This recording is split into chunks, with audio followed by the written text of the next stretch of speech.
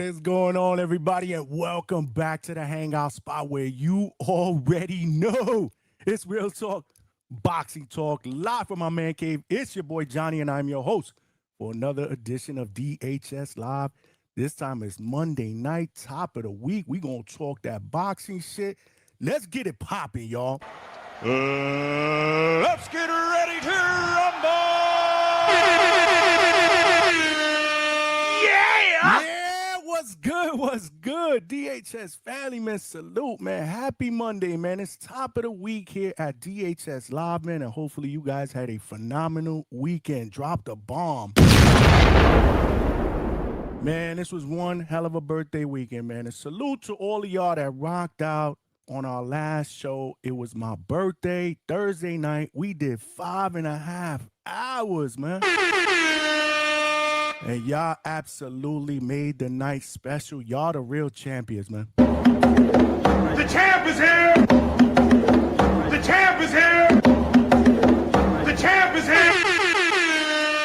Y'all made the night special, man. We had a blast, man. Salute to all of y'all, man, that again, man, shot me some birthday shout outs on text, DMs, man. Salute to all of y'all that night that was showing love in the chat. Salute to everybody that sent super chats. It was a memorable night, man. A memorable night, man. We talked about the Keyshawn Davis and Devin Haney purse bid that had just went on that morning. And then we were also talking about what we thought would happen since Keyshawn had 48 hours to make a decision. Well, over the weekend, ladies and gentlemen, we got our decision. And as expected, I kind of knew in the back of my mind, even though I was trying to be optimistic, that this shit was going to fall apart. It smelled like a toilet full of nasty ass shit, okay? That shit is a 2-pack of ass. Yeah, man. Yeah, man. This is why I don't like fights going to purse bid, man. If you got 20 days to figure it out, man, figure it out. And not just 20 days, but these dudes had 72 hours after the 20-day limit to make a deal because they both asked for extensions. So I thought that they were close. But again, man, purse bid is the equivalent of going to trial, man. It was going to trial. And we knew if it did go to purse bid, that Keyshawn Davis was going to leave money on the table. We knew that. He turned down $3 million, which would have been the highest payday of his career. He ended up getting 2.13 or something like that, 2.14. It would have equated that 25% would have equated to 2.13 or something like that, and he proceeded to turn it down. That shit is a 2-pack of ass. As expected. But again, at the end of the day, this is a business, man. And you guys know the business of boxing, it works in mysterious ways. That's why I hate talking about fights before they are actually signed, sealed, and delivered. Because how many times have we gotten excited about a fight only to get kicked in the nuts? It smelled like a toilet full of nasty ass shit, okay? Happens all the time. This is high-level maneuvering between star fighters, But again, the fans that lose, the people that lose are the fans, man, because we wanted to see that fight. Now what's next for Devin Haney and Keyshawn Davis, man? We're going to talk about that today, man. But we also had open panel, open forum discussion. So it was a great show, man. Salute to all of y'all that rocked out, man. Hell yeah! Yeah, man. Salute to all of y'all that rocked out. Tonight ain't no different, man, because we actually doing something different tonight. Before we open up the panel, we talk about what happened this weekend, man. Salute to William El Camarón Zepeda, who became a champion. He is now the WBC Lightweight Champion by defeating the Reaper Lamont Roach Jr. on Saturday night in an excellent performance, man. Salute to William Zepeda. Yeah, we're going to get thoughts about that fight, man. What went right for Zepeda and what went wrong for Lamont Roach, man? And more importantly, what is next for William Zepeda, man? Could we be seeing an Abdullah Mason unification in the future? Drop the bomb. Let's see, man. We're going to talk about it. What's next for Lamont Roach as well, man? He's coming off 2 draws and a loss, man. So will he get another crack at a title at some point down the road, man? I fuck with Lamont Roach, man. I'm a fan of Lamont Roach. But, yeah, man, he just got outworked on Saturday. It was a pretty good main event. The rest of the card, not so good. I mean, it wasn't that good. I didn't really enjoy that card, and that was the reason why I did not do a post-fight live. But we're gonna talk about what went on over the weekend, man. We're gonna talk about Raymond Muratalla beating Conceição. What's next for him? Is it a move to 140? And if so, who do you have him facing at 140? Yeah! And we're gonna talk about Raul Curiel in his fight against Quinton Randall. Did he get a gift decision? Yeah! We're going to talk about it. I need everybody's thoughts, man. And, of course, you know the Devin Haney thing with Keyshawn Davis is going to rear its ugly head into the conversation at some point tonight as well. Thoughts, man. I need everybody's thoughts. But tonight, we are going to be doing something for the first time that we've never done here at DHS. We are actually going to face off two fighters that are fighting this weekend. Two fighters that are fighting this weekend in Ocala, Florida, man. Salute to my man, Charlo Wakely from Wake Up and Dream Promotion. Salute to my guy, world-class championship trainer, Kevin Cunningham, man, who connected me with the main event headliners. It is going down Saturday for a WBC U.S. Silver Welterweight Championship. You got Devon Tap Williams, 8-0 with 8 wins via knockout. Hell yeah! Yeah, a 100% knockout ratio. He is trained by Kevin Cunningham, and he is going up against Lionel Taz Colon. He is going up against Lionel Taz Colon, who comes into this fight with a record of 10-1, 1 draw with 4 wins via knockout. Hell yeah! And like I said, they are both fighting for a WBC U.S. Silver Welterweight Championship, man. This is actually the fight poster. Salute to Wake Up and Dream Promotions. This one is going down Saturday, August 8th, man, in Ocala, Florida. We're going to throw the link in the chat a little bit later just in case you want to get tickets. But we will be having both fighters on the panel together, and we will be doing a face-off. So, yeah, man, we will be doing a face-off. So before both of these guys fight in the ring, they will face off here at DHS. Can I get a hell yeah? Hell yeah! You know it. We trying to do things differently, man.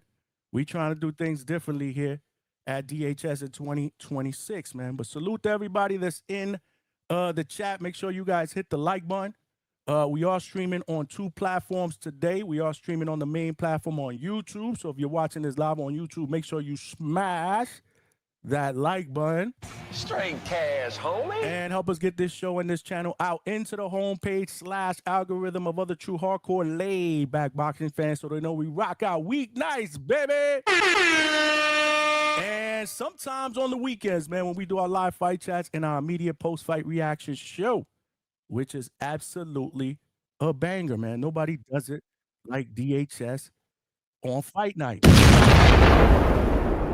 Yeah, so make sure you hit the like button. We got to get to at least 100 likes at minimum. Y'all know the deal. Once we do that, YouTube does its job and it throws the channel out into the algorithm, and that's how we grow as a family, man. That's how we grow as a family. So salute, salute. We also streaming live on X tonight. Can I get a hell yeah? Hell yeah! Salute to my family on X. Make sure you guys give me a retweet. Come on over here to the YouTube platform. Join the chat. Hit the like button and subscribe to the channel. Straight cash, homie. There are power in numbers. We got to get to that next goal, man.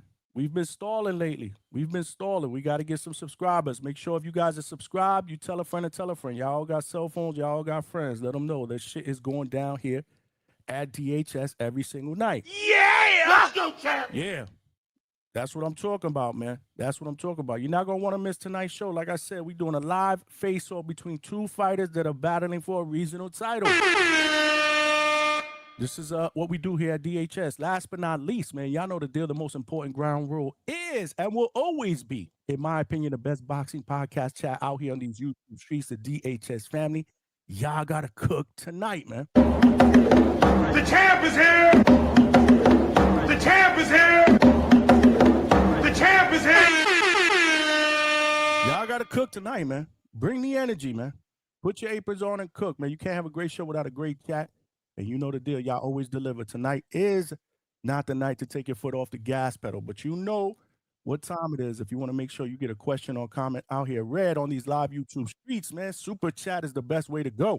Straight cash, Because it homie. will come up as a star message. I'll see it and absolutely show you love, man. It'll get some much needed color in the chat as well, man. And it also provides your boy with a little bit of a donation, and every penny counts because we are putting in the work. We are by far the late night spot for the second shift and third shift overnight workers, man. We doing it up every single night here, Mike Tyson style, baby. I'm the most brutal and vicious and most ruthless. But yeah, man, like I said, man, fight poster is out. They will be fighting this Saturday, August 8th, man, in Ocala, Florida. Wake Up and Dream Promotions is putting together a fantastic card, man. And it is headlined by two phenomenal young fighters. Devon Tap Williams comes into this fight with a record of 8-0 with 8 wins via knockout. He's going up against Lionel Taz Colon, who comes into this fight with a record of 10-1, 1 draw with 4 wins via knockout. Both guys reside in Florida, and this is going to be one hell of a fight, man. So without further ado, let's get both of our fighters up here. We got Tap Williams in the building, and we got Taz Colon in the building. Hold on a second, gentlemen. Let me just kind of shape this out the right way. That way you guys are right across from each other. Salute, salute. Welcome to the Hangout spot, both of you guys. So we got Tap versus Taz. Very, very. How y'all doing? How y'all doing? We're good. So that was Taz. Tap, can we get a sound check, Tap? Tap, can you hear us?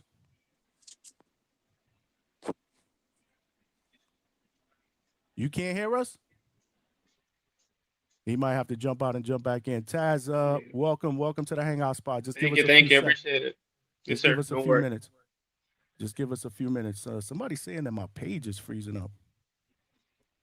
How are we looking in the chat, man? Can I get a sound check? Can I get a video check in the chat? Y'all can hear me? We can hear Yeah. you now. All right, there I go. What's going on, man? We got Devon What they Tap do? Williams, and we got Lionel Taz Colon in the building. Salute to both of you How y'all guys. doing? How y'all doing? We're good. We're good. Hold on a second before we get started. Can I get a check in the chat? How are we looking? Audio and video. Because I just got a text that the screen is freezing up. Give me 1 second, gentlemen.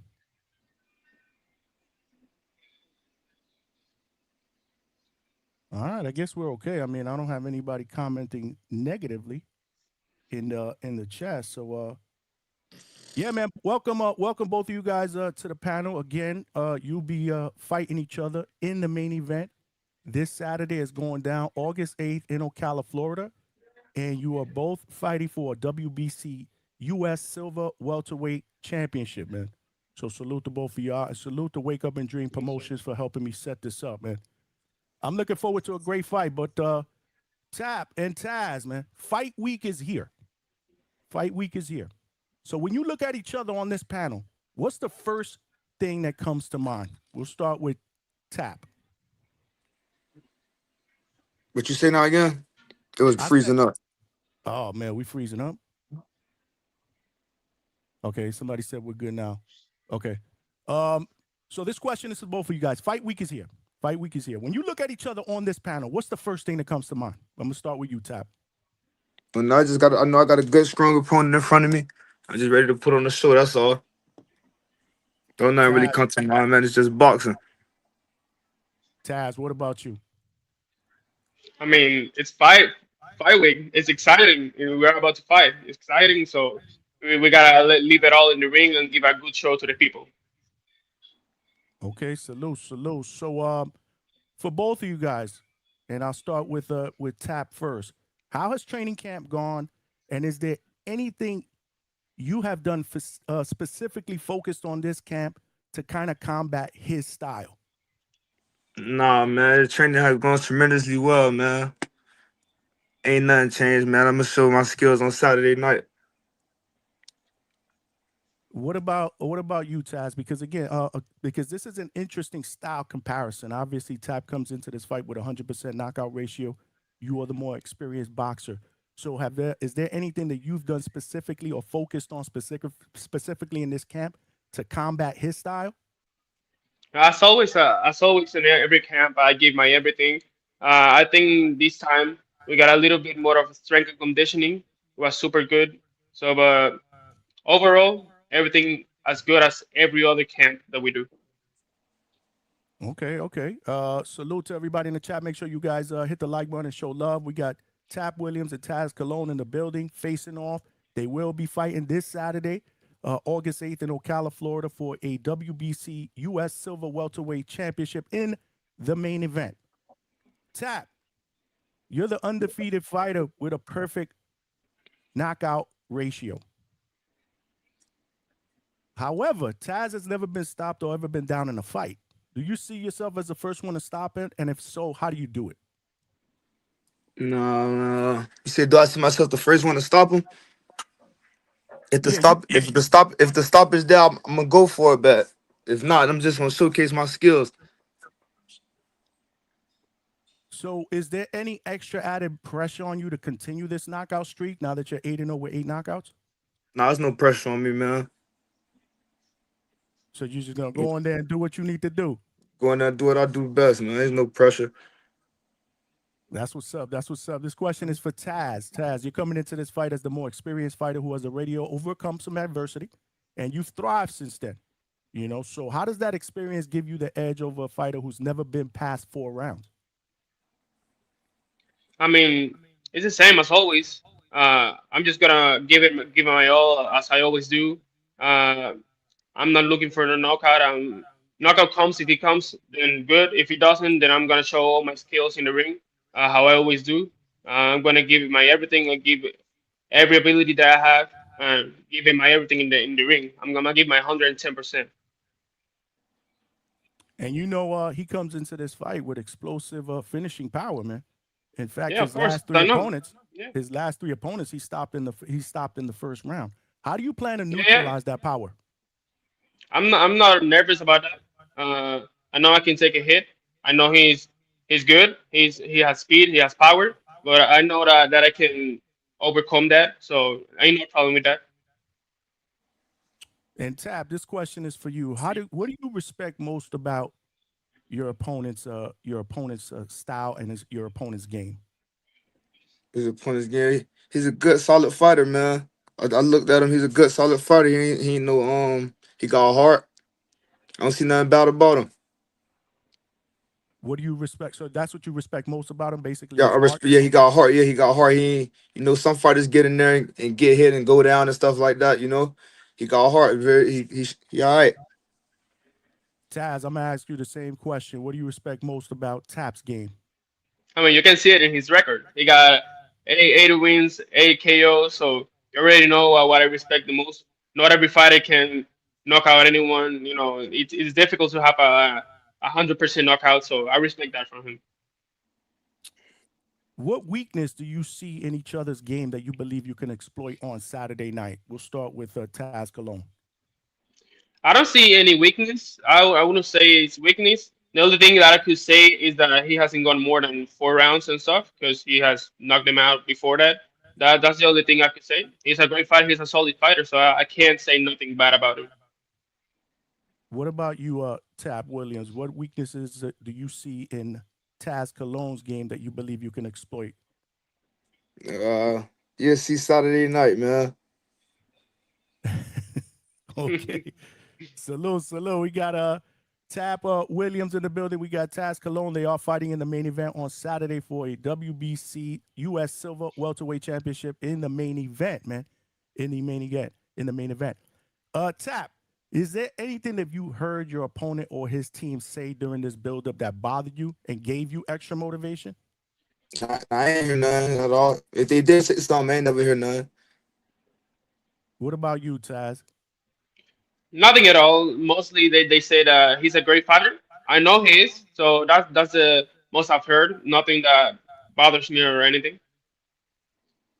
And this question is also for both of you guys. What does winning this WBC US Silver Welterweight title mean to each of you at this point in your career? Go ahead, Taz. You could go first. So I mean, winning this WBC silver title, it opens a lot of doors. A lot of doors. Here comes a great and important fight. So I'm super excited for it.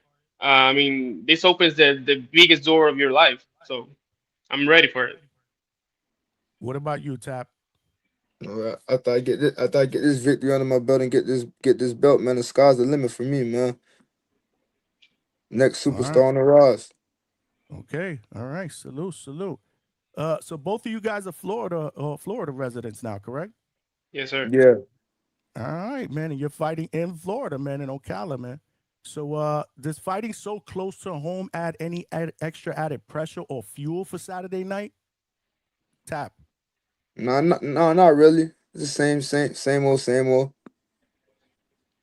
I fought home before already. It's the same thing.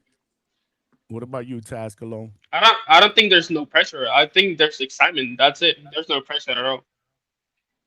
Okay, that's what's up. I do have one community question I want to throw out there, and this is from El Consejero, all the way from Seattle. Salute. He said, "What's good, champs? Appreciate you taking the time to answer our questions. How do you both take care of your mental health?" We'll start with Taz. I mean, mental health. I haven't got problems with that. I mean, I've got a very sane life, so I think my mental health is very good. I mean, I'm on my good life. I go to church, so I'm good with that. My mental health is 100% right now. What about you, Tap? Yeah, my mental health fine. I ain't going through no problems or nothing like that, man. I just be chilling, playing the game and stuff like that, training. My mental health great. What video games do you play? 2K, Call of Duty, Madden. That's all. Okay, that's what's up. Have you played Undisputed, the boxing game? Yeah, I played it, but I don't like it. I like the old ones. I like Fight Night. Yeah, you're right. You're right. I like Fight Night Champion and stuff like that. I don't like that Undisputed. A lot of people say that. That's why I wanted to ask you. I've never tried it, but a lot of people kind of crap. Yeah, the movement on there ain't like a real fight. Like on Fight Night is like real movement. Yeah, no, that's what's up. That's what's up. Salute. So if I asked your trainer, each of your trainers, what your best attribute is, what would you think your trainer would say? We'll start with Tap. Say that again. If I was to ask your trainer, Kevin Cunningham, what your best attribute is, what do you think he'd say? Everything. Okay, that's what's up. What would you say that he would say is the one thing that you need to work on a little bit more? You said what would he say? What would he say would be the one thing that you need to work on a bit more? I don't know. You gotta ask him and see what he tell you. Okay. What about you, Taz? If I was to ask your trainer what your best attribute is, what do you think he would say? My heart. Oh, everyone will tell you that. My heart is the best attribute I have. Okay. Tab, does it concern you a bit? Again, you're facing a guy that has been in there, has fought a lot of rounds. You know, he has a lot more round experience than you. Does it concern you that you don't have the same amount of rounds as him going into this fight? I don't concern me at all, man. It's just another day in the office. Okay. I want each of you to finish this sentence for me. We'll start with you, Taz. My opponent is going to be surprised when he realizes what? When really he realizes that I ain't know of the other opponents he has faced yet. Tab, finish this sentence. My opponent is going to be surprised when he realizes what? I can go more than 8 rounds or get him up out of there. Okay. All right. That's what's up. We got Tab Williams and Taz Cologne in the building. Make sure you guys smash the like button, subscribe to the channel, man, and show these two phenomenal young fighters love. They are fighting this Saturday, August 8th in Ocala, Florida. We're going to put the details out there. If you're in the area, come out and support. I think it's going to be a phenomenal card and definitely a phenomenal main event. So each of you, again, we'll start with Taz. Why are you the better fighter going into this fight? I think I got everything. I can I can do everything. I can box. I can go to war. I can do everything. Absolutely everything. I can go. I can be quick. I can hit hard. So I can do everything. That's why I think I'm the better fighter. And Tap, I'm going to ask you the same question. Why do you think you're the better fighter going into this fight Saturday night? I just think I'm gonna outclass him. I'm just gonna be a step ahead. I'm gonna be a step ahead of him. I'm gonna be a step ahead of him on the eighth. Everything you do, I'm just gonna be a step ahead. And fans watching this face-off right now, why should they tune in Saturday? Give them one reason that each of you give them one reason why they should watch this fight on Saturday. Who going first? Me, him? You can go first. It's just gonna be fire. It's gonna be a fight you don't want to miss. It's gonna be a good. It's gonna be a great fight. A great night of boxing. Yes, sir. What I feel it's about gonna you? be a great show. We're gonna give a great show. I know we trained super hard for this. We've been waiting for this moment for a long time. So I know it's gonna be a great show. So you can't miss it. Okay, man. And so tell me what. So give me your official prediction. How does this fight end? We'll start with you, Taz. I don't got official like. I don't know how it's gonna end. I'm just gonna do my work. Like I said, if knockout comes, it comes. That's good. If it doesn't, we're gonna win by unanimous decision. That's it. We're gonna do our work to win. That's it. Tap, give me your prediction. How does this fight end? You can see Saturday night, man. Okay, Tap See wants Saturday everybody to night. tune in. He said they're gonna be fireworks, man. Fireworks. Listen, you guys are here on the panel, man. The next time you see each other will be at the weigh-in and then at the fight on Saturday. But you're not gonna be doing much talking. So again, this is your opportunity to give each other a final message. So what's the final message that you want to give to each other before you share the ring on Saturday night? We can start with Taz. Now all I can say is lots of blessings. May the better boxer win. Lots of blessings for everything for him and for his family. For both of us to get out of that ring with health. That's it. Taz, what's that final message to your opponent before you share the ring on Saturday? Same thing to him, man. Heavy blessings, man. We both make it out of there safe. Yes, sir. Listen, man, I'm expecting a phenomenal main event, man. Both of you guys are terrific young fighters. I'm glad you had an opportunity to jump on here, kind of chop it up with each other and kind of build up this fight. I can't wait for it. We're all going to be locked in for it. And I just want to take this time to wish both of you guys the best of luck. May the best man win. And just know, man, we're going to be rocking with both of you guys. You guys are family here at the Hangout spot, man. So salute to both of you guys. Thank you so much, brother. I appreciate it. All right, man. Take care, man. Let's get it going on Saturday, man. Salute. For sure. Yo, thank you for having me. Thank you. Thank you for having me. Yes, sir. All righty. So there you guys have it, y'all. We had a face-off between two young, phenomenal fighters that are going to be doing battle this Saturday, August 8th. It is going down in Ocala, Florida. Main event headliner for the WBC U.S. silver title at welterweight between Devon Tap Williams and Lionel Taz Colon. Salute, man. Salute to both guys, man. That was actually the first time we did a face-off between two fighters before they actually do battle in the ring. And won 4 out of his last fights, since his only loss. And 2 of those in the last being the and then 2 of those being a decision and a stoppage. So you got guys that are coming in with momentum. There's obviously a regional strap on the line, a green belt on the line, so there's extra added motivation. And you know the deal, man. These young fighters win these championships, man, and it kind of propels them, to be even greater. So, yeah, man, salute to both guys. What we're going to do is we're going to, after the show tomorrow, we'll cut out that portion of the show, that face-off by itself. We'll put it on a separate video with its own separate thumbnail. And that way, people could kind of see that, in its entirety without having obviously, tune in or put on this show, which is probably going to go about 4 or 5 hours. Y'all know how we do.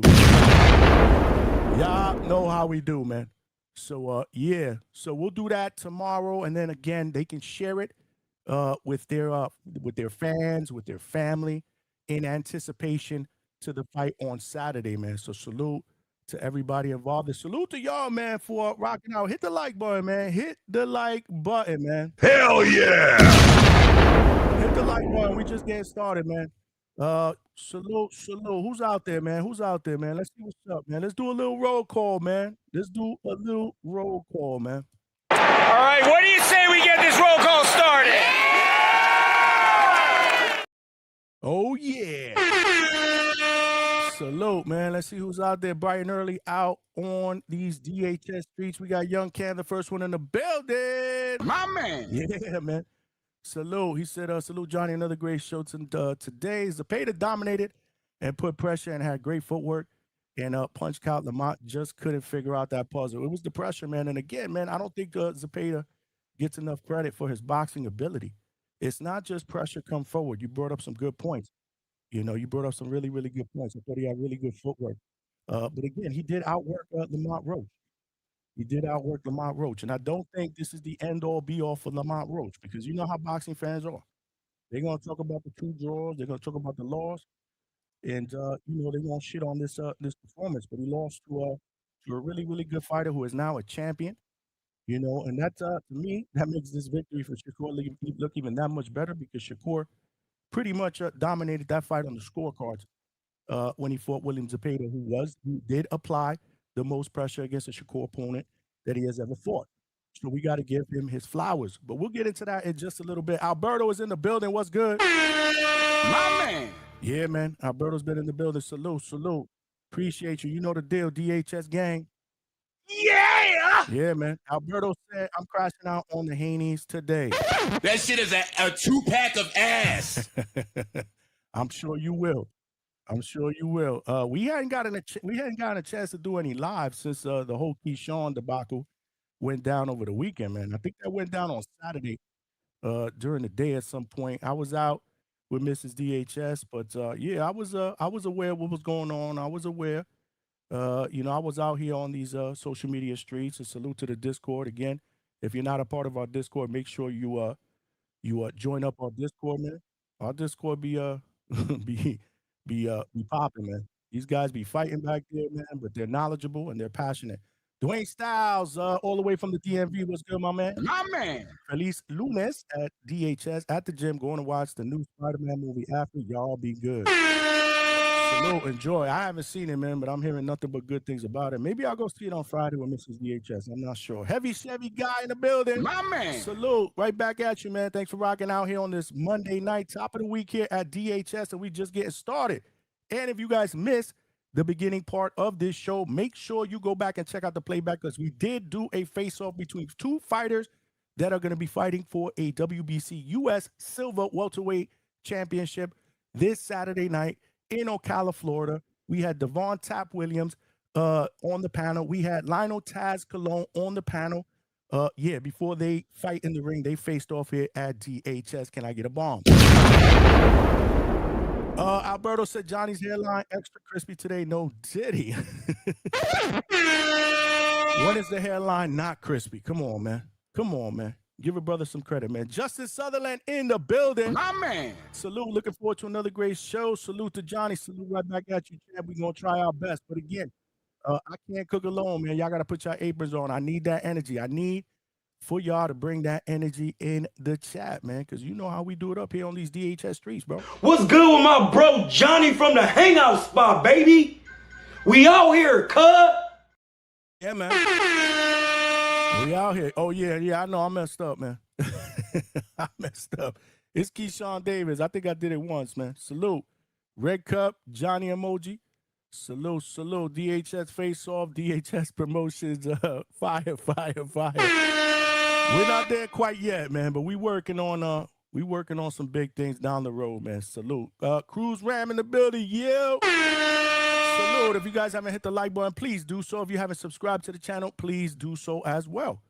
This is where it's at, man. We are the late night spot for the second shift and third shift overnight workers. Who's touching us out here on these YouTube streets at nighttime, man? King Kong ain't got shit on me. Let's go. Salute to my man Big Money in the building, man. Saludos, Big Money. Saludos. My man Wax in the building, man. My Orlando, Florida brethren with a BR. Yes, that's an inside joke. Salute, salute. What's good, Wax? What's good? My man Trini BX in the building. My man. Salute, salute, salute. Right back at you, champ. Appreciate you rocking out, man. You know the deal. My man Chad, all the way from Canada, My man. is kicking it with us tonight, man. Salute, man. We got DHS family members from all over, man. Canada, New Zealand, Africa, Australia, Mexico. We doing it up, man. The champ is here! The champ is here! The champ is here! Yeah, man. Big no gaming said, yeah, it's freezing bad at first, but I'm good now. Okay, cool. Yeah, I did get a text message from Kevin Cunningham who said I was freezing up. Let me just respond. Hold on a second. Let me just respond.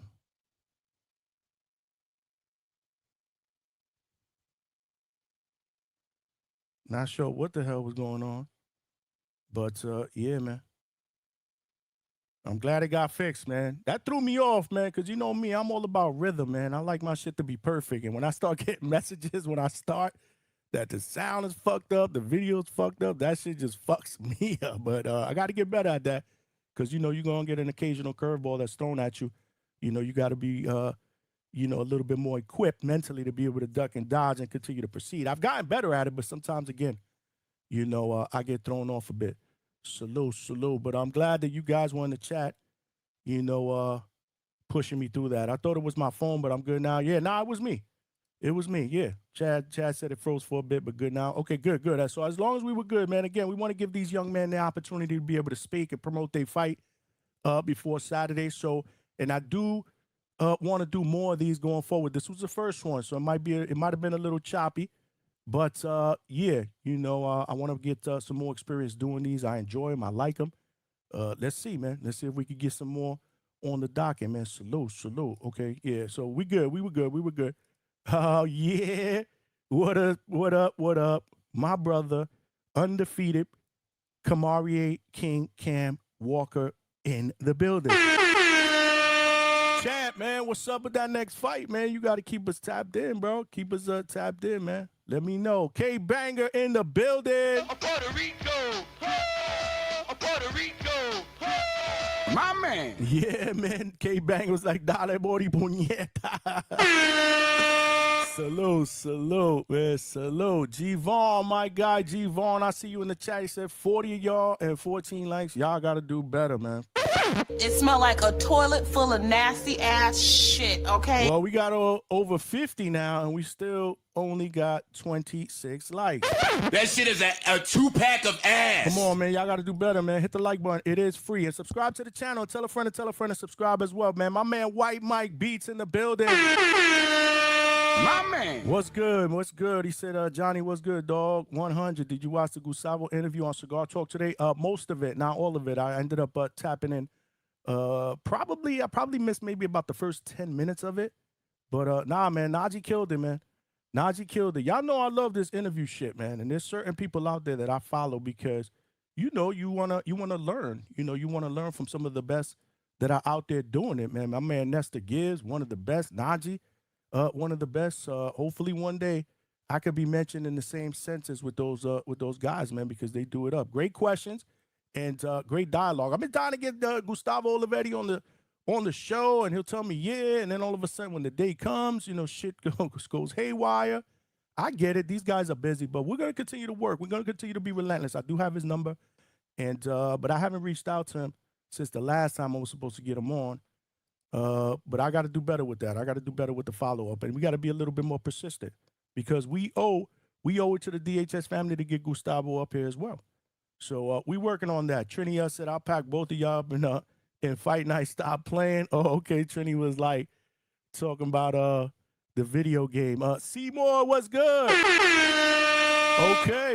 In the building. I will be supervising this fight for the WBC. We look forward to a great bout and proud to have these young men in the WBC family. We got royalty in the building. Salute, man. That's what I'm talking about. We got representatives from the WBC watching, man. This is why we got to mind our manners, y'all. You never know who's watching, man. Speaking of who's watching, I hope you guys didn't forget. A few weeks ago, we had Hall of Fame referee Kenny Bayless in the chat from the Official Call podcast, which he hosts with another Hall of Famer, Robert Byrd. And Kenny rocks with the show, man. He loves the show, and he will be coming on with Robert Byrd on Wednesday. Yeah, man, can we get a bomb? They will both be on the show Wednesday. That's going to be an epic interview, 9 p.m. Eastern Standard Time. We're going to start the show probably around 8:45, just to get the blood flowing before we get both of these legends on the panel. It's going to be absolutely amazing. If you have any questions, again, you have to be a DHS pound for pound member, but if you are, that is a membership perk. You can ask a question, time permitting. There is a post currently up on the Hangout Spot YouTube page, so check it out. Get your questions in. I got a ton as well. So, get your questions in because I don't know. Depending on time, we'll see how many we can get answered. We're going to try to get them all in, but I only have them up here for an hour. So I was able to book them for an hour. So we got to get a lot of dialogue in an hour, but your boy will be prepared. Salute. Hit the like button before the Mexican monster Javon run up on you. That's right. That's right. Javon checking temperatures in the chat. Salute. I see he back, though. Because remember, somebody packed him up the other day. Which we don't want to do, y'all. Again, me and Javon go back and forth like that all the time. It's nothing personal. In fact, it's great for the show. He's passionate. Sometimes he tends to get me a little bit more passionate than I want to get, but this is all about the Hangout Spot, man. This is what we do here at the Hangout Spot. As long as we do it respectfully, and we're not getting crazy with the homophobic slurs and F you and your mama and your girlfriend and I'm going to F her. And let's just keep it respectful. We can crash out, we can yell, as long as we don't get crazy and say anything that could potentially get the channel flagged, man. You know the deal, man. We do this shit every night. We don't want to ruin what we are trying to build here. Y'all got to be better, and I expect better from y'all because I know y'all better. Oh, shit, Mom Duke, Mrs. DHS, mama version, not the wife. This is Mama DHS in the building. Make sure you show Mama DHS some love, man. Salute, Mom. Appreciate you. She was also in the Thursday show. She shot me a nice message in the chat, man. And salute to Mom. Love you, Mom.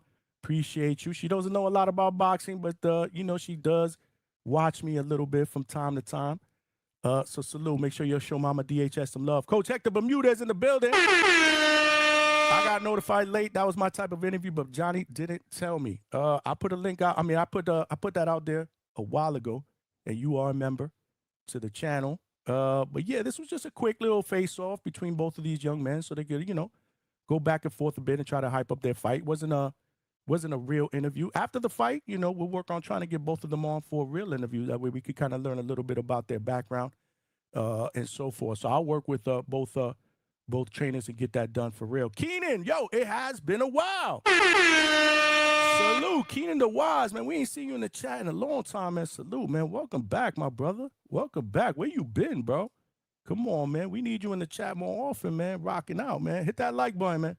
Hit that like button, y'all. Kenyo Taylor in the building. My man. Yeah, man. Kenyo Taylor in the building. Salute. Sin City Lowe's in the building. My man. Salute right back at you. Malcolm said he need that link. We got Malcolm all the way from AZ. What's good? My man. Yeah, let's get the link out there. Hold on a second. Let's get the link out there. Hit the like button and tell a friend to subscribe. Let me work on getting this link out there so we could talk about what went down this Saturday. This weekend, man. We had boxing this weekend. Let's not forget. We had boxing this weekend. We had El Camarón. William Zepeda became a champion at lightweight by defeating Lamont Roach Jr. by unanimous decision.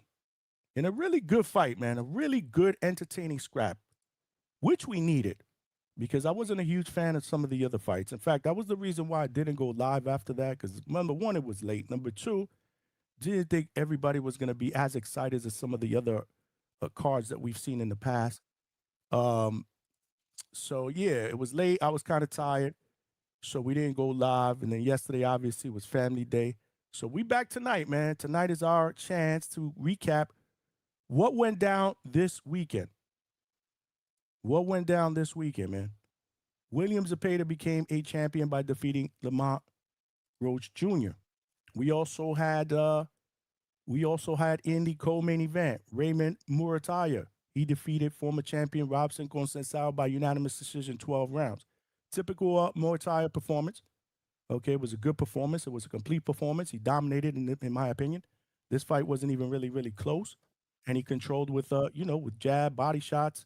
He showed his normal array of arsenal on Saturday. My biggest thing with Muratalla is I wish he was the type of fighter that can put it in third gear and push for a stoppage when he's fighting guys like this who he's thoroughly dominating. I wish he would have gotten a stoppage. That would have kind of been the icing on the cake for me. But he did mention after the fight that it was tough making weight. Making the the lightweight 135. Obviously, he's the IBF lightweight champion. So there is a 10-pound rehydration clause that the IBF mandates on their championship, on their fights. So, yeah. So the next move, I believe, for Muratalla, which I believe is the wise move because he's big for 135, is a move up to 140. So I need everybody's opinion on not just his performance, but what you believe is next in line. We got Raul Curiel, who defeated Quinton Randall by majority decision in a very, very competitive fight. Quinton Randall was definitely winning the first half of that fight. Curiel, took the second half of that fight. One judge had it 95-95. Another two in favor of Curiel. One of the judges had it a 10-0 shutout. That was straight ass. That shit is a two-pack of ass. There was no way that Curiel won all 10 of those rounds in that fight. That's cap. That was just cap. It smelled like a toilet full of nasty ass shit, okay? But this is what I'm talking about. This is exactly what I'm talking about. What are some of these referees, what are some of these judges looking at? And why are they not held accountable? Why are they not held accountable? I don't know about you, but I work a regular job. If I don't do my job appropriately, I'm going to be written up and held accountable. I'm probably going to be fired if I continue to make the same mistakes over and over. And these judges, man, I just don't know what the fuck they be looking at. Either way, your thoughts, man. Again, Quinton Randall is not not an opponent that most fighters will look good against stylistically. And Curiel didn't look good against Quinton Randall, as others haven't as well. So your assessment of Curiel and what happens in the future. Do you think that that Quinton Randall won that fight? There were a lot of people on social media that were yelling robbery. So I need your thoughts. We're going to open up the lines. Charles Conwell also was back in action. Impressive stoppage in the 9th round of an undefeated Paul Crow. So we could talk about that. And yeah, man, my man Dylan Capetillo, man, he got slept, man, in just his 3rd pro fight. That was pretty shocking. That was pretty shocking. 17-year-old prospect that many people were are still extremely high on. I can't say not high on anymore. I mean, he suffered a setback. His boxing, they were matching him up tough. This kid that he fought was 2-0 as well, and he was 31 years old, grown-ass man with grown-ass man power. And we're talking about a kid who's 17 years old, still hasn't filled out. So, tough laws. But again, they're never losses. They're always lessons. We got to see what happens, going forward. But we got Malcolm on the panel first, and then we got my man Cam. What's good, Malcolm? Yo, what up, Johnny? Could you do me a favor, bro? Could you do me a favor? I text you a screenshot of something. Can you just screen share that? Don't worry, you ain't gonna get flagged. Okay, hold on a second. Hold on. Okay, hold on. Yeah, I can do that. Let me just put it in my photos. That way. You good? I feel like this is just my phone. I hear another fucking echo. If the panel's good, then the panel's good. I'm gonna just be on and off. I think it's the headphones at this point. But salute to DHS. I didn't really catch the interview. I'm gonna catch it on the replay. First and foremost, good weekend of fights, man. I just want to say that good weekend of fights. To kind of start it off, right, with Capetillo. Oh man, this happens. This boxing, man. He was doing good. I'm not gonna lie to you. He was doing good. There were two things that kind of, stood out to me. The first was because I don't know how to say this guy's last name. I know it's Juan Carlos, but there was a point where he switched to southpaw, and Capatillo looked Mm. very fucking confused. Hold on You before know. you Oh, continue. yeah. Coach Bermudez. I don't know where you at. What is it? Tree says, "Oh, you ain't ducking, but you Shut sure your damn dodging." mouth. That's what he gonna tell you in the Yeah. chat. No. Yeah. Coach Bermudez. Listen. We don't money line over here, man. We don't do money line over here. You know what I'm saying? We go decision. We pick knockouts. Shout outs to Ohio. You know what I'm saying? Shout outs to Conwell. We kind of needed that. That helped me. Plus 2,000 parlay. If you needed Johnny, if you need a nigga to help you with that segment, I'm here. Let's Because at go. this point, coach ain't cutting it. And if he need an assistant at the firehouse, I charge like 50 an hour. I could Yeah. definitely help with the insight, man. I just wanted to talk some shit for a little bit. But shout out to Talk your shit, man. Talk your nah, shit, but man. I just love doing that, man. Shout out to coach. He gotta jump on here. But yeah, He's in the Capatillo, chat. man. It was just that. It was the southpaw situation, and I think it was the third round that he got off. I'm trying to remember. But at some point he got hit 2 minutes and like 30 something seconds in with a flush shot. And I know he felt it. And the whole body language just, it just changed. I seen a lot more movement. He seemed a little more timid, but it happens. And, I don't want to say poor matchmaking because, we say this a lot about these guys.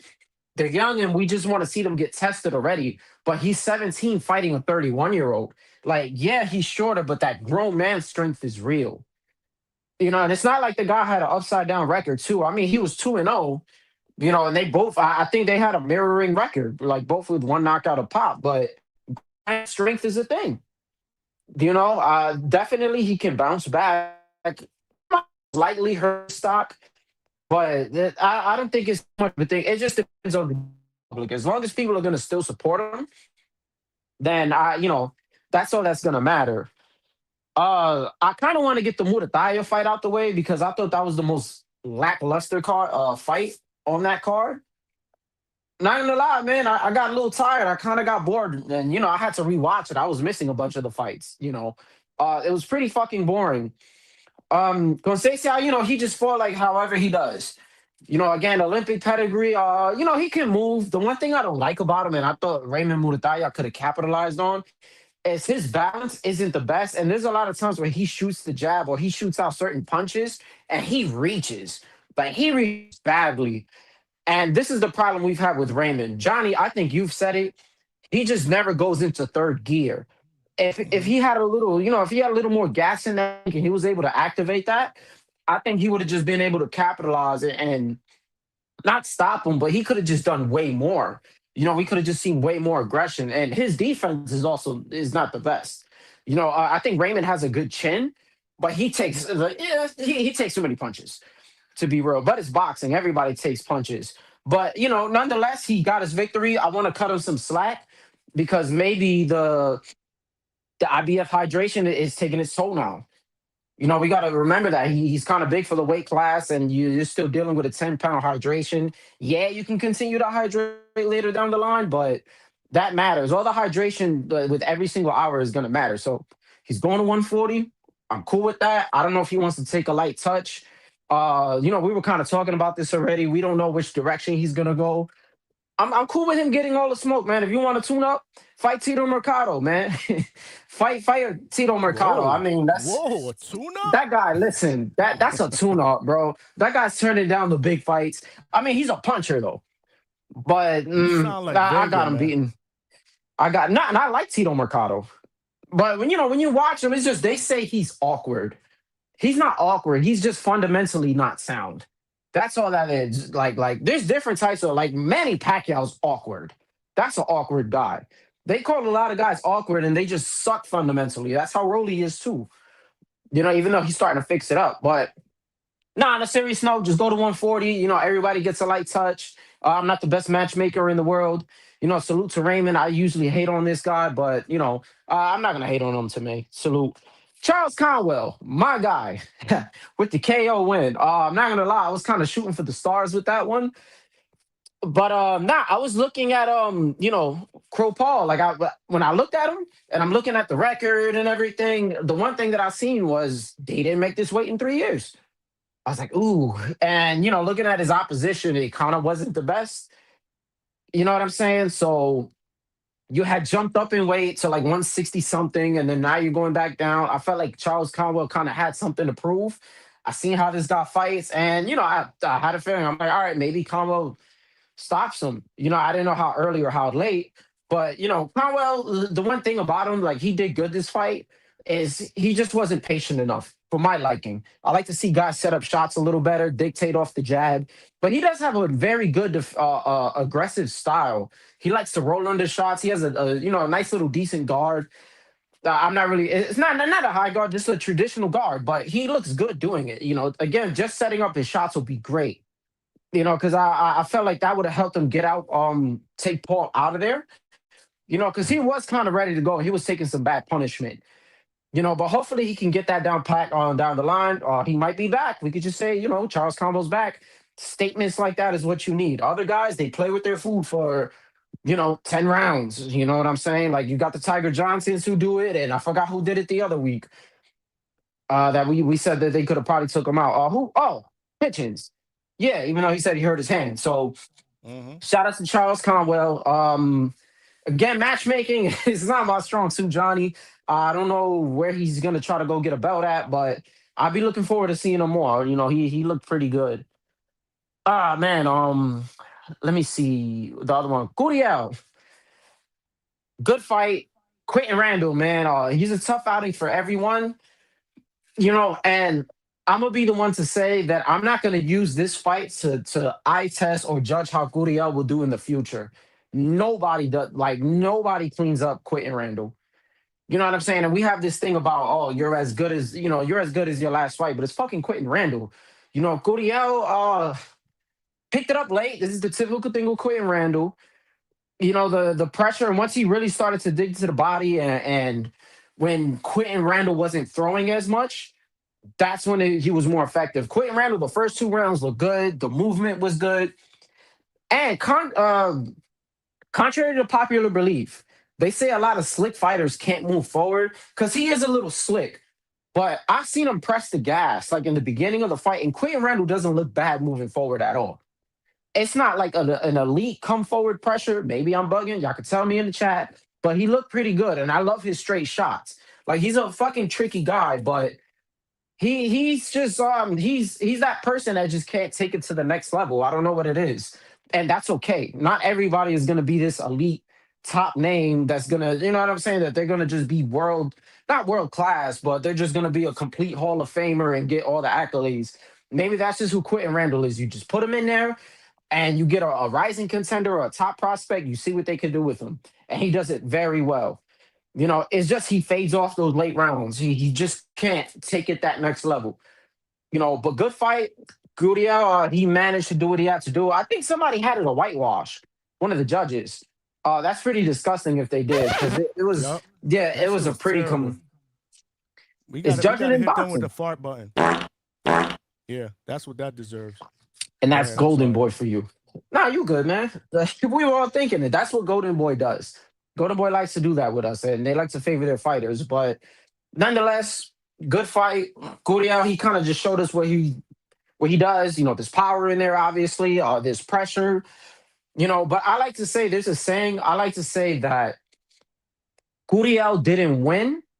Quentin Randall lost. And what that means is Quentin Randall did less. Or you know what I'm saying? The fault was more on Quentin Randall than, it's the same thing. Some people won't get it, but you know what I'm saying? Yeah, it's just, he didn't do too much more. And you nailed it. That's what it was, man. But I still watch some Quentin Randall, man. I have no problem watching this guy. Main event, and then I'll get off, man. Sorry for being so long with it. First and foremost, if anybody knows what James Benitez is, because he said I'm capped, the nigga was, that's my guy too. But, I'm clueless apparently. Shout out to Zepeda, man. Roach did good the first 2 rounds. I was sitting here and I'm like, oh shit, he's using his legs. This is something we don't normally see. He was boxing good. He was turning good. And maybe Zepeda just kind of needed to warm up. You know what I'm saying? That's all it was. He just kind of had to get his joints going. And as soon as he got going with the fucking pressure, it was over. You know, he was overwhelming them. And, you know, again, this is what Lamont Roach does. He likes to exchange. He likes to just fucking stand there and you can't catch and shoot. This is why we say styles make fights. He can't stand there and catch and shoot with somebody who's gonna have that much pressure. The only times you can do that, you have to be the best precise puncher, or you have to have really solid power where somebody is gonna back up. You know, yes, he has some kind of precision, and you know, another fighter who had precision was Shakur, right? But Shakur moves. He's not going to stand there too long. And you know, when you watch the Shakur fight with Zepeda, he did a very good job at alternating his guards. Whenever he would come forward and you know he was going to embrace some shots, he would come forward in the high guard. And when he was going to go a little bit more on the defensive end and counter, he would switch into a shoulder roll.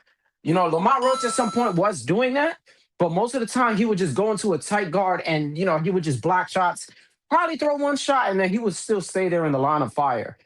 But ultimately, Zepeda, you know, it was just too much of a storm. He got the win. You know, who am me? Look, I'm not even mad. I love the emotion. He was crying. I kind of feel bad for Lamont Roach. You know, 2 draws and a loss. You know, shout out to Tone because I think he was saying he might be a bit of an overachiever. But I'm cool with him, man. I just think, you know, maybe he can't work on those things and this is just who he is. If he could still make 30, he would have been good at 130. You know, maybe get a tune up again at 135, get a light touch, stop taking all these tough fights. You've been doing a lot of camps. You know, you just came off of a fucking Tank fight and a Pitbull Cruz fight. You know, but maybe build that confidence all over and then just go back into the lab. And William Zepeda, I don't know what's next. I tell you, I love for him and Abdullah Mason to fight.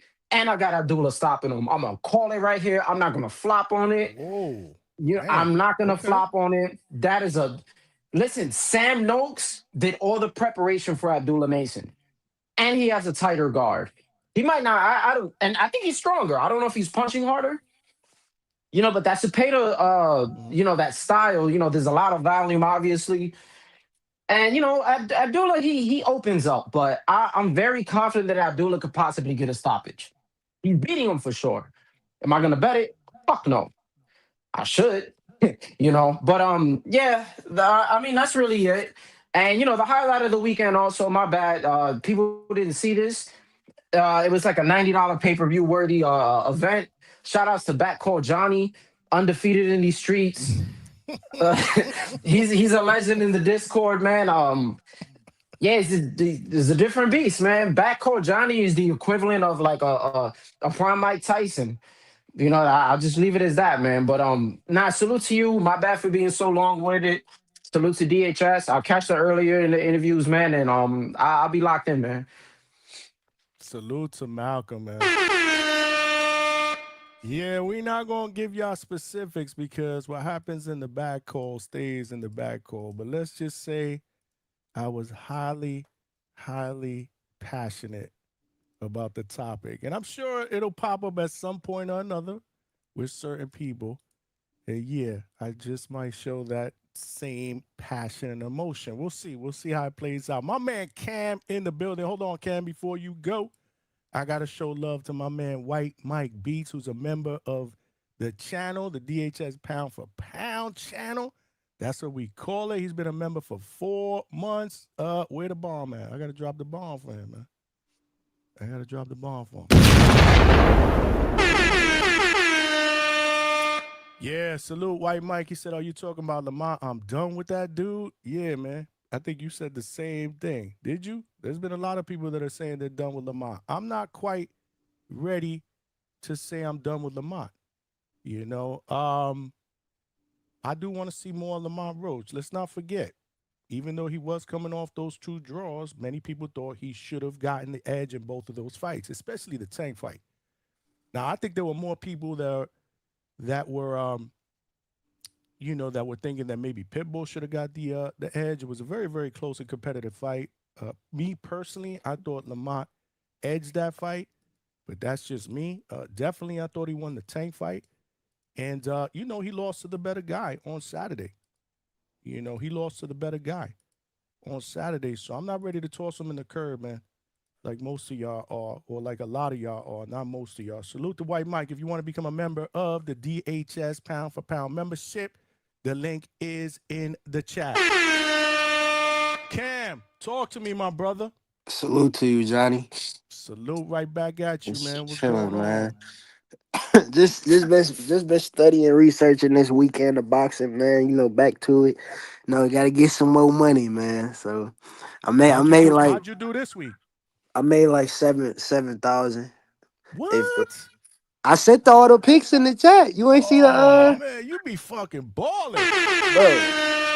I may have to If make Conwell, I should have the took betting expert. Conwell 8.5. If I would have took his 8.5, I would have made like another like 8 or 9,000, bro. I took the decision and the 8.5 cash, but the fucking decision he got right out of there after the 8.5 cleared. So that's that can't be too mad about it, but it go like Cam, that. you may have to become expert better on Thursday nights, man. Yeah, man. I'm posted, man. I be trying to I'm thinking for this week so I'll give you my one underdog for the weekend. It's a rematch between Troy Williamson and Callum Simpson. Now, in the first fight, Troy Williamson was like a plus 800 and he ended up knocking out Callum Simpson. He stopped him in the 10th round and he dropped him 4 times. Now, I think Callum Simpson was supposed to fight the Simone Zachbuner dude on the card that he lost on to Powell August. He had fought on Tyson Fury's card. He was supposed to fight on that card, but that fight didn't fall through. So now he's about to end up rematching Callum Simpson. So what I'm thinking is, man, Callum Simpson probably do got better skills, but I just think Troy, he a lot more comfortable at 168. He done fought guys like Jahai Tucker. He done fought Josh Kelly. He fought skilled guys and never been stopped by him. I think Callum Simpson is really outgrown 168. I really think he really a light heavyweight trying to, break down to 168. And it just don't look good that you in your last 2 fights you've been dropped 6 times. So it's like I gotta go with Troy because Troy just did what he did to you. I feel like he can do it again. But this weekend, man, I told you them punch stats was free for Muratalla. He was touching that boy up, man. You did. The body shots and power shots. My man be betting punches. What was it? What was the exact bet? It was body shots landed and power shots landed. And that was in the Muratalla fight. Yep, that was a plus 100 by itself. So whatever you put on that, you would have made your money back. Coach Bermudez, you got some competition here. Cam about to take your place. I think it was 65 to 24 on body shots, and I think it was like 129 to 67 on power shots. That shit wasn't even close. I looked in the 4th round, it showed like it was like 16 body shots to 5 body shots. I'm like, oh, he about to crush this dude. I thought he was gonna stop him towards the back end of the fight because he when he would touch the body, you could see Robson Conceição was trying to play it off like that shit wasn't hurting, but like you get hit 120 something or 60 something times to the body, you gonna feel that shit. I don't give a fuck how much you play it off. Facts. But it was a decent weekend. I definitely we can be judges with the way they doing this shit out here. Cause 10 zip is crazy. Like that shit was nasty work, man. That shit, it don't even physiologically make sense. Cause like even if you just a random random, casual person just watching it.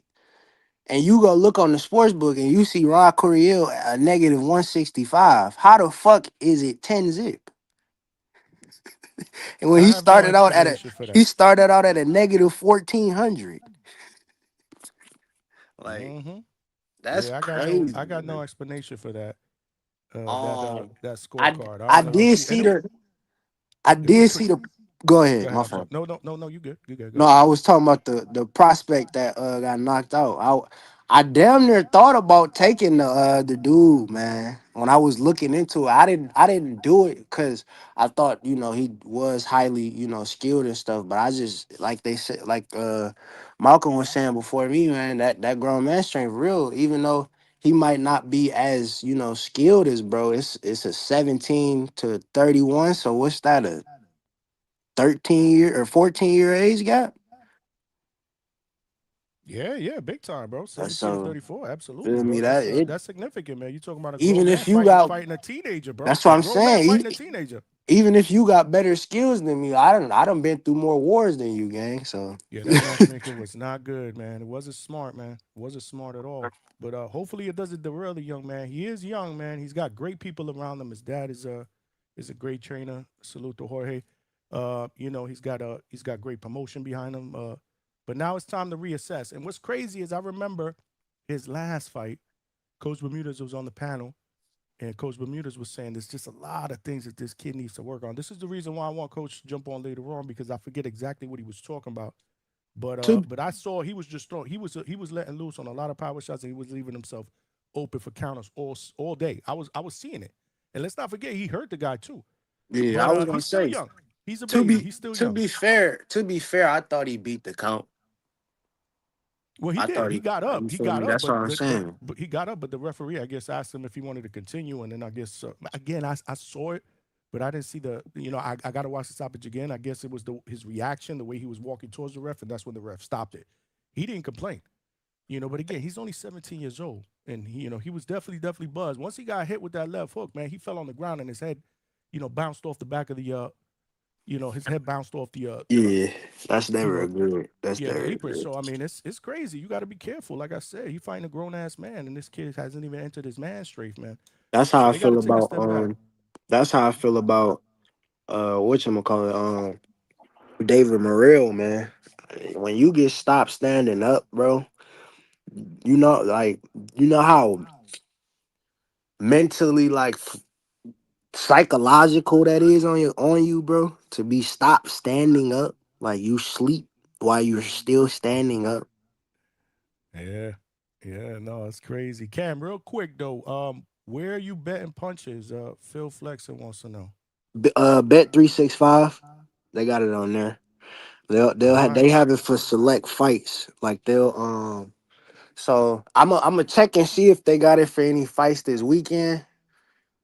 put But the if you get a chance, when you get a chance, can you put the link in the chat, or yeah, I I don't got know, you. type it out, put it in the chat. There's some people that are asking where you bet punch counts like you do.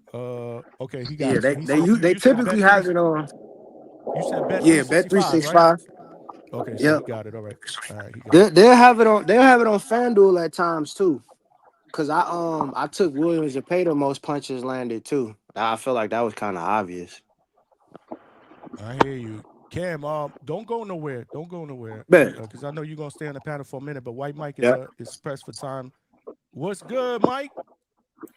What's good, Johnny? Man, let's let go Low go, bro, because he said he's pressed for time. Well, who's pressed for time? It was Low or it was Low. you? Because I was reading something in the chat. Low was knows you? boxing. He said he's pressed for time, so we're gonna let him go first.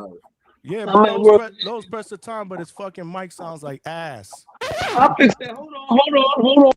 Lord have Hold on, mercy. Johnny. Hold on. How you pressed for time? You demand that we skip people, Johnny. but your mic is a 2-pack of ass. Johnny, I'm low key. I'm a very instrumental part of the show, my nigga. You know what I'm saying?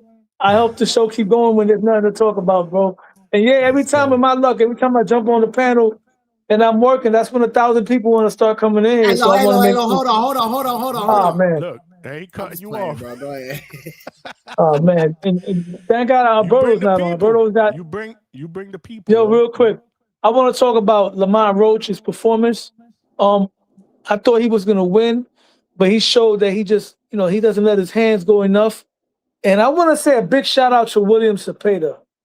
Not only did that win age well for Shakur, shout out to William Zepeda because, and I don't mean to make this about race, but this is a tribal sport. During these green print matchups, as of late, the Latino fighters have been getting their asses handed to them. starting with Canelo, starting with Tio. The only one that been winning is David Benavidez, but I can't count him because there's no brothers in his division. Shout out to William Zepeda, hood nigga boxing. He's 3-1. He beat two guys. He beat two brothers. He beat Tevin Farmer from Philly twice, and then he beat and sent Lamont Roach into not journeyman to gatekeeper status. Damn, He's 2-1, and then the loss. Hold on. Then the loss that he took was to a. I'm gonna claim Shakur for this moment. He took a loss to a Puerto Rican, Boricua Moreno, para que tú lo sepa. But shout out to William Zepeda. I slept on him. I didn't really think he was that good like that. I thought he was another Steve Claggett. You know what I mean? But he's not. He's a good fighter. He got good punch placement, good technique. He showed nice fast hands. He got an amazing gas tank. But I gotta be honest with you, man. Don't put him in there with Tank Davis. That will be a fucking knockout, a highlight reel knockout for Gervonta Davis. But like I said, Shakur Stevenson's resume is aging very well. You know, William Zepeda showed that he's one of the top dogs at 135. He looked a lot better than Raymond Muratalla. You know what I mean? I don't want to see Shakur versus that. I'm going to fall asleep for that fight right there. And then in a matter of weeks, another win for Shakur Stevenson is going to age very well when Teofimo Slick Black Lopez goes in there and pulls his Mayweather Gotti performance on Rolando Romero. Yeah, man, I got something to talk about later on when shit dies down regarding these wins and losses aging well. You know, because this is a good topic because these are two common opponents to two of the 5 memes. You know what I'm saying? Gervonta Davis took on Lamont Roach. I'm convinced that Gervonta Davis wasn't prepared for that fight. And Shakur Stevenson's opponent, William Zepeda, got the definitive victory over Lamont Roach. So now we're going to get 2 more guys that lost to a couple of the memes. Rolly Romero lost to Gervonta Davis, and Teofimo Lopez lost to Gervonta Davis. Lost to Shakur Stevenson. So we're going to see which one comes out on top and which win is going to age well for the other. Now, I got to ask a question to the guys in the panel. How do you judge a win, right? A lot of people tend to judge a win based on what the guy does after. What about what he's doing going into the fight? Because people would diminish Lamont Roach. No, not Lamont Roach. Let's say, for instance, let me find an example. All right, let's say Devin Haney. Devin Haney beat Jojo Diaz, right? And ever since that loss, Jojo Diaz has lost numerous fights in a row. So then people would say, oh, that's not really a good win, right? Or like Tone would say, throw that win away, throw him out of boxing. So do you judge him based on what he does afterwards? But what about leading into that fight? Jojo Diaz had defeated Tevin Farmer, and he had defeated Javier Fortuna going into the Devin fight. How do you guys look at a win? Do you throw it away and diminish it because the guy doesn't do nothing afterwards? Or do you give the win props regardless based on what the guy was doing leading into that fight? Yeah, you guys can answer. Nobody's jumping on it. Hey, look, man. I like to up here, so let everybody cook. Go ahead, Javon. I like to judge on the person in the present time, the time when you fight them.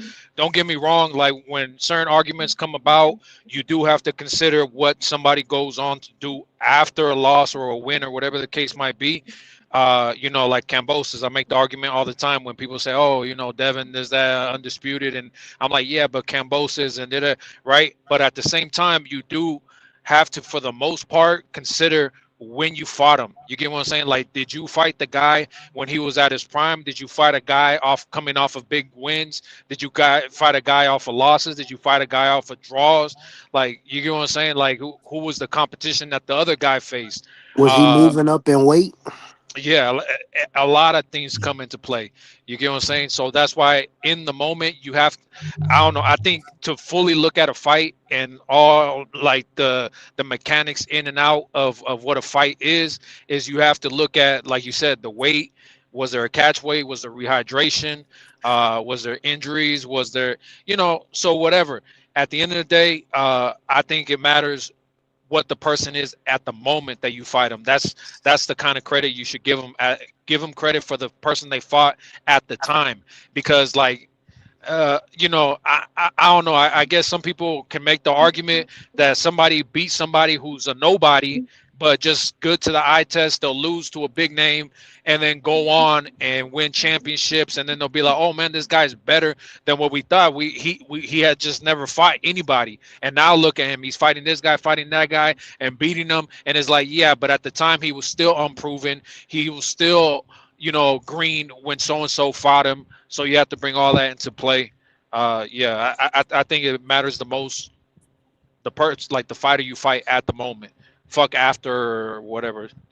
So if anything before and at the current time is what matters. I agree. I agree with Javon, man. I'm not doing the triangle theory situation, right? Like this guy beat who, so he's better than this guy because he just beat the guy who beat him. You know, we see plenty of times where guys lose and then they beat an opponent, and then those two contemporaries, you know, battle it out, and the guy loses to the guy that he just beat. You know what I'm saying? Like we always say, styles make fights. Yeah, styles like make you just fights. said. I'm not going to determine, you know, a win or whether or not if an end weight ages well or not. Like, that's just not something I'm going to determine.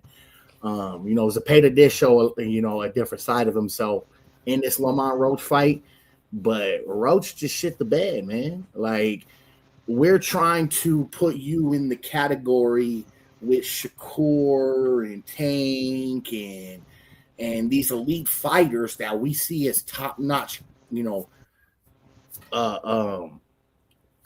great athletes, right, in the sport of boxing, and you go in there and you lose like that to William Zepeda, right? And I'm not diminishing William Zepeda or saying that he's you know, he's not a good fighter, but he shouldn't have beat Lamont Roach. And that's just plain and simple. And I disagree, but I mean, yeah, I'm just saying, because you know, before we're trying to. I mean, because look, before with these elite fighters, though, right? Like Lamont Roach is, you know, we say he. I wasn't though. You know, I get that you. Yeah, I mean, but majority is right, and this is what happens as far as the situation is concerned. He goes in there and it's the bed. So I say get lemon out of boxing, and the reason why I'm calling it lemon because it's just like a car, right? It's just like a lemon. You know what I'm saying? It gets going, then it breaks down, then it gets going, then it breaks down, then it gets going again, then the car breaks down. That's how you know you got a lemon, and that's exactly what Lamont Roach is. It's a fucking lemon. So my thing with the wins, real quick, my thing with the wins is right. I agree that a win could age well if the guy, you know, continues to do great things. And like G-Bone said, I like to go by what they did, the momentum going into the fight. However, if let's say someone beats a guy that's undefeated, but the undefeated guy going into that fight really didn't beat nobody, right? And then after they lose, they go on to not do anything because maybe they wasn't that good to begin with.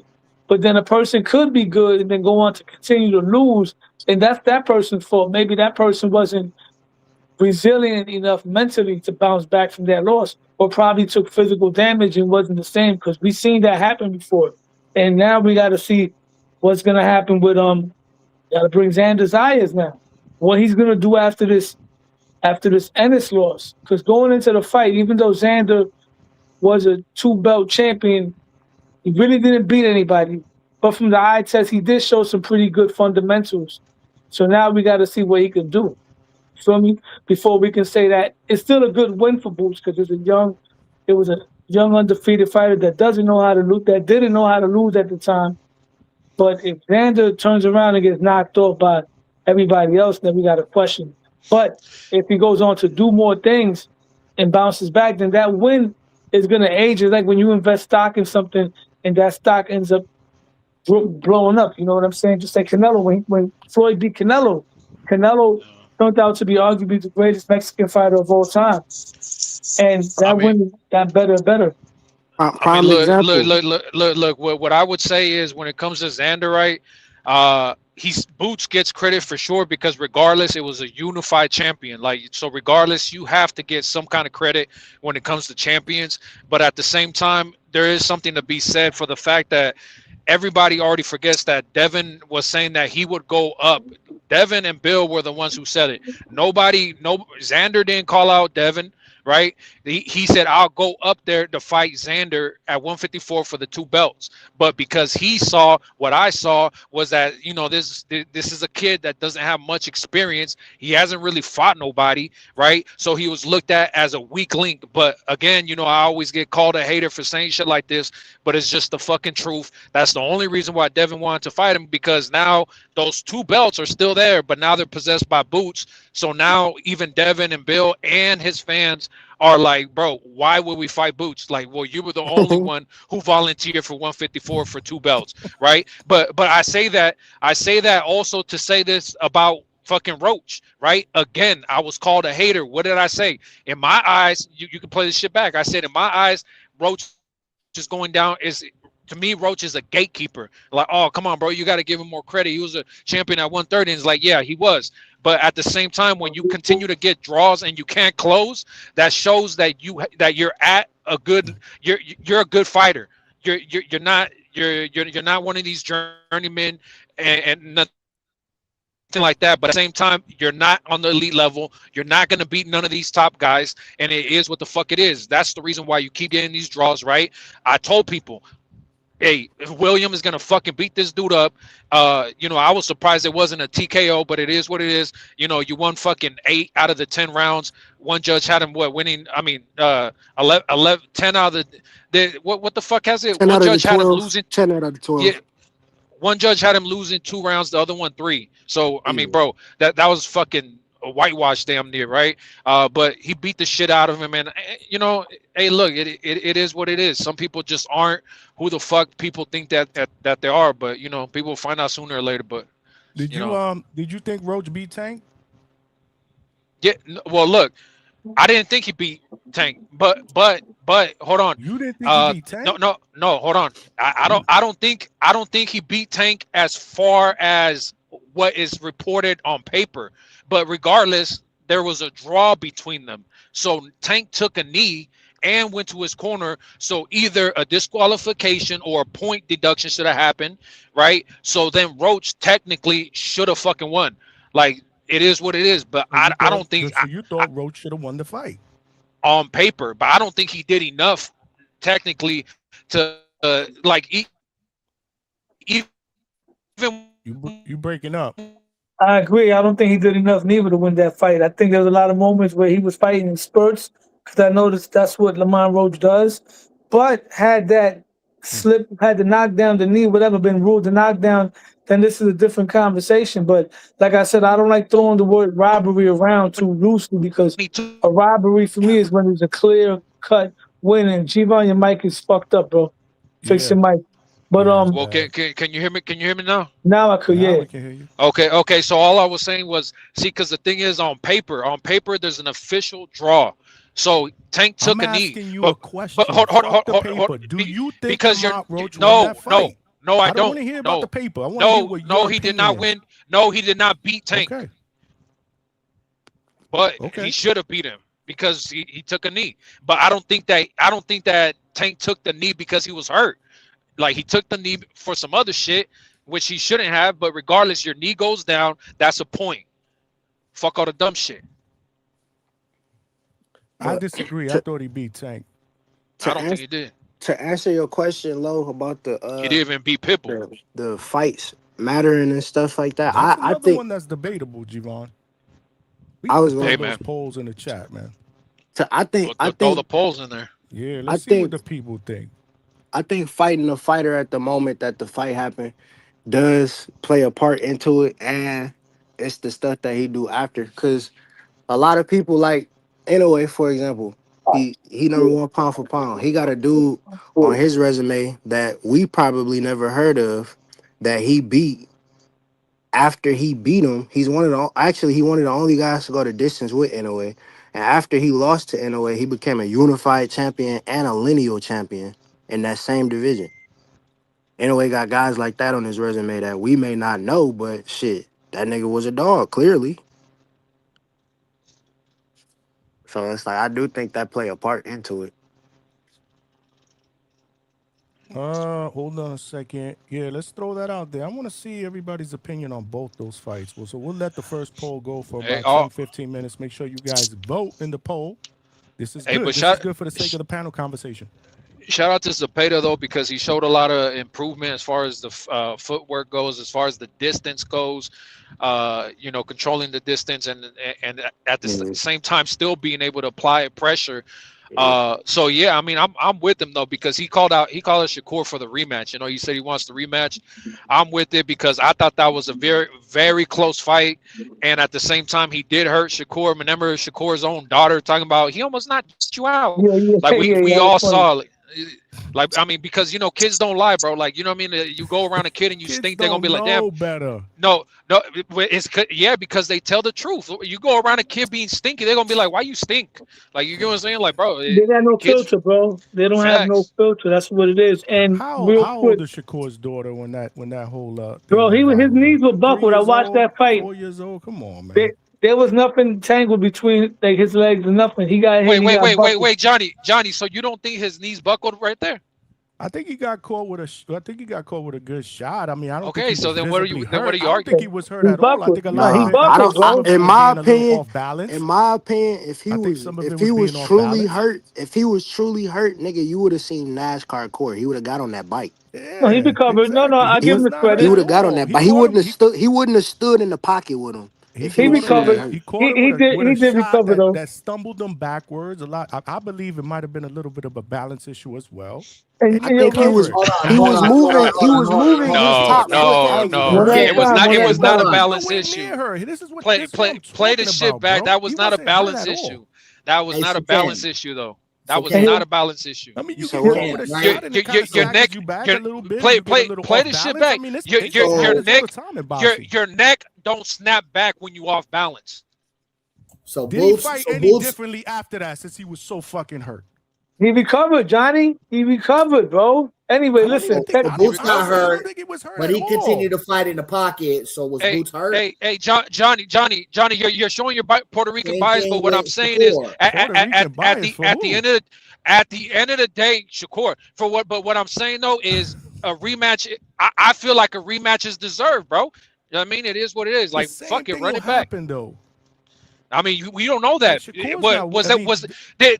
Zepeda fight the same against Shakur that he did against Roach? And granted, Roach is not a fucking mover. This is when I gave the fucking breakdown before the fight. Now you're being biased.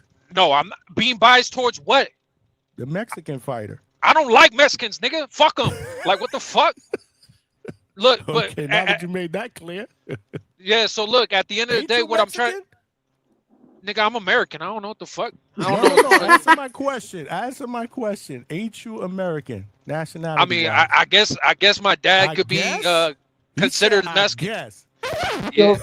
Yo, real quick. Real quick to defend Devin Haney. No. Real quick to defend Devin Haney. I don't know. My mom's black, so what the fuck am I? I don't know. I'm American, bro. Yo, real quick to defend Devin on what G-Von said about why Devin ain't moving up to fight Boots. We've had a lot of great fighters in the past that moved up to a division. They know their limits. They'll pick a belt holder that they can handle. I'll give you an example. Pernell Whitaker, right? He moved up on a one-off to 154. He took on the Argentine Julio Cesar Vasquez, who was a champion, but he didn't take on Terry Norris. He went up there to take that belt just to claim a 4th division and then went back down to 47 because dudes know their limits. If Pernell would have moved up before Terry Norris, it would have turned out bad because Terry Norris was a bigger fighter, faster, just as athletic, and the same thing with Boots. Devin will move up to Boots, and Devin will have absolutely zero advantages at all because Boots is bigger, stronger, even more athletic, probably even faster. So, yeah, that would be a bad situation. So I wouldn't really knock him for that, but in a way you do, because they do have Boots on the list. I did see his name on the list, but Devin, for his sake, he has a lot of unfinished business, a lot of big fights around his divisions to make before he can entertain the Jerron Boots on this fight. So I can see why he would have went up to try to take Xander's belt and then go back down. So I'm not really going to fault him for that. And so far, Devin has shown that whoever he calls out, he actually tries to fight. El Consejero, if you want to jump in here, bro, you got to jump in because you can't.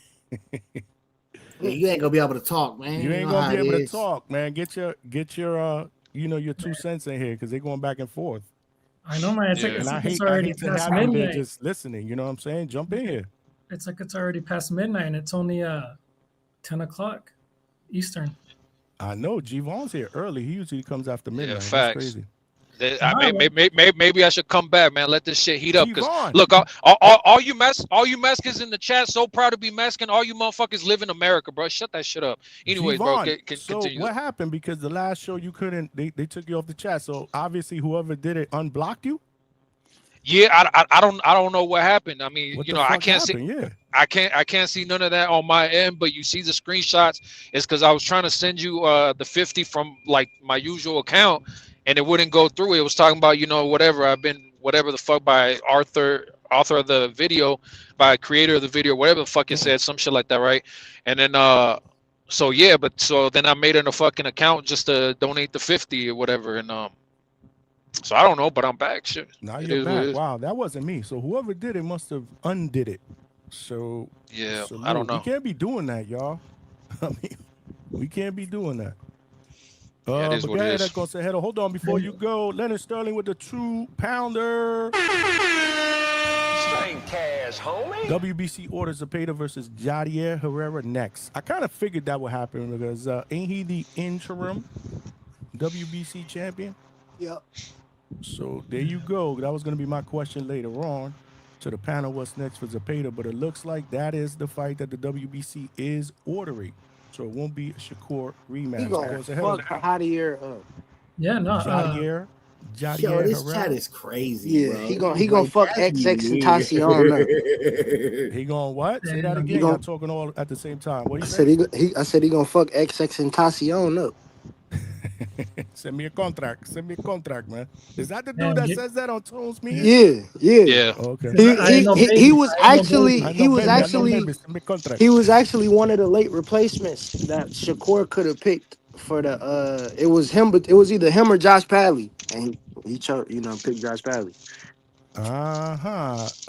Echo Zero, Yeah. jump in here, man. What's up, Hey, man? Get your 2 cents Hey. in here, brother. No, that was a great fight, man. I think everybody can agree that, Zepeda outperformed our expectations. But it was a 50-50 fight, I think, for the most part coming in. Like, I don't Yeah. think That's what I thought would Roach happen. Yeah, I don't think Roach was a heavy favorite like that, but he was a slight favorite. And what happened was Roach didn't make any changes, man. Like, he didn't show anything new. He didn't adapt, right? And what makes great fighters great is, right, they know how to adapt in mid-fight. And and Roach, what he did, he showed what he always does, and he when he faces that pressure fighter like Pitbull, right? Pitbull made him fight his fight. And if you guys listen to what Coach Panda said after the interview, is Coach Panda watched his film, and they saw that when Pitbull would throw body shots like the midsection area, that's what made Roach fight his fight, right? That slowed him down. That took him off his game, off the back foot, and that's exactly what happened with Zepeda. But it's exactly like what Roach said is, everybody thought Pitbull was going to be this one-trick pony, but, shout out Treese, right? He got that feet work, right? And he just, Roach had no answer. And, I don't believe no two training camps are the same. And Sergio Mora said it on the broadcast, right? Like, coming into the fight, Zepeda already had that physical advantage, right? He was born in a small town in Mexico City, where the elevation is 8,500 feet above sea level, right? So to put that in perspective, Colorado Springs, where the USA, where they train at, the boxing team, that's 6,000 feet above sea level, So and that's where he has his camps, in his hometown. So that's just gonna have that physical advantage, and we don't see, not that Lamont Roach doesn't train hard, right? But there's levels. We don't see Zepeda on social media, right? He trains in isolation, So, I just think, that layoff, obviously, I just felt like Zepeda just had that hunger. He had that just great camp, and yeah, man, shout out to him. I I want to see the Abdullah fight. I mean, that's the fight everybody wants to see. That'll be a banger, especially I think it'll be a good look for the zone and TNT. But I don't think Tom Frank is gonna want to risk it. I already think Albert Bell was a risk, and he I mean, thankfully Abdullah won that fight. He came back, but everybody was kind of scared the first half. So I don't see Top Rank wanting to do that again. So, but I see what I see should happen next is Zepeda fighting Navarrete. I think that'll be a banger. I mean that Mexico against Mexico, try to get that Barrera Morales rivalry going in this era. So I think that'll be great. That's what I want to see. And yeah, shout out, Dylan Capatillo. He's going to bounce back. I mean, he has a name. It's not like Golden Boy's going to cut him loose. Just get that one loss. And I don't know if you guys caught after he had gotten knocked down and got back up, right? Right away, Oscar De La Hoya comes and tries to comfort Dylan. And Dylan's dad, I forget his name, but he grabs Oscar De La Hoya's hand and kind of just removes it from Dylan's shoulder. I think he was mad, heat of the moment, but I think his dad was mad. Like, what the F, Oscar? What did you do? Like, who'd you match my son with? I got that vibe. But he's gonna bounce back. I mean, that kid has the right mindset. He's focused. He's locked in. He practices his faith. Like he's good. And then I just want to end just a shout out or prayers up for Lee Reeves. I don't know if you guys caught that card on the Chamberlain O'Leary fight, but sounds like he's stable but in critical condition. And there's been no update since earlier this morning.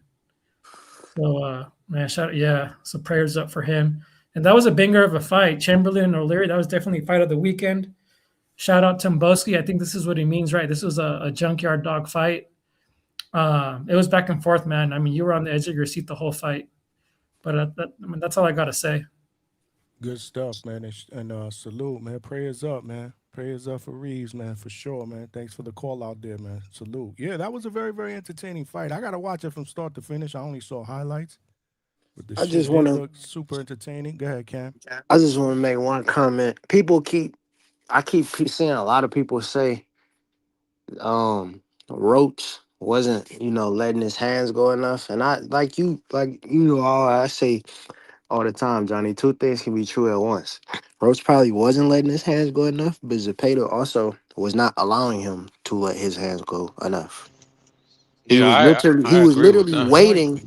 He was literally wait till fucking Lamont Roach throw till he tire himself out and then throw a 7-8 punch combination. I'm literally sitting there watching this shit. You know what else happened is that Roach probably listened to what these dumb motherfuckers be saying on panels and in chats and shit, because like I said, everybody was talking about Roach's power and even the announcers, right? Oh, Roach actually has sneaky power. He has this, that. Like, bro, he has 10 knockouts. Like, stop the bullshit. Like, Roach started believing the shit himself. We're like, oh, let me just time a good counter and I'm gonna put this dude on his ass. Like, you need more than that.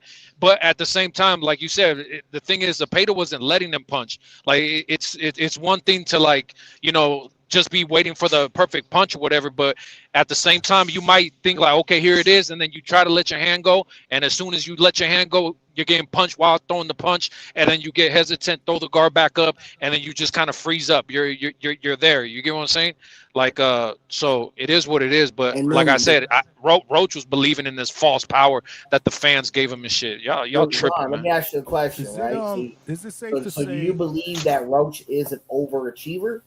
Like, I believe Roach is highly overrated. I said before the fight happened, right? Oh, Javon, you're a hater. I said Roach is comparable to. Hater, though, Javon. I'm just like, I mean hater, but hater, but I got hater, but I got the fight right. Like y'all had Roach, so it is what it is. But look, I said that he's like a Ford, right?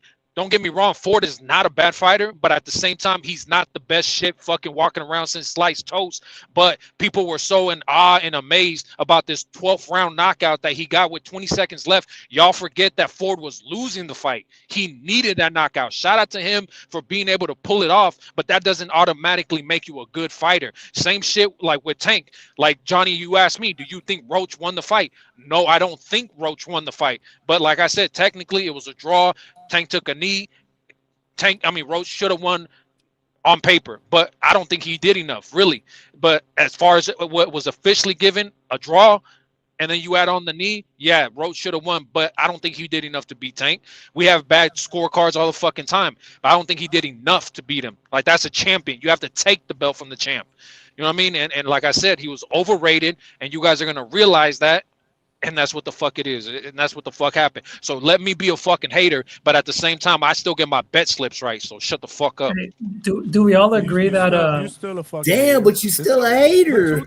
Yeah, I guess. Could be true though. Two things like Cam, right? I always say it. Two things could be true. You could be a hater and you get some of your bet slips right. I mean, but look, Johnny. The fuck? Wait, when I come up here, the only thing people could ever bring up is that you pick Canelo. You pick Canelo, okay? But outside of that, what other pick have I done on this show that has been wrong? What other pick? Oh man, come on, man. That's what other pick, bro? What other pick? So you're saying other than the Canelo pick, you've been 100% right since then? No. Nah, he wasn't right about the Xander Boots what other pick you've gotten wrong? So you're alluding to the fact that you anything wrong after the Canelo fight. Hold on. Let me address White Mike though. Overall, like, yeah, I might say a knockout. I might say, because I like to give specifics. I might get that wrong, he picked but I did. to win. Hold on. No, I didn't. I picked David Benavidez. I picked David Benavidez, and I picked Boots. I just didn't think Boots was going to knock out Xander, and I didn't think that Benavidez was going to knock out Zurdo. That was the thing. But I picked David. I picked Boots. You picked Abdullah? Yes. I know you picked Abdullah. I'm fucking with you. Oh, man. Listen, one of the things that I took out of this fight real quick, and let me know if you guys agree. Man, Zepeda definitely learned from that Shakur fight. That's one of the things I took out of it, man. He had better footwork. Am I right or am I wrong? Yep. And I thought that, and I classify his pressure as it was consistent, but it was smart, right? Because to me, the way I saw it was pressure without overcommitting. You know what I mean? Like he got hit with some counters.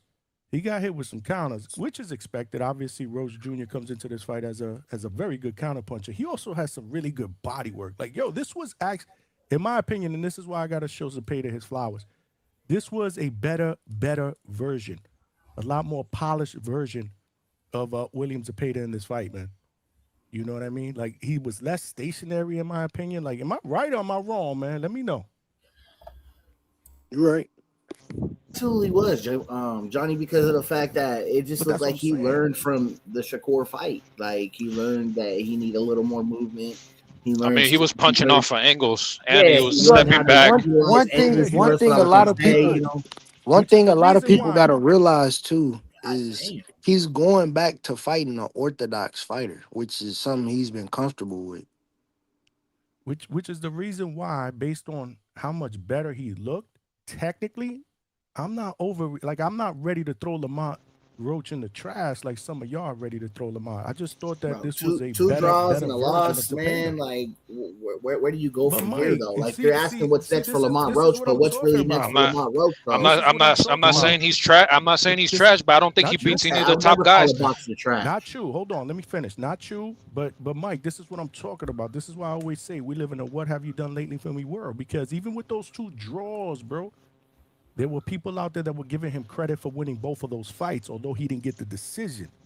You see what I'm saying? Like, he didn't. It wasn't no shit. I don't think he won the Pitbull fight. Now the Javante fight, there's a lot of contradiction there, because just like Javon said, he didn't technically do enough. Like, he outlanded Javante 112 to 103, but then again, every other category Javante was winning in. So how do you suggest? Power punches thrown, Gervonta landed 93 out of 87 power punches. He landed a 44% accuracy out of 34%. So, like, and technically, Lamont was only beating Gervonta by 3 punches per round for the first 9 rounds. You know, he had a great 12 round where in the last 3 minutes he outlanded Gervonta 16-9, but that doesn't give you the fight. I disagree. Like I said, I thought he beat So Tank I Davis kind of without agree the with knockdown. G-Ron That's just that my he opinion. didn't do enough. Well, Yeah. again, we're gonna agree to disagree because I thought he won that fight without the knockdown. If he would have gotten the knockdown, he would have definitely won that fight. Most people agree. Like now, then again, I didn't do this because I wanted people to agree with me. I just really wanted a sense of how people saw that fight play out. 74% believe he won, 19% believe he lost. Yeah, but 7% agree with the draw. I guess but it it depends. One out depends. there now. I want to throw the Yeah, pitbull. yeah. Throw that one out there. But it depends how you're looking at it, Johnny. Because like I I'm said, not using that I to be don't. right. I just want everybody's opinion. That's all. Yeah, I don't yeah, do that. yeah. And I don't look, do that. I don't know how people are looking at the question because, like I said, when you ask me and then you're like, no, I just want a yes or no answer, and it's like, bro, I don't think that Roach beat him, but it's That's what I was officially, looking for. but hold on, it's officially a draw.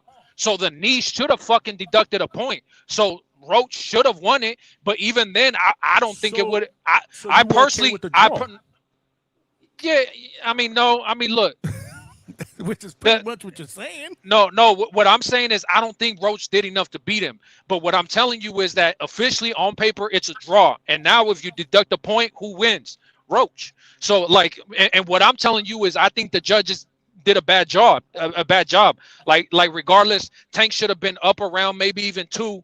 And then, you know, of course, the whole knee comes into play too. But even then, I think Tank would have won by at least a round. As far as like the way I saw it. This is the no, get it. I get it, bro, and I respect your opinion. This is the reason why I wish, man, YouTube would allow us to replay fights without getting fucking flagged, man. Like there's certain fights that I would love to be able to do a show on where we could watch the fights together, man, and break it down and debate, man. We can. This was a very, very good one. Johnny, to answer your question real quick, one of the things I noticed that Zepeda did a lot better was he was pausing before he exploded with combinations. When he would peak, Wasn't predictive. It was. He didn't chase every exchange like he was doing versus Shakur. He was a lot more patient. And then when he would force Roach to the ropes, he got to force Roach to the ropes more instead of following him around the ring. Like I'm cutting you off and I'm putting you in a spot. I'm not about to just walk. Like I would classify also that as smart pressure. Like he was doing it smarter. It wasn't. He didn't overcommit. Like he was calculated with his pressure. Yeah. You know, I also think that a huge improvement. In his, I also think that Roach can't move. I also think that Roach can't move like Shakur though, because the thing is, because Shakur was able to move quicker, right? Roach Shakur was using angles, pivots, and counters. Because Zepeda was walking straight to him. So yeah, I'm gonna hit you with shit off angles that you don't see coming. And not just that, but when Roach was pulling back, you could tell when somebody's pulling back and they want to reset, right? But he wasn't getting the opportunity to reset because while he was pulling back and doing all that, he was still getting hit, even if it was just a jab. But Zepeda just kept it out there. You get what I'm saying? Just like boom, hit him again, tap him again, not letting. Your mic is bad again. That shit is a 2-pack of ass. And another thing I noticed, Johnny, he changed his rhythm. He changed his rhythm a lot before throwing. Yeah. No, he slipped out. He slipped outside the jab more often, and he came in behind a lot of upper body movement too. Like he was. I think we can all agree it was a better version of it just looked like Roach couldn't get comfortable in there, right? Like he was a lot more comfortable against Shakur. Zepeda felt like he had to win every exchange. Like it was a lot more pressure. I just don't think Roach did enough output. He wasn't utilizing his feet work. You know what I mean? Like he wasn't utilizing his movement. He was just moving, coming forward, and he just got outworked. And That's just plain and simple. And it's sad to see because of the fact that you're coming off 2 draws, man, and your championship record doesn't really look very well, and you're provided this opportunity to fight for a vacate belt, and you get dog walked like that. So it's like, it's not that I'm trying to trash Lemon, right?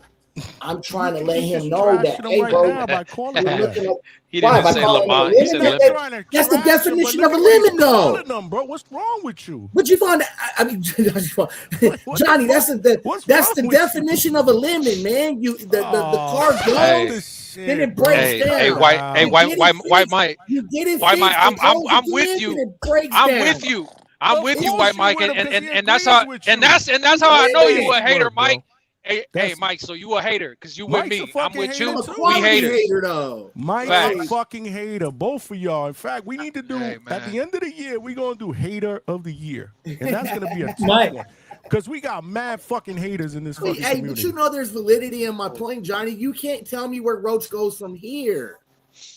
Yeah, I mean, there's always truth in my hate too, bro. Like any hate that I give some truth behind it. So I don't know what to tell you. So now you got truthful hate. Okay. What do you mean now? What do you mean now? It's always been that. I thought hate was hate. I didn't know there was different tiers. No, I don't hate. There's quality hate. I'm not a hater. I'm not in Alberta. Right. There's weak hate and there's quality hate. But he's talking about. I'm not in Alberta. He said my hate got substance. I'm just letting you know that I have quality with my hate, and there is a fact that he is fighting like a lemon. He's going, he's coming, he's breaking down, and it's just that fact. Right? Where does he go from here? Yeah, he can go get a couple non-contender fights. You know what I mean? Like, is he going to get another title shot? Now, we've seen fighters come off losses and get title shots. But this was your opportunity, man. And you shit the bed. He lost to the better fighter, though. He shit the bed. So he why are you just throwing him in the curb? Like, that's no, he shouldn't have lost that fight, bro. I'm sure. Y'all the reason why. Why shouldn't he have lost that fight? What should he have done differently? Because of the fact that he came off of a bout with an elite fighter like Tank Davis that we all thought he won. Bro. Because of the fact that he went knee to knee with Isaac Pitbull Cruz, a way harder puncher than Zepeda.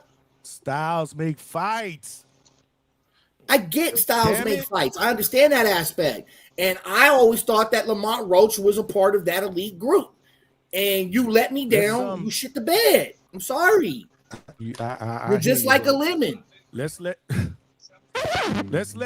Rock and Vega cook, man, because y'all been up here for a minute. Let them cook, man. I don't know which one want to go first, man.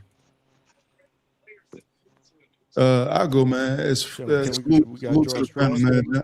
Johnny, what's up, man? What's up, Rock? Appreciate you for letting me back up, man. Always, brother. So the fight as a whole was a lemon. I ain't gonna lie. So he ain't wrong about that. The fight as a whole for me, because the main event. The fight was the main event. Okay. It was. I mean, because Roach put on a good fight though.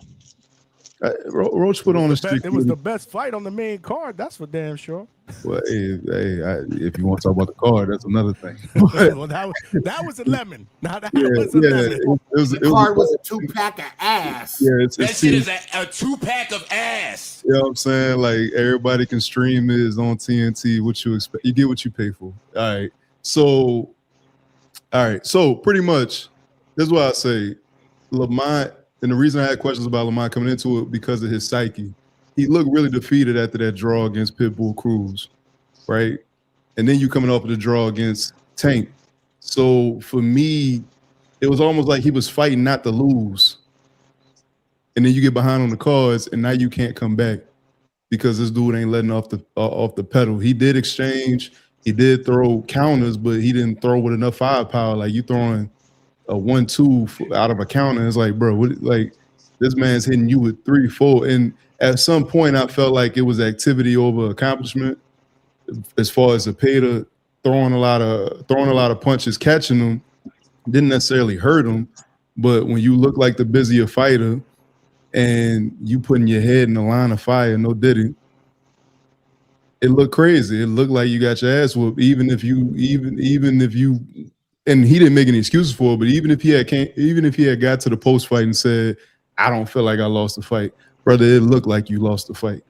It looked like you lost the fight within the first 6 rounds.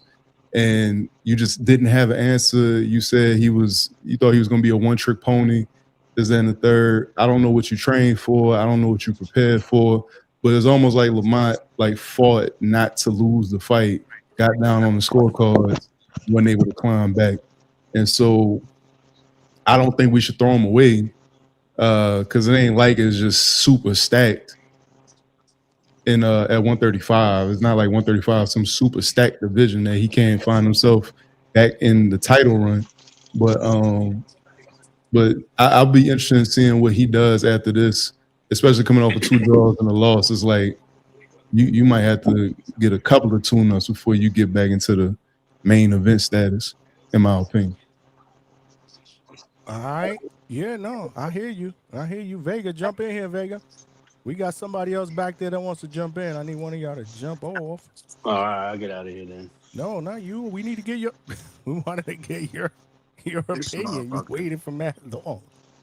Lord have mercy. James Benitez. James, can you hear us? Yeah, I can hear you. Can you hear me? Yeah, what up, man? You know Malcolm called you out earlier, right? Man, yeah, I heard, man.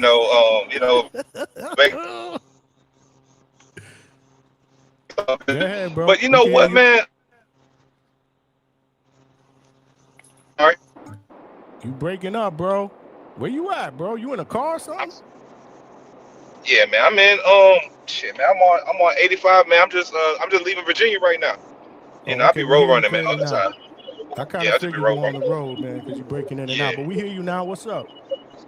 Oh man, like to piggyback off of the last panelist, man. I ain't catch your name, man, but a lot of us, man, going into this fight thought Zepeda was a one-trick pony, man. Like all the boxing pundits, man, as you see all they tweets and everything that they said, man, post-fight is like they were amazed with Zepeda's feet. So I'm not surprised that like we thought it, Lamont thought it.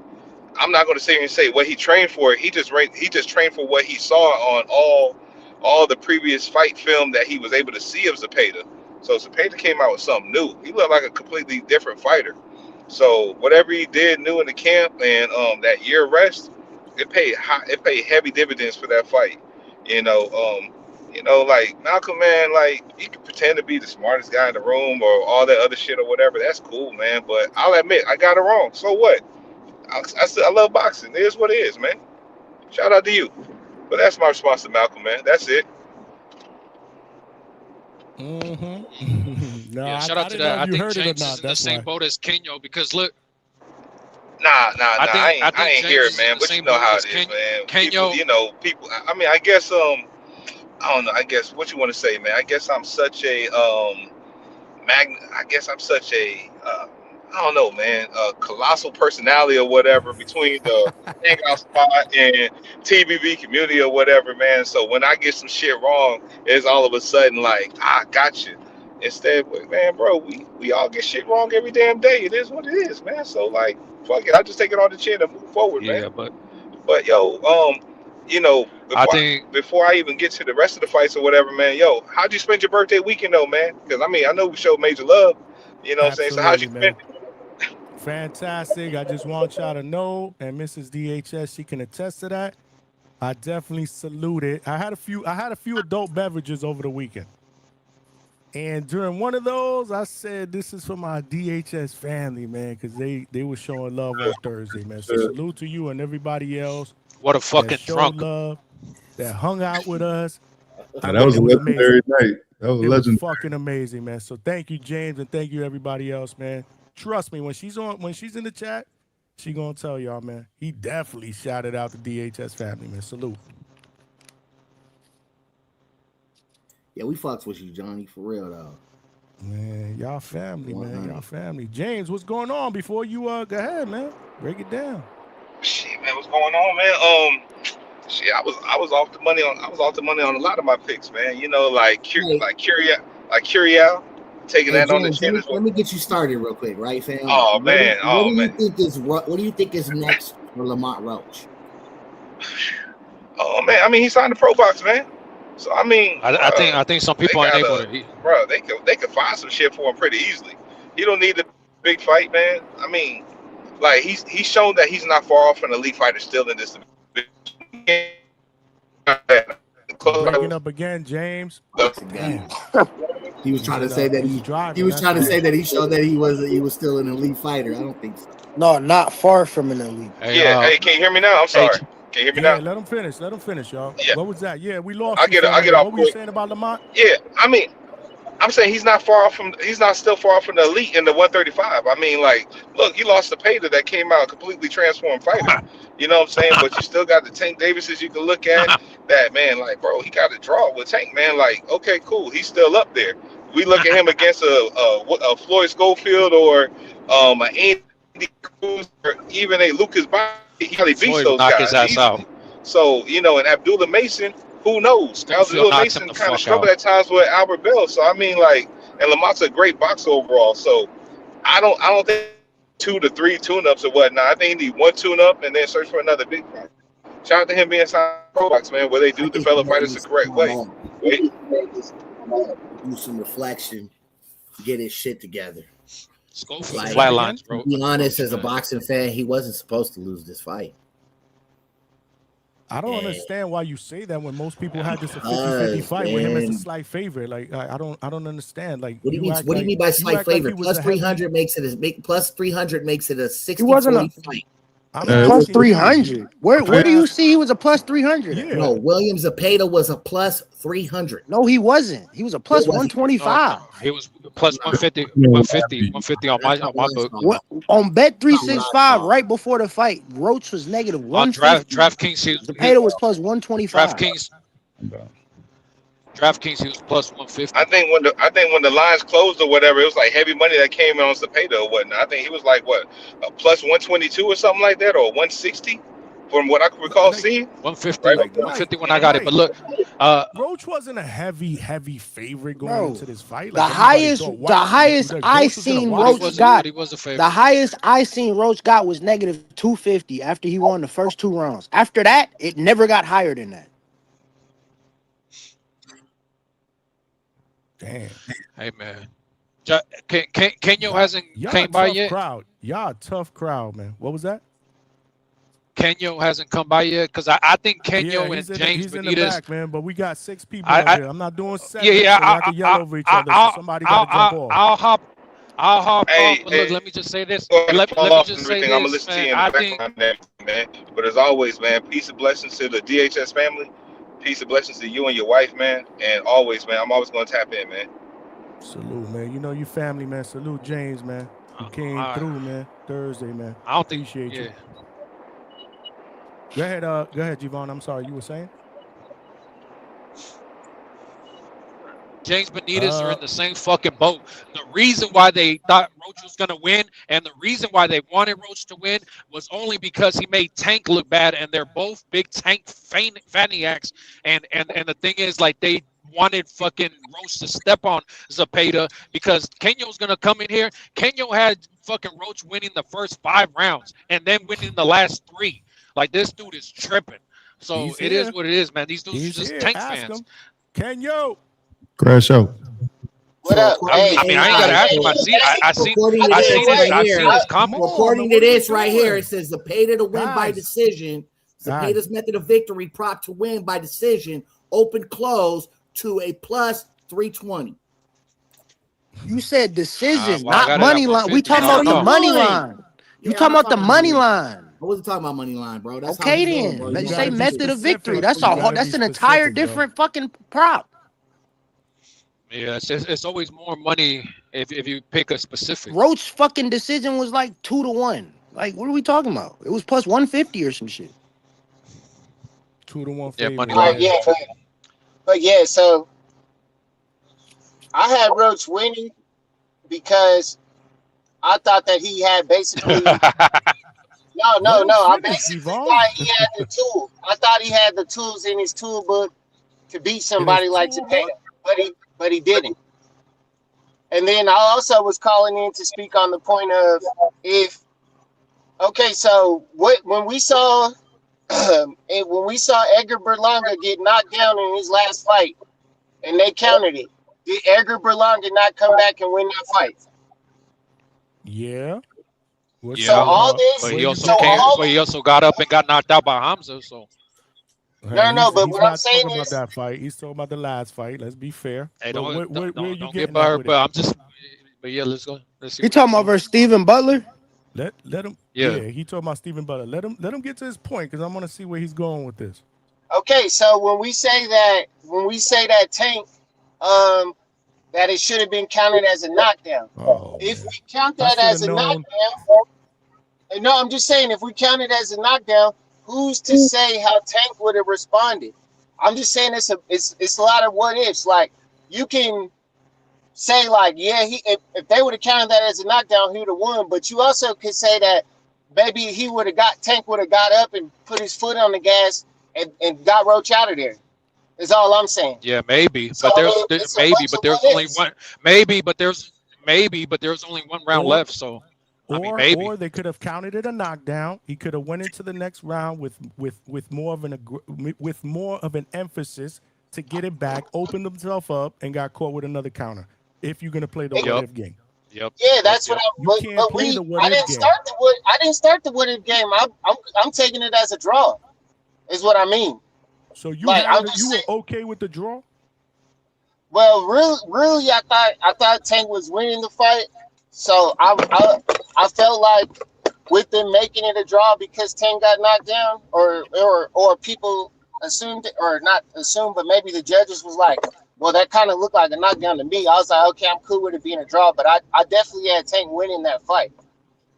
With him, like, I've seen it multiple times. The guy that's the most famous, the most popular, the champion, when you get into fights that are that close, they usually nod it to the champion. So for it to go a draw after the fiasco, I thought that was fair. Because you just don't know what would have happened. Because you can't tell me that we didn't just see Edgar Berlanga get knocked down for like the 5th time in his career. I mean, but Kenyo, I have a question I got a question for you because one judge had Zepeda losing 2 rounds. And then the other 2 had him losing 3 rounds. So basically, at best, the judges gave Roach 3 rounds. I seen your comments today on TBV. Like you said, you gave the first 5 to Roach, and then you had him winning the last 3. I had it 7-5 Zepeda. I had Roach winning round 1 and a swing round in 2 or 3. So I was like, okay, he can get 2 of those rounds, and then I had him winning the last 3. But I had it 7-5 for Zepeda. I'm gonna see if I can play back the live with the comments, and I'm gonna show you where you said that. And I saw that this morning, and I was thinking, wait, so you think that that's crazy? No. I had it 7-5 for Zepeda. I just thought it was a lot closer than what the judges were saying. Is basically what was my point. Because when I'm watching it, I'm like, yeah, Zepeda's landing, but it's just like he's just throwing he's throwing so many punches that I don't know. I'm like, he landed 200 and something punches and didn't knock him down once, stumble him or anything. He landed like 200 punches. I mean, David Benavidez has done the same, and they call him a monster. So I could say the same thing about Shakur. Landed damn near 300 punches on Zepeda and didn't knock him down or anything. Mm-hmm. It was 295. He landed 300 punches. 295. Almost 295. It might as well be 300. Okay, but I'm just saying, did he win the fight?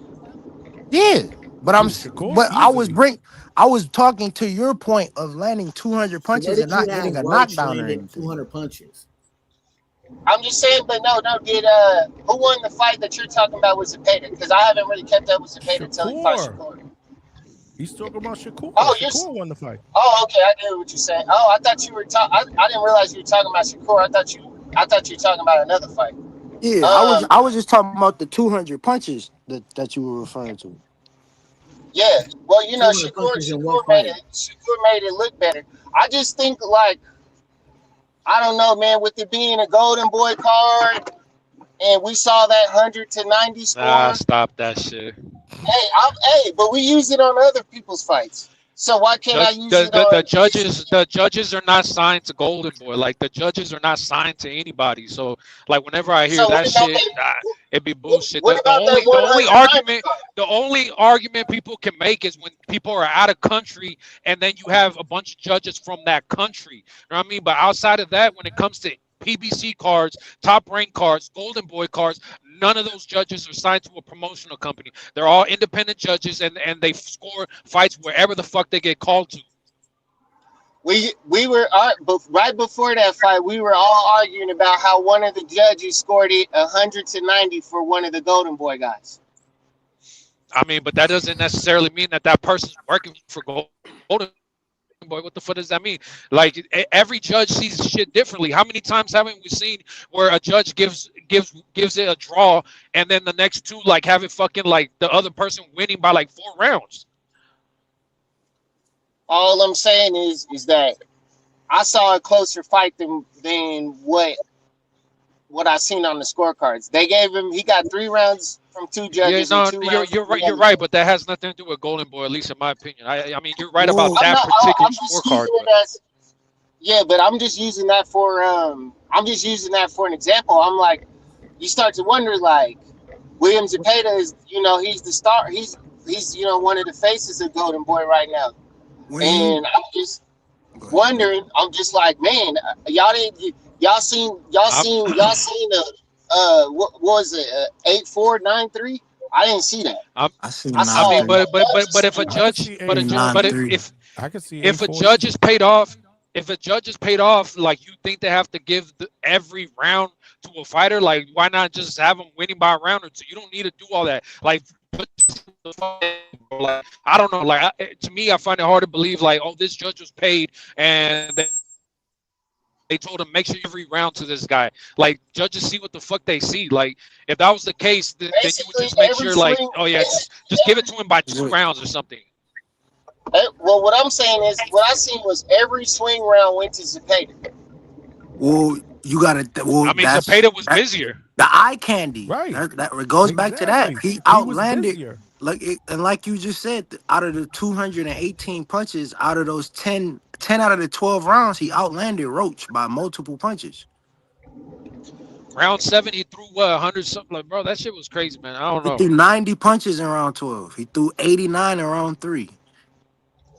Right.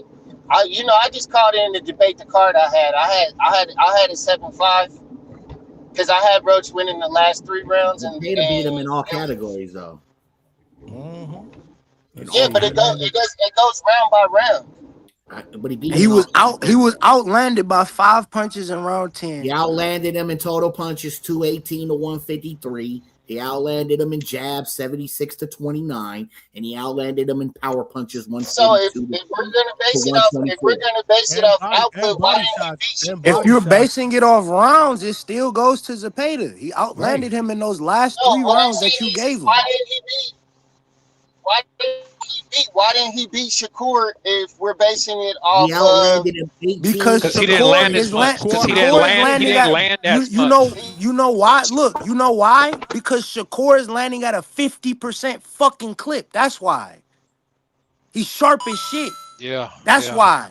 Roach is landing at a 26% clip. And Zepeda wasn't landing as much on Shakur because he's more elusive than Roach. It's just that simple, bro. Absolutely, I agree with that. But like I said though, like I said though, Kenyo is not gonna admit it. James is not gonna admit it. But they wanted Roach to win so bad because it would make Tank look better. Like, see, Roach is a good fighter, yada yada. But Roach got beat, and it is what the fuck it is. Like, just let it go. I don't think there was a debate on who won that fight. Again, the early rounds were competitive. The first 4 rounds were competitive. There were a lot of people that the had first 2 rounds, Johnny, and then Zepeda out after throwing 7 fewer punches than Roach in the opening frame. I Zepeda gave the kicked it first into 2 gear rounds too, and bro. now What did landed I Roach in 10 of the you 12 had cut rounds. me off. You cut me off before I finished what I was gonna say. The first 4 rounds were competitive because Roach won the first 2 in most Yeah, people's eyes, and then the Zepeda won the next 2, which makes it an even fight after 4. exactly. That's what I'm saying. The middle rounds, I believe his pace pulled ahead clearly with his Yeah. pace. And let's not forget, in my opinion, the championship rounds, he sat down more on his punches. You know what I'm saying? And he was pouring on pressure. And you could see that Roach was getting physically wearing down, bro. And like Like he Square, landed an occasional counter shot here and there. He actually landed some good. It was yeah. far. It was what's that saying? Far too Far many, right? near. Only one, yeah, whatever that is, yeah. Like he would land a good counter shot here and there, but it was nothing consistent. If you really look at it, like I said, you could say that Roach had a flash here and there with a counter punch, but bro, like Zepeda definitely pulled away in the latter part of that Yeah. fight.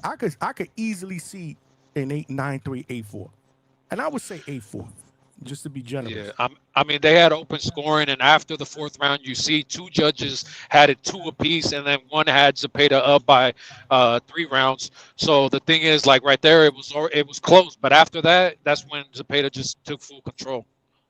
Yeah, absolutely. Salute to Rachel Donaire. I see her in the chat. Salute, Rachel. Big Money, what's good, man? Rock, you good jump in here too, bro? Big Money got a picture of Alberto. Getting on, dog. And another thing, comparing the fights, Shakur was affecting Roach at a way higher clip. When that nigga would land, you would see fucking Zepeda head snap back. Like damn near every time Shakur threw a power shot. It was night and day difference. Totally different. Big Money, what's good? Big Money, holla. Chill. What up, everybody? So I got that shit wrong with Roach and Zepeda. Zepeda did amazing. I'll give him his props, man. He definitely, and the new.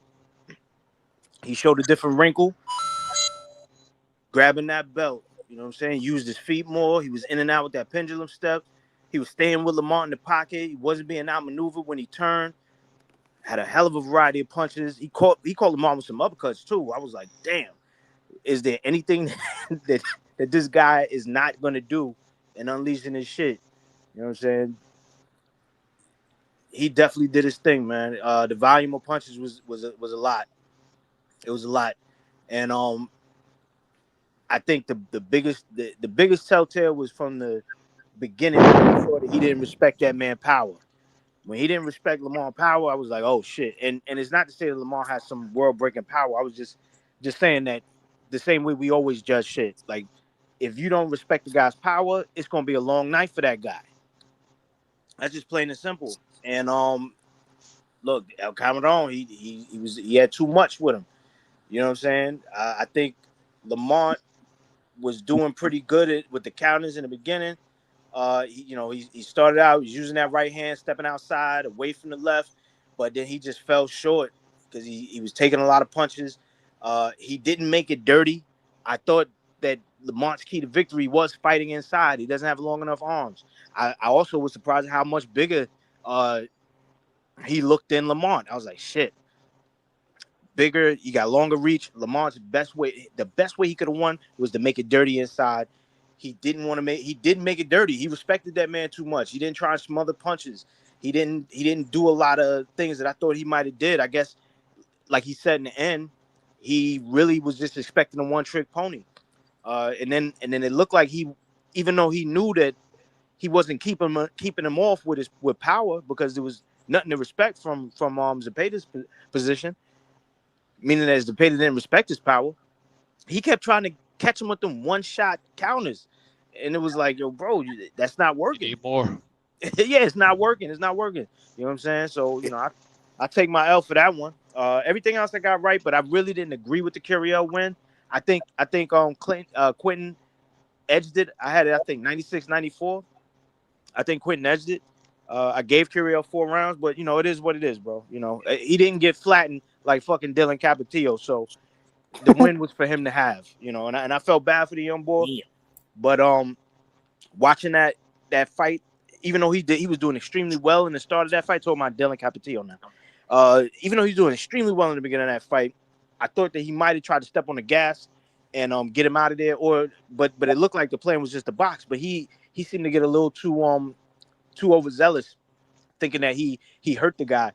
He wasn't leaving exchanges clean. He had his guard down whenever he would leave an exchange, and it was like it was a matter of time. I saw he got hit with that right hand at one time, and then when he caught him with that one that just, or was it a left? Whatever one was, he laid his ass out, and I was like, fucking hell. I got a question for the panel, man. I got a question for the panel. That shit was crazy. Because not even to cut you off, I don't want to cut nobody off. Yeah, you do. Were you gonna ask the question, or you? I know. That was a weird. That was a weird segue. Go ahead with the question. No, I'm on a delay. Somebody on a delay with me. All right, listen. I feel like we kind of pussyfooting around this whole Roach thing. How many people thought Roach was like that after the Tank fight on this panel? How many people thought he was nice? I did not. I did not. I mean, nice. I mean, but I got called a hater, so I don't know. After the Tank fight? Yeah, how many people thought like his stock was extremely high, bro? His stock went up, but I also took into account. We gonna forget that? We gonna forget? Yeah, again, look, overall, that's what we live in. But his question is with the boxing with the boxing fans elite? Overall. Yeah, I mean, overall with the boxing fans, he did get a huge boost. His name got boosted. A lot of people were like, "Oh shit, who's Roach?" and yada yada. So I get that, but as far as I think he's just asking the panel what they thought. And my thing about it going into the fight was, look, going into the fight, I was like, bro, Tank is bringing another guy up in weight, right?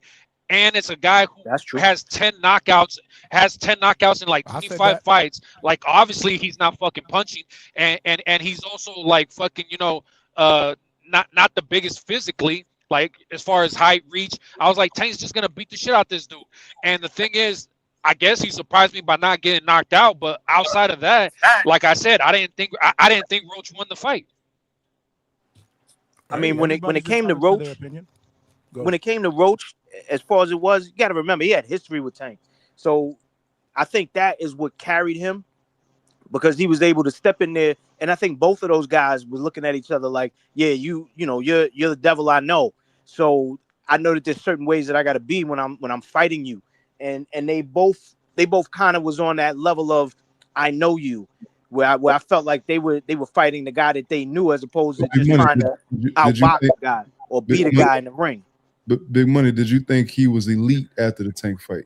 No, I didn't think he was elite. No. To be elite, he would have had to have stopped Tank. Just because he had some good rounds and he looked pretty decent. Yes, his stock raised, but look, ultimately he's shown as he's gotten these next fights on that his IQ is not there. He does not have an elite level IQ. If he had an elite level IQ, he would have made more adjustments in the fight that he just had. He would have been able to. Pitbull. Right, Pitbull was one of them. That was the Pitbull fight showed he wasn't elite, in my opinion. Like exactly, because Pitbull's one dimension. He had moments where he was being an elite boxer, like where he was doing a lot of successful stuff, but it was also spurts where he looked average, and that's where Pitbull was able to take advantage of shit. I thought his difficulty with Pitbull was because Pitbull was a much smaller guy. So I kind of I gave him a little bit of, I gave him a little bail. But watching him the other night, I was like, yeah, he's definitely not, he's not on that elite level. Zepeda definitely is getting there because he's incorporated shit that he learned from that Shakur fight. I mean, that step back, the fact that he didn't start from the beginning, the fact that he let them all cook for a couple rounds, and then he just gradually turned the heat up on him, the step backs, the turning with him. Zepeda was showing that he took the shit that he learned with Shakur. So he get props from me for that. Big Money, I will say it is interesting that you say in order for Lamont to be elite after that Tank fight, he would have had to stop him. I think that's a little bit of a stretch. I ain't gonna lie. Why is that a stretch? Because nobody stops Tank. All right, but see, I mean, not yet. You're arguing something else. You asked me a question about would I consider him elite. If you asked me if I consider him elite, I said I would if he had stopped. I respect your answer. I'm just answering. I'm just saying that that's a little bit of a stretch. But that's the exact same reason why I believe he answered that in the way he did, because nobody would have expected him. Again, there was a lot of people, including myself, that I think that's the point. If he got the job, that wouldn't have considered him elite, even without the stoppage. No, I'm not the way that fight with played you. out. I'm with you, Rocky. I don't think he needed to stop him. I don't think he needed to stop him, but at the same time, another thing that I will say that came into play as far as my thought process, as far as how the fight played out, it never left my mind the fact that Tank was already talking about retirement. He was talking about fighting Jake Paul, and he was talking about going to therapy to be softer for his daughter. And so all that went into play when he went in to fight Roach. Like, as far as, like, I don't think Tank's mental was there, and even then Roach could not capitalize fully. You know what I mean? So it is what it is. So Tank comes back. Go ahead, Johnny. My bad. I don't want to cut. No. After you're done, we gotta let Rachel Donaire. She's in the building. We gotta let her cook for a minute. No, go ahead. Peace. You good? Rachel, what's good? We ain't seen you in here in a minute. Welcome back. I know. I mean, like, I'm listening to you guys talk about fights. I'm like, shit, I missed that fight too. I missed that fight. You know, one of the things, though, that I've been seeing online on X, I want to get you guys' take on this. The open scoring, what are you guys' thoughts? Is it good? Is it bad? Should it be thrown out? Should it be modified? Like, what are the pros and cons for you? I'm kind of neutral on it too. I think it's good because it allows fighters to step it up when they need to. They know what's going on. So gives them an opportunity to. I mean, that was Roach's opportunity to know after the 8th round he was down by a couple rounds. Hey, you got to step on it, like lay it all on the line. Too many body shots. He couldn't do it. Handle that. No, yeah, I mean, but I'm saying, like, it could help as far as, like, you know, if it could help him. And you know, I get the argument that some people made that, like, oh, if a fighter finds out he's up 8 rounds, then he's just going to coast to a victory. I get that. But at the same time, for the other fighter, I think it gives them more motivation that, like, look, I'm already way down on the scorecard. There's no way I can win. I got to go for a knockout, or I got to do something impressive here. So, yeah, I like it.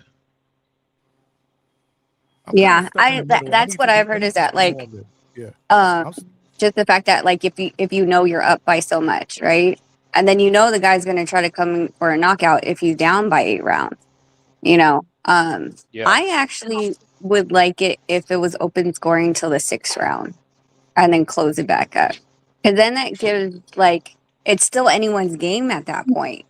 And it kind of adds, like, a little mystery and excitement to, like, you knew how the first half went, but now we're not going to know how the second half goes.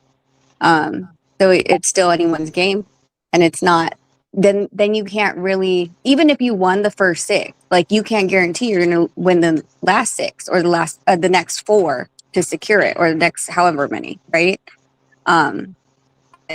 Like, it can go both ways, but I just been hearing a lot of stuff on X that people were, like, really upset about it, and I was like, this is weird, but. Well, you know how it is when there's a change in boxing. You got a lot of people that aren't adaptable to change. You know, so yeah, but that's not new. WBC has had that for a while now. It's dependent on the fighters, if they're agreeing to it, and then number 2, if there's another sanctioning body usually within the scope of the fight, like if it's a unification, they would have to have the other sanctioning bodies okay, and a lot of them don't like it, so they're like, no, we have to drop it. Does the state they're fighting in have anything to do with it too? No, okay. It's a sanctioning thing, and the only one that's playing with it is BC. So it just kind of depends on them. But like I said, like, if one of the fighters are like, no, I don't want open scoring, then they can't, like, enforce it that way. That's a great question, though. I would love to get everybody, even in the chat, man. Let me know in the chat how y'all felt about the open scoring. We got H-Town in the back. I need one of y'all that been here for a minute to jump out so we could get him in. I can jump out, Johnny. I just wanted to say hi. You just got here. What? You just got here. Yeah. You just got here. No, I got you. I'll hop out. I'll be back on later, John. He just left. Who left? H-Town. He was in the back. Oh, H-Town. Jump back on, H-Town. H-Town, jump back on. No. That was a great question. But Rachel, talk to us, man. What'd you think about the Zepeda and Roach fight? I didn't watch it. That's what I said. Like, I have been, like, so the only updates I'm getting is literally from Instagram or Nonito telling me, because it's just, well, I'll just put it out there. So the condo that I was staying at, we bought a new one. So right now I'm having to deal with moving and buying new furniture and throwing away old furniture, you know, all that stuff. So most of my days are about that right now, that I haven't been able to like especially because when the fights are here is not at night. So of course if it was at night, I'd be like, all right, let me put my feet up, I've done everything for the day. But it literally is landing like between 10 a.m. to 2 p.m. here. And that's usually the times I have the contractors over and stuff like that, and we're moving things because people can't move stuff at night, and so it's been bad on my timing.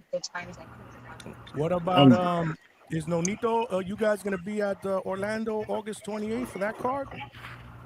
I don't think so. I don't think he has a plan to do that because I know Rolly's sending one of his guys over here to train at Omega, so I have to take care of that. And then Charlie Edwards is coming to Omega, and he's actually going to be living in the new building that we moved into. So kind of organizing that, and I think he's going to be staying because those guys are going to be here. And then I have to go back to the US for some meetings in September. So I don't think that's in my scope right now. Okay. And what's his name got a fight coming up? Is he working with Nonito? Michael Zarafa? No, that one is just a tune-up. The big one's supposed to be in December. I need to get him back on here with you guys so we can talk about it. But like, what do we have? 2 weeks left? So I'll get him to connect with you guys to come back up and talk about like what changed in his plan, signing with Matchroom, because I know that the one in December is still being slotted, but he, you know, they wanted him to get a win. They wanted him to get back in the ring after the Nikita fight. So that was their priority first. So this one's just kind of, just a tune-up. It's nothing, you know, insane. But for sure, if he fights Eubank, then that's a whole different, you know, play. That's what we were hyped up about, and when Nonito was going to be on the undercard. Yeah, we've been talking about it. I mean, like when he signed, so we're basically in the package for us to be in December. But the initial package was to find an Aussie, and then Maloney's went off and signed with Gufa. So I don't know how the hell that's going to happen anymore. Like, I'm like, you got to be kidding me. Like, that could still happen. That could still happen. Can it? Because the Matchroom. No, that could still happen.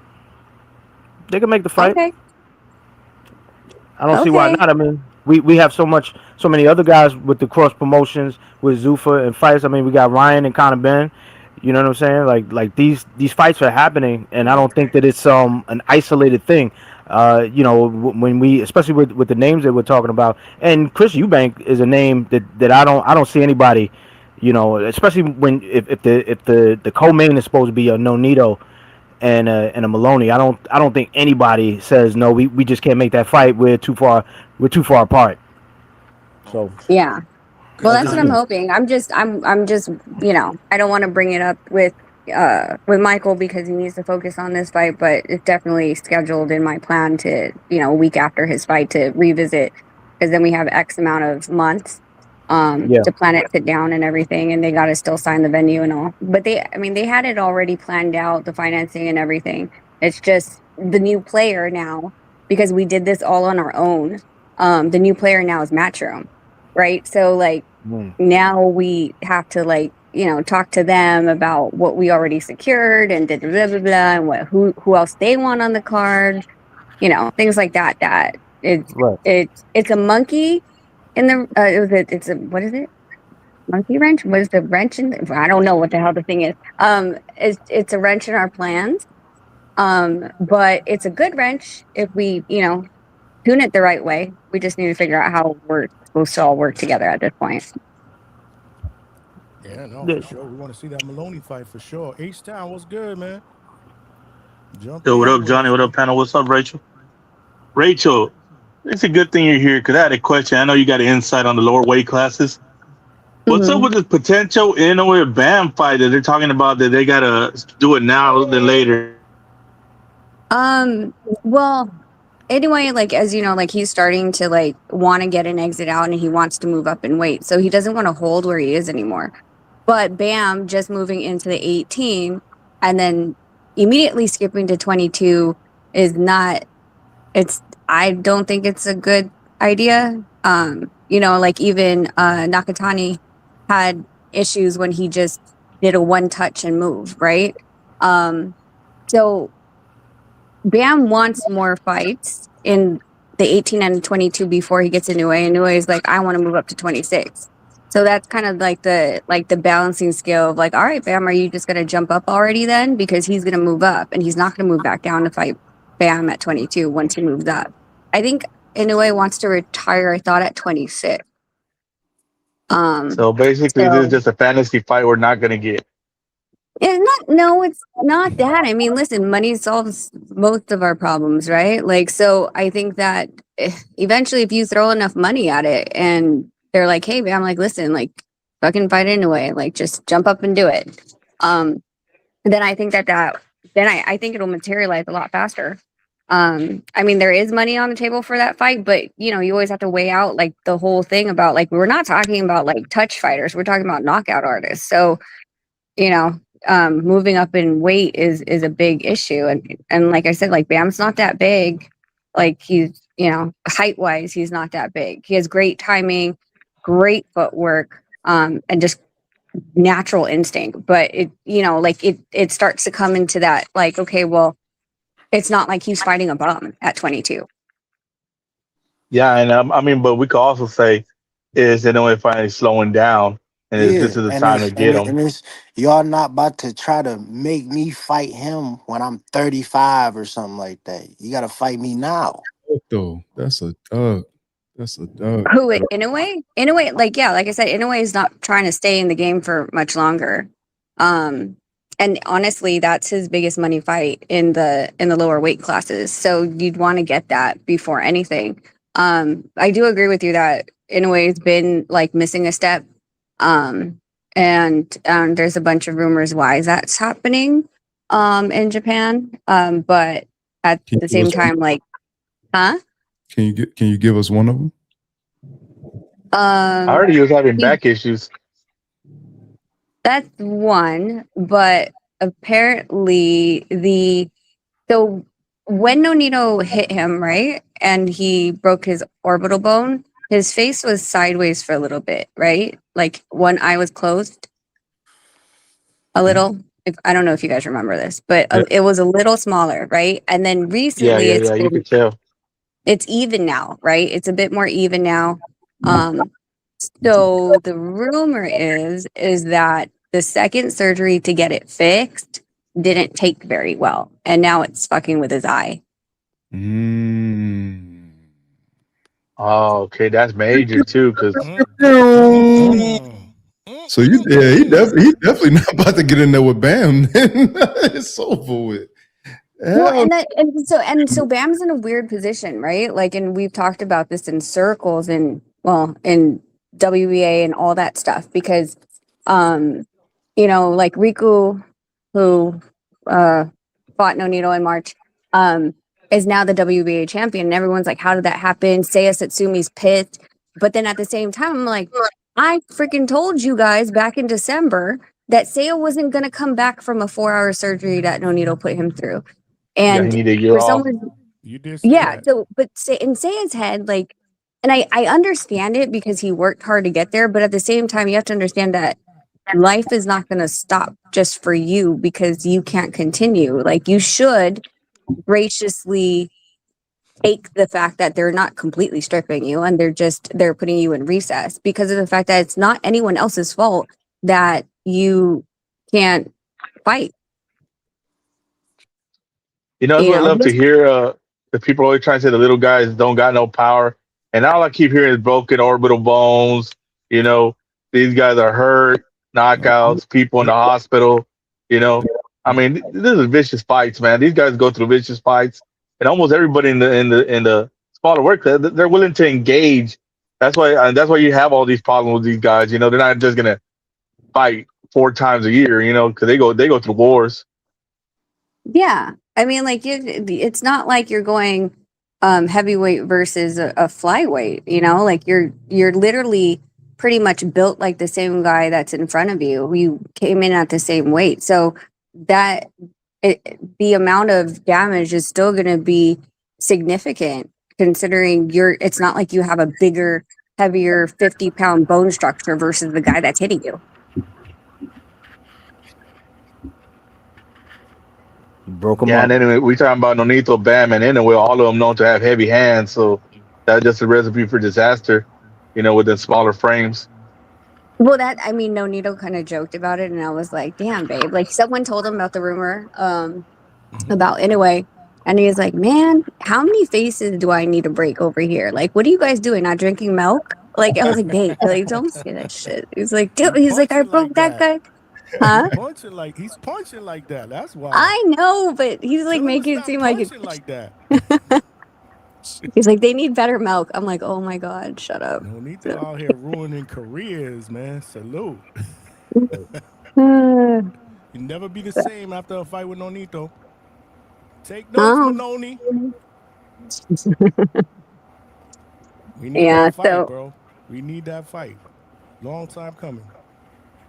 Yeah, hopefully by the end of August we'll figure out that whole thing. But yeah, I think like the whole like 18-22 divisions are kind of a mess right now. Especially with Inoue trying to figure out if he's gonna stay or leave. Because really, like, if he's fighting December, I believe Inoue said he wanted to fight in December. Who's on the plate? He said he don't want to fight no more in 2026. He's not fighting no more because he fought 4 times last year and it took a toll on his body. Matt Coppinger came out and said something about that in the ring earlier. And every fight was a fight, man. He got knocked down multiple fights. So he's not coming back. That's why that stipulation kind of came. Yep, that's why he kind of said, "Bam, got to fight me by March, or I'm moving up." I mean, if I was Bam, I mean, dude, it's a legend, man. I mean, if you win, lose, or draw, it's gonna be a epic fight. It's gonna be talked about for years. It's something. It's gonna be, if he wins, it's a, you know, the passing of the torch. No one's done it in this era so far. Canelo didn't do it. Bud didn't do it. Nobody's done it, you know. So Eno will be the first to give the hungry young lion, you know, the shot at the blessing of being the man. I mean, nobody's done it. Nobody's done it. I don't want to see a part 2 to Stephen Fulton, bro. What was that? You guys are talking over each other. What you said, Big Money? No, I said I don't want to see a part 2 to Stephen Fulton, man. If you ain't ready to jump up there, don't jump up there. You want to see a part 2 of Stephen Fulton? He said he don't. No, I said I don't. Oh, I was like, wait, what? I was like, he can't even make weight at this point. What the? Did you guys see my Instagram where I was like, nasty. I was so irritated about it. Like how? Like 139 is crazy. But why did you even bother stepping on the scale? I guess is my point at that. Like, you know what I mean? Like, you know, you ain't making weight. The flight. He flew out there. Yeah. Well, wait, no, wait. But free flight. Didn't he got there and then he renegotiated the weight, or did he renegotiate the weight before? He got there and then renegotiated the weight. Oh, and then he knew that he wasn't going to make the weight to begin with. But then that makes me question, how much were you? Because, right, like usually, well, for Nonito, okay? So on Monday, if he's weighing on Friday, on Monday, he's 10 pounds over. Then 8, then 6, then 5, then 4, then 3. 2 is the day of the weigh-ins. So it's all like scheduled for us. So if like basically what I'm trying to say is, if you already knew you couldn't make 30 and you moved it up 33, how much were you freaking like when you left? He had to be like 142, 143, because you could drop 10 pounds of water, you know, in a day. So he had to be at least 143, 140, 144, somewhere around there. Yeah, he can't be over 145. And that was I love Rachel's breakdown, because that was going to be my question. Like a week out, like where are you supposed to be? So she said 10, 8, 6, 4, 2, 1. That was dope. Well, it's dependent on the fighter, of course. Like the higher the weight divisions, the more they can cut. But I mean, I think like this is why we always like, I don't care where it is, and if I have to pay more money, like we will leave a week before we're scheduled to come out, because of the fact that, especially from the US to Australia, it's not a 2-hour flight. So the amount of like what is it called? Retention of water in the flight will completely screw you. Completely screw you. So I know he was saying something like he lost down to 39 and then he stopped sweating, but it's literally your body like fighting you because of the elevation and the cabin pressure and how long he was in that, and then landing, and then his body has to restabilize to everything. And usually about 2-3 days at best would like just flush out anything that you're holding in on your system. So I don't know if you guys have flown long, but what I noticed is if I don't wear compression socks, and I take off my shoes and then I put them back on before I get off the plane, it like my shoes feel tighter because they're swollen. So I think all these things were fighting against him. But again, at the same time, so if you were supposed to make 30, let's just say you're supposed to make 30, then yeah, you should have been like 40, 42 before you even left and then cut. But I don't know. It seems like he was higher. Like, You think it would have made a difference if he got there a little sooner? yeah, I mean, I think if he added 3 days, I think that would have made a difference. Like, because like when he arrived already, he only had so much time, right? But Yeah. and he never gave his body time to adjust. So because of that, like, yeah, like you land and now you're cutting immediately. Like your body hasn't even freaking, it's holding weight. It's tired. It's jet lagged. You're inflamed. Everything that you And have the to older you consider. get, the harder it is. Yeah, but then the next question is the other. Of course, like you can drop 10 pounds of water weight really simply, but are you hydrated enough to do it? Right? Like, so a lot of fighters like have the wrong mentality of like, okay, I'm gonna cut out my water sooner than later, right? Because they get nervous. Nonito doesn't cut out water. Like he's always drinking. So when he has to drop, he's sweating so much. But if you don't have enough water in your system, how do you expect it to sweat?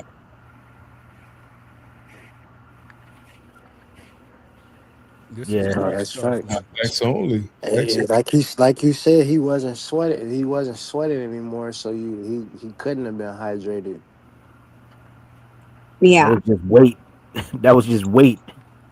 Yeah, well, so basically he probably, and I've seen this, where they'll take like a 16-ounce bottle of water and then they'll do a transatlantic flight, and that's all they're drinking, or they're chewing on ice cubes, and they're not. So one 16-ounce versus how long you're traveling, right? Like 10, 15 hours. And that's all you're drinking because you're afraid to take in anything. You won't eat the airplane food because it's high in sodium. And you can't, of course, eat the peanuts and stuff that they give you. But basically, you're just sipping on this or chewing ice. So by the time you land, you have nothing. So you run all you want, but your body is like, fuck you. Where are we going to get this from? You gave us one bottle in the last like 12 hours. Rachel, what is it that fighters these days, they're not getting out to fights overseas sooner. They get out 10, 12 days out, 8 days out. You know, I mean, I remember people be out there for 3 weeks before the fight, adjusting to the climate, adjusting to everything, adjusting to the food. That way they make sure everything was good on fight night. But why is it everyone just wants to get there a week of the fight? I don't get it. So it depends on like how you structure camp, right? One is there's fighters that like to fight the week before or spar the week before. So their last sparring is usually 7 to 10 days before the fight night itself, right? It's their ultimate peak. But for them to come early would mean that they would have to find a gym that's neutral, that doesn't have cameras, and find a sparring partner that is beneficial to the person that they're fighting. Those logistics in itself can get messy, especially if you're going to someone else's country. You're like, I don't know who the hell to trust here, and I don't know. Basically, modern technology has ruined it. Brian Norman Jr. was telling me the same thing about what Rachel's telling me. You would Experience essentially when he have went to Japan. bring your sparring partner. I feel like if you was to do something like that, you couldn't even necessarily go find one. You had to bring the one that you got with you. I mean, I wouldn't be adverse to that. Of course, like you'd have to pay for everything, but I Right. mean, what you could They do. ain't doing that. A lot of them are not doing that. Yeah, but if you do, and if any fighters are listening, they feel like doing this. Like if you do, like don't just leave him as a sparring partner because then his job is done 7 days before the fight. Keep him on hand as another hands-on person. For example, Nonito will tell like he'll be like, "I need a pack of gum." It's like, right now? Yeah, right now. Okay, well, fuck, who's gonna go run it? Like you need a runner, a second hand that can grab something that you possibly forgot or you randomly needed. And then they're still helping with camp, like they're an added bonus to, because he's getting a free trip to somewhere for 7 days and he's not being utilized. I would utilize him throughout camp, fight week, as someone that you can point to do things that are needed and you can't send your head coach to do it. So at least you have a runner. That's a gopher. We call that a gopher. Go for this. Why go do you for call that. it is that why it's called a Go for this. gopher? Go for that. Yeah. Yeah. I always Like a pictured an PA. animal and I never understood it. I was like, Gopher, man. Every fighter needs a gopher. Go for fight this, week, go for bro. that. Go for And this. these Go days, it's for hard to that. find somebody humble enough to do that for you. Everybody thinks they're the Trip man. to Australia? I mean, it's a All trick, expensive paid? and you getting paid, bro. I mean, $3 million, they'll get people in the ring now, Johnny. Oh, That's true. Lord. That's proven to be true. 75% goes to the champion. 25. 25% goes to the contender. The number But one contender. Okay, that's why I wanted to ask you, Rachel. What do you think about the Keyshawn and Devin Haney purse bid situation? so bring me up to date because I've been watching like different things on it and like something about Keyshawn. He like turned down an offer to go to purse bid or something. I don't know. So give me like the quick notes. They went to purse bid. They did go to purse bid. Top Rank won the purse bid for $8.5 million and some change, and that left Keyshawn to make about $2.1 million with the 25% purse bid split, and Devin to make $6.4 million with the 75% split. The purse bid happened on like a Thursday. Man, y'all. That's after he turned down $3 million.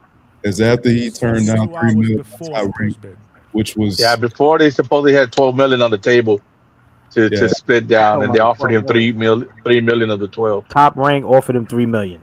Yeah, Top Rank offered him $3 million. First bid. He said no, went to first bid, and that's what he ended up getting. Yeah. That's what he ended up getting, 2.1. And I think 2 days or 3 days later, it was reported that he actually turned out the fight as a whole.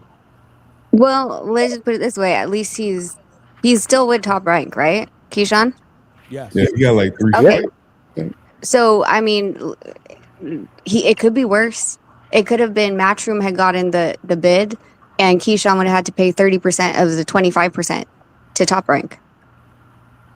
He having to pay that 30% to Jay Prince anyway, allegedly. That's a whole different dynamic, though. That's management advising, right? Yeah. Yep. Yeah, so Top Rank owns Shakur's like everything. Like he can't fight without Top Rank getting paid. So if on those contracts of Top Rank, it and mostly all the other contracts as well, if they lose on a purse bid, they take 30% of your purse off the top. So if his 25%, if it was someone else, he would have got it. So if he was at 2.1 minus 30%, that's actually what he would have gotten. But isn't WBC, correct me if I'm wrong because I haven't had coffee. I thought on a purse bid. WBO. No, it's WBO, not BC. Yeah, BO. Oh, okay, Yeah. okay. It's Keyshawn, not Shakur. Okay. Yeah. So long story short, he refused to take the 25%, pulled out of the fight, and now he's down bad on these social media streets. and we're all talking about what's next. So that's what. Wait. So it went to purse bid. He got 25%. Now he's saying he doesn't want to fight. Yeah, he withdrew. Rachel, he withdrew. He had his lawyer send over the letter to Gustavo to say that they're withdrawing from it. He wanted $5 million. Is what he wanted. That's the Offered word. him 3, he turned it down. They offered him 3, he turned it down. Went to purse bid 2.1 something, and he withdrew, like Big Money said. So now he's getting. So Gustavo put him as number 7. They dropped him to number 7, and he's getting a lot of shit on social media. Oh, I actually established that rule. Which one? A lot. With the sanctioning bodies, as far as like turning down a mandatory. Like you can't sit in mandatory position and keep picking and choosing and being the top 5. Like that's not fair. We had a Soldier Boy moment. Facts. Because like you had the opportunity. We gave you the opportunity, and then you're like, well, it's not good enough for me. So what are you going to do? Just sit and hold those positions where people want the opportunity to fight, and you're holding it based on monetary reasons. So yeah, like it's the ranking system has nothing to do with how much you're getting paid. Like it's a like you take the fight or you don't take the fight. You take the fight, you win, you move up in the ranks. They don't care how much you make. So with him turning down a fight based on the fact that it was monetary reasons and not an injury, yeah, bye. Now you're going down because we know you're not gonna take that mandatory without the amount, quote unquote, that you're putting out there. Why you can't hold that position? So my question to you, as being having the relationship you have with the fight of being the love of his life, would your man consider that a duck? Would he? Yeah. I mean, he's completely about like he's fought between me and him. I'm the one arguing about money, right? Like I'm the one who went head to head with Top Rank. I'm the one who went head to head with PBC. Like I'm always the front runner when it comes to that. He just wants to be in the ring. So when it comes to like, oh, well, they didn't pay me enough. Nonito's like, I just want to fight. Like, that's the difference. Like, he's not going to, I mean, of course, he's not going to fight for 5,000, right? But at the same time, if it's at a point where it's fair, he's like, okay, well, I want to fight, dude. Like, stop stalling these negotiations based on this number. And I'm like, I think I could pull a little bit more out of him. And it happens in all of our activities. Like, even just getting the other condo that we just got, like the guy was probably about $100,000 difference from me in his where he was sitting on his negotiation, and Nonito told me to take it and I said no.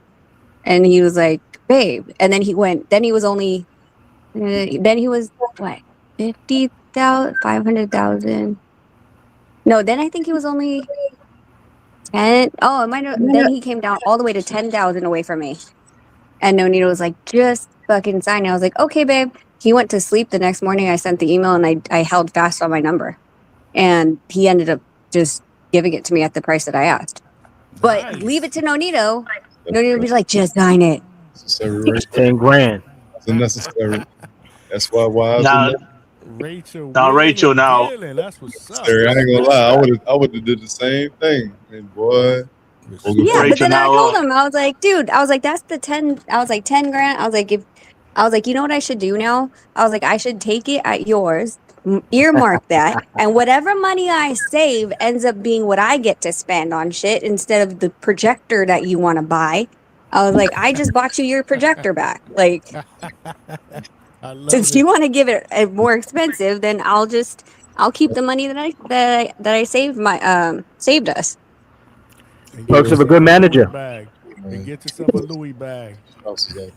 Rachel, now I agree that Devin ducked. I mean, excuse me, Keyshawn ducked, but Devin, people were clamoring online. People were clamoring online that this was a mega fight. Devin's a face of boxing. Devin's a mega fighter. I mean, when Canelo was the man, the face, the everything, I mean, money shouldn't be an option to make a fight, especially when someone's asking for $5 million. Yes, it's a lot of money, but if you're a face of boxing, a mega star, people like to present Haney ass. You know that he's this money guy. He's the guy to Just go ahead and beat. ask her. Just go ahead and ask He's her. the face. Why is it so hard for people to get paid with Devin Haney to get their fights going? That's not the question. Why is Ask so her why hard? he didn't give him $5 million. Why would he cannot just get the damn $5 million and make this fight that everybody so-called wanted? That it was a hot fight. Oh, sell out, stars fight party, all this BS that they were saying online. You know, I was telling people it's not going to happen. It's not an important fight. You know, Keyshawn's necessarily a nobody still. You know, so I mean, why is it so hard? You know, in your opinion, Okay, so why is it so hard for Devin to give him the for a 5? megastar who commands a lot of money to pay somebody, you know, a measly $5 million. I think you're already saying it in your own question. Like, if you already view him as a megastar, megastars don't bow down to anyone else. So if he's the one that's making the rules because he's making this money at okay, if we're talking about like humanity and Yeah, so let's care essentially, for if he wanted everyone, the fight, he could have made the fight. That's what you're telling me. if he wanted the fight, could he have made Yeah, it? yeah, he could have just got him his $5 million and made the fight. It gave him I mean, could he have taken it from his own purse? I mean, how many fighters are realistically going to do that, Rachel? I mean, there's a guy named Spence. They got a guy named Bud to fight and gave him the 50%. I mean, there's a guy named Earl Spence. Yeah, but he gave him 50% They gave him of something that 50%. wasn't You know? but 50% of the revenue split after everything was paid for, right? I mean, he didn't even have to do that. Yeah, but you're talking about a moving number. Like, that's on top of a purse. So a purse is set. That's it. So if I'm Devin, I'm taking money from my own purse. Like, that's guaranteed money, right? You don't know what's going to happen on the back end when it comes to the fight, as far as tickets and as far as pay-per-view numbers, all of those things combined. You're hoping and betting against that you can make additional money, but it could turn out to be zero. Yeah, and for Honey Badger in the chat, Mayweather, yeah, you can't say that because he's an actual megastar.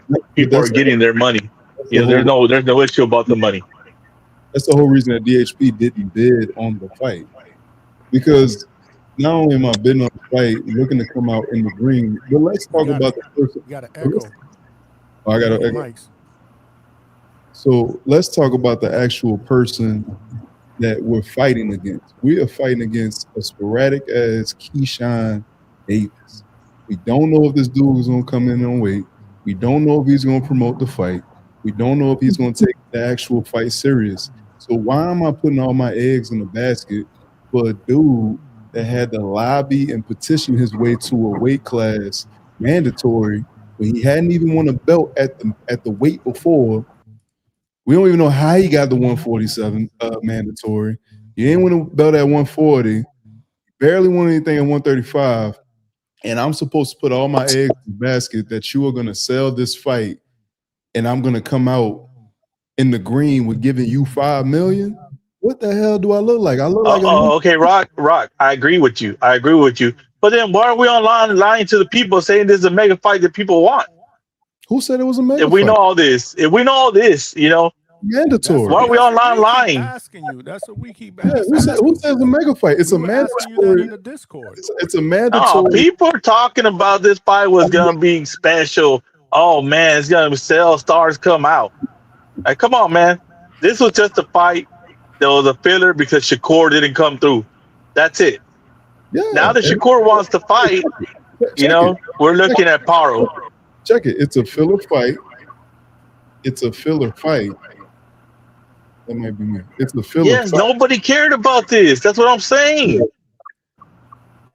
Keyshawn was getting $2.1 million. Take the fight. Take the fight. You in a win-win. If you win, you become the next star that beat Devin Haney. If you lose, you just Keyshawn Johnson. You only had 15 fights, and you can make all the excuses in the world. Why not take the fight? That's what I'm saying. It's a filler fight. Take the fight for 2.1 when it's already twice than what you already been paid. Take the fight, my nigga. That's all I'm saying. Take the fight, but you ain't want to take the fight because you don't want to get spanked. So the only thing that deduces is that you up. I think at the end of the day, what's happening is that number one, there's a lot of floating numbers, right? No one really knows unless it's on paper, and no one's going to give those up. And I keep referring back to, hold on real quick. Sorry. Hold on real quick. Excuse me. I'm on the phone. That's Rachel. Make sure y'all hit the like button, y'all. Oh, okay. I always go back to the Cambosis thing where everyone was saying that he was making $10 million, and then the trainer and the head manager, I think, sued him. And the numbers actually came out in Florida court. So when it comes to that, I think that there are fighters that see that money, or they see the speculation of what everyone's saying that they're making online. And they're like, oh, well, I make that. I should make that too. I should deserve that portion of the pot, even though I've never made that type of money in my life. Right. I don't think they're betting on themselves anymore. And I think that when it comes to that, it's becoming this weird, for lack of a better word, greed angle. Because they're like, well, he has that, I want it too, even though I haven't gone through the same trenches that he's had. I agree. I mean, just to me is that when you beat Mayweather, you beat. Can you guys hear me? Yes, we can hear you, Rachel. Yeah, we can hear If you would have beat Mayweather, I if you gotta would have jump beat out and come Bud. back in because I can't hear you. I'll be back. Okay. But I was saying, if you would have beat Mayweather, you would have beat Bud, you would have beat Canelo. It does something for you. I just don't believe beating Devin is going to actually catapult you to the front of the line of every fight, of every big fight. Keyshawn could literally get every fight he was going to get afterwards still. He could fight Ryan. He could fight Rolly. He could fight Tio. You know, those fights are still there for him, you know? So, like I said, I think he ducked. But I don't think it's going to affect him much. It's not. Did a support before the win was taken back between Ryan and Haney, between Garcia and Haney, did it not catapult Ryan? Ryan was already up top, brother. He was already everywhere. But I'm saying though, did it not? All right, catapult. Did it solidify Ryan? Oh, it solidified him, Ryan, because that's Ryan. Ryan always was viewed as the TikTok guy. All so right. you know, Keyshawn's not viewed as that. People respect Keyshawn as a fighter. So if Keyshawn went over Devin, wouldn't have catapulted Keyshawn and made him legitimate? No, it's not the same because he's already legitimate. They consider him fighting real fights. Remember, they're considering that Ryan was fighting easy fights. Not the same, but would it have risen Keyshawn? Well, maybe Ryan's a bad example, bro, because that's a unique thing, you know. So let me go to a plain question. Would Keyshawn's stock have risen after he beat Devin Haney? Yeah, but I don't think it would have risen much. Absolutely. Yeah, but I don't think it would have risen much. I don't think he would have been like. It depends on how he beat him too. Let's say he. But I mean, maybe brutal knockout or something in the first 2 rounds, devastating, just like made him look like a novice. Tough crowd. But a 12-round fight, nah, man, he's not gonna be. They're not gonna be like, we're ready to give you $20 million a fight now, Keyshawn. Come on, we're getting 20 million. Like not a lot of fighters. You coming up with $20 million? Yeah, not a lot of fighters are getting bro. McGregor made $100 million fighting Mayweather, bro. That's a star fighting a star. Come on. You know, that's a guy That's never more of an anomaly. Come on, you know. Like how often does that happen? Like how much did Tank and Ryan make together? Again, but we're talking about 2 totally different. Yeah, stars. You're talking about stars. Rachel, you back? Yeah, sorry. I think when my son called me on WhatsApp, it kicked like some weird thingy on the thing. He was apparently stuck in the bathroom, had no toilet paper. Not all heroes wear capes, Rachel. So, what did you guys think of what I said about like the entitlement and not going through the same? 100%. This is the. Oh yeah. This is you know what the youth basketball, how it is these days. You know, where everybody knows each other, everybody played on teams together since they were kids, and now they're in the NBA and they don't really want to go at each other. They're all friends eating after the game. Same thing in boxing. You know, it is what it is. I mean, I don't know if that's the culture that shaped Keyshawn's thinking. I think Keyshawn's thinking is more based on the component of needing more money because he feels that he's not going to be left with much once he has to pay everybody out. Ham and Unc was making a point of that, and I was thinking of that myself before, because it's easy to just say he's a duck, and I definitely feel like from a personal level, you made all these claims. You did all this clout chasing. You went online. You made videos. You went to the Friday house talking about where's Debo. You have a brick. You made several videos where you were calling this man out, and everyone knows that you wanted him you wanted to fight him and prove that you're better. So when you get down to it, you pull out. You got to deal with this kind of criticism that you're going to get. But the other side I understand is, when you know that once you break down that number, that 2.1 million or the 3 million originally, that you're not going to be left with much because you have to pay out Jay Prince. Hammer Unk said that he heard that he also owes Jay Prince $1 million. Things of that nature, and the other money you got to pay out for your camp, for all of the trainers, for everything that you do leading up to these fights.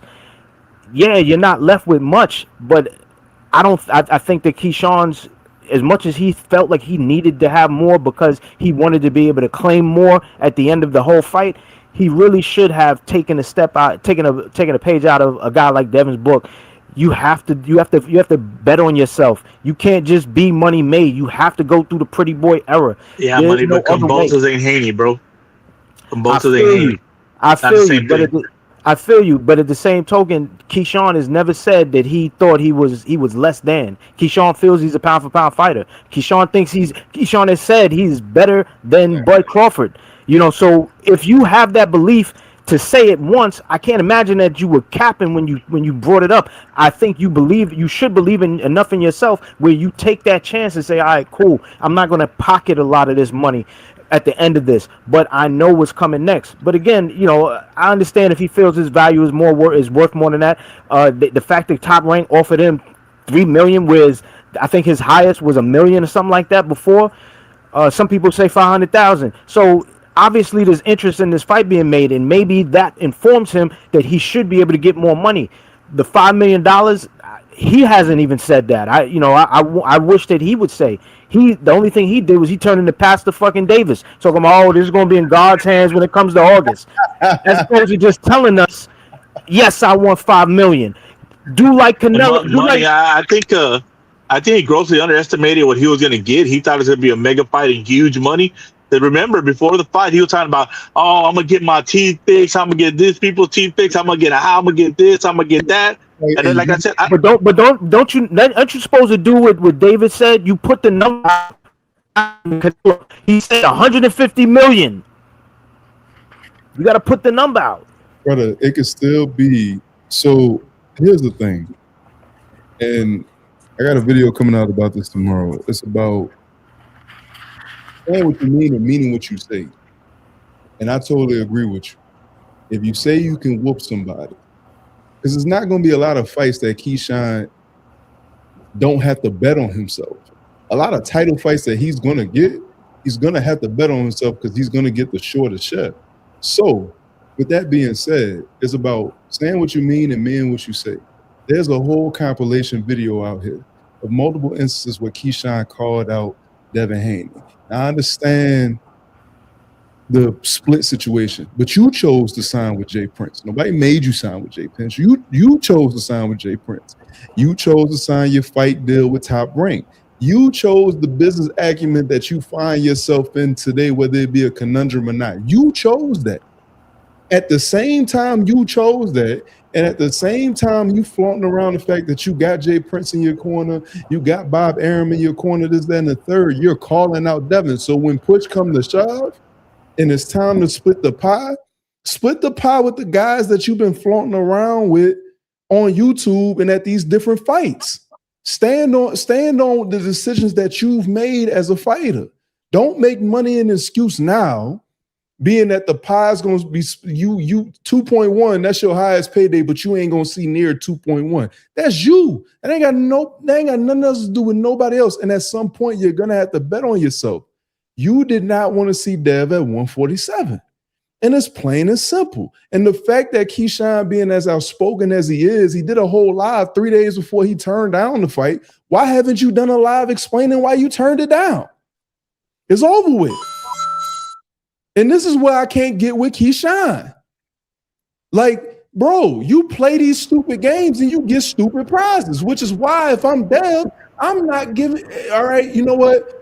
Yeah, I got Top Rank to give you $3 million. Outside of that, I'm not giving you a fucking thing outside of 2.1. Because I don't even know if you're going to show up to the fight on time. So damn all that. Now, Rock, I agree 100%. But just the thing about the whole thing is, why am I hold on, H-Time. Why am I paying a dude $5 million when he hasn't even shown up on time and for weight for $500,000? Why am I paying him $5 million? You can't even show up on weight for $500,000. Why am I paying you $5 million? Why? I mean, he did pay his penance. He paid his penance. He fought Albright again, like they said. Who are you? Who is Keyshawn Davis? Who is that? And I got to shoot Keyshawn a little bit of bail because he's never really been good at explaining when he takes L's. I don't know if any of y'all really. I used to follow Keyshawn. And I feel like a lot of these Gen Zers to shut the fuck up. I feel you, but I follow Keyshawn. Keyshawn don't know how to explain himself when he does wrong. Yeah, I ain't mad at you, Big Money. And I don't even mean to cut you off. People be getting on Devin's case because Bill speak for him. Maybe y'all should get somebody to speak for y'all. Because a lot of y'all he's not a good speaker, bro. Not in public. And then y'all don't have the fortitude to talk or back it up after it's said. Dev is actually doing himself a favor by letting Bill speak for him. Because he don't want to. You know what's crazy? Rolly's the better speaker out of all these guys. That's what I'm saying. Like you know, you're you know, and I've been seeing it. Like he calls himself the businessman, but in all honesty, a lot of the people that are boxers aren't actual businessmen. They have advisors to make them implement the business, and someone else like runs it, right? Yeah. So when they're going out of their scope, and I think that was an issue when I was saying that the whole thing with Bud and Spence, how I was like, nope, that's not a good idea. Do you know how hedge funds work? Blah, blah, blah, blah, blah, right? And he rolled it back after and said, yeah, that was actually a bad idea. But people liken the fact that they have a high ring IQ with IQ overall, which is not the case, you know? So that's the thing is that like, they need to understand that yes, you can still be the king of your domain, but the king doesn't do everything. He has a council that helps him with these different decisions. And if it's not something that you are versed in, it is better off, like Rock said, to stay off that topic and allow the people who know about it to say it. Because at the end of the day, like, remember there was one time that Tio was like, oh, I'm out of my Top Rank contract. And everyone was talking about, I was like, no, he fucking ain't. Top Rank just got a world title shot. There's an extension in there, at least a 1 year, depending, you know, wherever we are in that contract. And then what happened? Tio was still with Top Rank. So just, it's better to just not pretend, right? Like I say, if I don't know something, I'll go find it and I'll ask people, but I'll say, if I don't know it, I'm not going to speak out of my ass and then put my foot in my mouth next time I talk to you guys, because that ruins my credibility and it just makes me look absolutely like I don't know what's happening with my own career. And then these Gen Zers, they'll get on these interviews and say, well, y'all don't know what's going on. You know, Shakur got on an interview with Cigar Talk and said, you know, y'all into the cloudy stuff. What the fuck does that mean? What do you mean we into the cloudy stuff? No, we into Rachel. what the hell you said. We hold you to what you said. Out there, but they push shit out there for us. But you putting it out there. That's y'all putting it out there, not us. Oh nah, man, y'all into the cloudy stuff and woo. I understand y'all. Man, don't play with my intelligence, bro. Don't play with my intelligence, bro. There's a lot of things I let fly. Play on my. Not one of them. When you see him say certain stuff too, that's why and I like Shakur, but I always hold him accountable when he say something stupid. Right. Like you see in the comment section where you see a lot of people posting screenshots of what he said, like just on what he said verbatim. Like breaking up, Cam, you breaking up. I said it's a lot of people showing like pictures of Shakur like what he's saying verbatim. So it's like, nigga, you said this verbatim. So it's like you can't say you didn't say it. That's what I'm saying. He's the one putting But shit out Cam, there. like these guys You don't put shit are out not there, street people don't kids, comment on dude. it. What are you doing? They're kids that grew up in a boxing gym, bro. Why do you think these girls finesse them out their money? You know, they're not used to all this, bro. No, I'm serious. They're not used to social life. Their life's been boxing since they're 5 and 7. But Rachel, who would you put the more of blame on, the boxer or management? Where the boxer thought he was gonna get huge amounts of money, where you're talking about buying homes, fixing teeth, taking care of everybody in his family. Like, where did he get this idea of getting all this money? You know, like, is that management, or, you know, where does the blame fall on the financial, you know, falling off of the fight? We're talking about an 18. Keyshawn. Yeah, but he's over 18, right? Yeah. Then he's a grown ass fucking man. Then needs to understand his finances. Like that, I don't put the blame on anyone. There are people that will show me, oh, I have this and that, and I have this and that, and all this other shit. And it's up to me whether I'm going to put my time and energy and money into a decision and route, right? And second, like, don't go spending your money before you even made it. That's not a great mentality to have. You can have and manifest the dreams, but don't be spending it already like you have it, because then you actually emotionally screw yourself out of being in the process to make it actually become something. You're acting like you already have it. That's not how you do things. You have to plan to get there. So okay, so you bought this house and you or you're planning on doing this. Well, what are you doing to get it there? Because it's not going to fall in your lap. And what I'm saying is he wanted to buy all these things with all this money. You look at it, it's like, okay, well, you know, you have to sign the contract and get in the ring before you get that money, right? Otherwise, this is still just going to be a dream. It was never actually planned out, and it wasn't executed. So it's out of reach. But it's things like that, like it's no one's fault. Like, everyone has a different life skill, and they've had different experiences. Nonito's experiences are different from mine, which is why I make the decisions I do, and that's why he makes the decisions he does.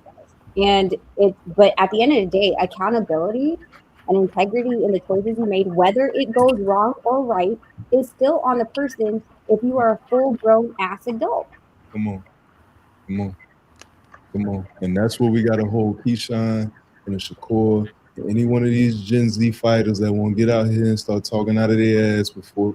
And I'm a Shakur guy. Like, let me not flex. I'm a Shakur guy for what he does in the ring. One of my biggest things about Shakur has been that he speaks when he doesn't really need to speak. He says shit that he got to walk back. Like, even him getting in the ring and challenging Conor Ben and this, that, and the third. But you don't want to fight Dev at 47. But you want to fight Conor Ben at 47. Like, it's just all this different stuff. It's like, brother, just shut up. And where is Jay Prince in all of this speaking on y'all behalf? Oh, I'm from the South. I'm from New Orleans. I know Jay Prince don't do interviews. I know Jay Prince don't do a lot of talking. So he damn sure ain't gonna do a lot of talking on y'all behalf. So y'all should probably shut the hell up. And I love what Rachel said. Like, at some point you gotta be a grown man and be accountable for your actions and your decisions. And this is why the boxing community cannot let Keyshawn slide with this. Because you've been on multiple airways. I have a whole compilation of Keyshawn calling out Dev to the point where he said the fight gonna happen in 2026. We in 2026, and every avenue for the fight to happen was just laid in your lap, and it didn't happen. We gotta hold you accountable for that. Damn that you want $5 million. At some point, you gotta bet on yourself. Floyd had to bet on himself against Oscar. Dev had to bet on himself against Kambosos. Canelo had to bet on himself against Cotto. You gotta bet on yourself. And so I think what these Gen Z boxers is going to learn that a lot of us people that are a little older than them are not about to let them slide with that bullshit, man. You go on somewhere else with that bullshit. We ain't about to let you slide, because we come from an era where you say what you mean and you mean what you say and stand on what you're saying. Yeah, but they're being held accountable, bro. The thing with them is that they deflect. Look at what Shakur did. he started deflecting and said, "Well, why don't you fight?" Talking about Devin, he was like, "Well, why don't if you're not gonna fight me, why don't you fight Boots with Keyshawn?" I think he's gonna definitely start talking about mental health at some point, where he's, oh, I'm being bullied. So these guys, they're not, even though we're, as a community, we hold these guys accountable. We look, when you start calling people a duck, that ain't going away no time soon. Now, do I think he'll survive that? Of course he will. But he all it takes is him to get into a good fight with somebody that we want to see him fight and have a great performance. Will that be Dev next? Is going to be the biggest question, because it seems like that fight is not off the table completely. It seems like there's still some life there. You know what I'm saying? It feels like there's still some life there. It's on life support. It's probably on life support. It's not dead. I don't know about that because. But it's on life support, right? I think that's fair to say. Yeah, it got the wires hanging out the mouth like Schofield. You know what I'm saying? Yeah, he's got the HDMIs coming out of him. That shit is on COVID. As long as Bill is still entertaining it and tweeting about it, I could see what y'all saying, that is on life support. So that means the fight ain't all the way out of the weeds. As long as Bill is entertaining it. Yeah. Before hey, Rob, what do you think about the people saying that Devin should go the IBF route to go get that belt? Devin should go the IBF route? Yeah, go get that belt. Yeah. No. They said Devin to unify. Oh yeah. Yeah, I mean, Leon Bottle, right? Yeah, against Bottle. Shit, but go unify. I think Dev can become undisputed at 147. It's the most logical. Yeah. So everybody's saying logical, but Shakur told him he'll fight him at 47 with a 10-pound rehydration. That's a mega fight. No, Shakur didn't agree to 47. Shakur is still standing. No, he said if I go to 47, we'll take a 10-pound rehydration clause. That was a year ago. Shakur is. How recently did he say that? Shakur is standing on the 144 as recent as Monday. As recent as Monday. Whenever he did the interview with Cigar Talk earlier, he said, "Who the hell is Devin for me to have to come up to 147?" So Shakur is standing on the 144. Shakur is not coming up to 147, right? Which is what Big Money was saying, because he copping pleas and deflecting, talking about, well, Dev said he'll go. And I just said this in my video. If Dev said he'll go up to 154 to fight Conor Ben, or go up to 154 to fight Xander, sorry. First of all, Dev didn't say nothing. Bill said. Let me land my plane real quick. If Dev said he'll go to 154 to fight Xander, which is what Shakur brought up, and Shakur said, I'll come to 147 to fight Conor Ben. Shakur said, why don't you fight Boots at 154, right? So you pretty much saying that Dev is the equivalent to Boots at 154 at 147. Because if you're saying that Dev is avoiding fighting the best fighter at 154 to fight a lesser fighter, and you willing to come up to 47 to fight Conor Ben, then you pretty much telling me that you think Dev is the best at 47, which is why you're willing to fight a Conor Ben who's a lesser fighter, because Dev is willing to go up to 54 and fight a lesser fighter than Boots. And so, but he dismayed all that by saying, I'm only going to 144. Who is Dev to go up to 147? So I don't think he coming up to 147 to fight Dev no time soon. That's why Shakur should have kept. He should acquired that trap too, brother. You don't need to come out of the woodworks after you saying, I don't want to step on my brother's toes. I don't want to do this. I don't want to do that. Man, this was always the play, to put him in the corner, for him to either fight me or Keyshawn. Your man dropped out, but now you standing on 144. Stop. If you ain't going to 140, if I'm Dev, hell no, we ain't going lower than 147 because your man dropped out. So why is we going 144 to fight you when you signed that Zuffa and you ain't got nobody to fight? I'm your only option. I mean, nobody's got a real big money fight. None of them. They all need each other. No. Dev don't need Shakur at this current moment in time, because Dev is signed to the zone, and all the killers. No, when I say it all, I mean the Ryans, the Teals, the Devs. You know, that little generation. All the big fights are with each other. He ain't fighting Ryo. He already said he ain't fighting Ryo. Yeah, I know. I'm saying that every other fight's less of, unless they fight each other. What choice? I mean, that's right true, now? but Dev got more options than Shakur at this current moment in time. Shakur signed the Zuffa, he said, because of the bag and because he said that they promised him either Tank or Dev. Either Tank or Dev or sign the Zuffa. So now you're in a position where you got to take what's coming to you. Whereas Dev, he gets to pick it, he gets his pick of the litter from Top Rank, Matchroom, or Golden Boy, all under the same network. They're all under Turkey, bro. It's all the same thing. Now, Turkey is a part of a Saudi Arabia group that bought. Man, Turkey owned part of goddamn DAZN, bro. Turkey himself does not own 60% of Zuffa. He is a part of an ownership group that owns 60% of Zuffa, but that does not mean he's majority owner of that ownership group that owns 60% of Zuffa. So who knows how much say Turkey actually has at Zuffa? Why would Turkey have so much say at DAZN and Zuffa and not be able to make the fights? We don't think he has. They're working with each other on the goddamn Riyadh card, bro. They're making the fights on the Riyadh card. Riyadh card, but that's not Zuffa. So I'm saying Turkey. It's a front. You know what I mean? Come on, man. We know it's a front. But he doesn't have if you want a great fighter that's at Zuffa and a great fighter at the zone, if Turkey wants them to fight, they're gonna fight. Those ring cards are 100% Turkey, though. It's not true. Well, he owns Ring Magazine. Conor Ben signed the Zuffa, and he ain't fought on the Zuffa card yet. I mean, him and Ryan are gonna be in the Zuffa card, but like, it's just not true. But it's really depending on how Zuffa gets along. If Turkey wants it, it's gonna happen. No matter where they're at.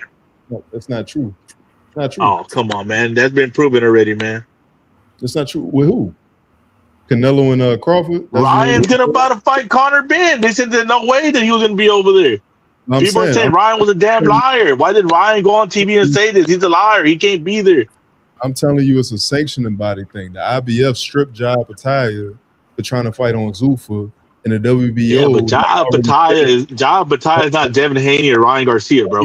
That's a nobody. Definitely not. You think that if the Keyshawn Devin fight could have been made on Zuffa, that fight would have been made on Zuffa? Dev would have been signed. So that's what I'm saying.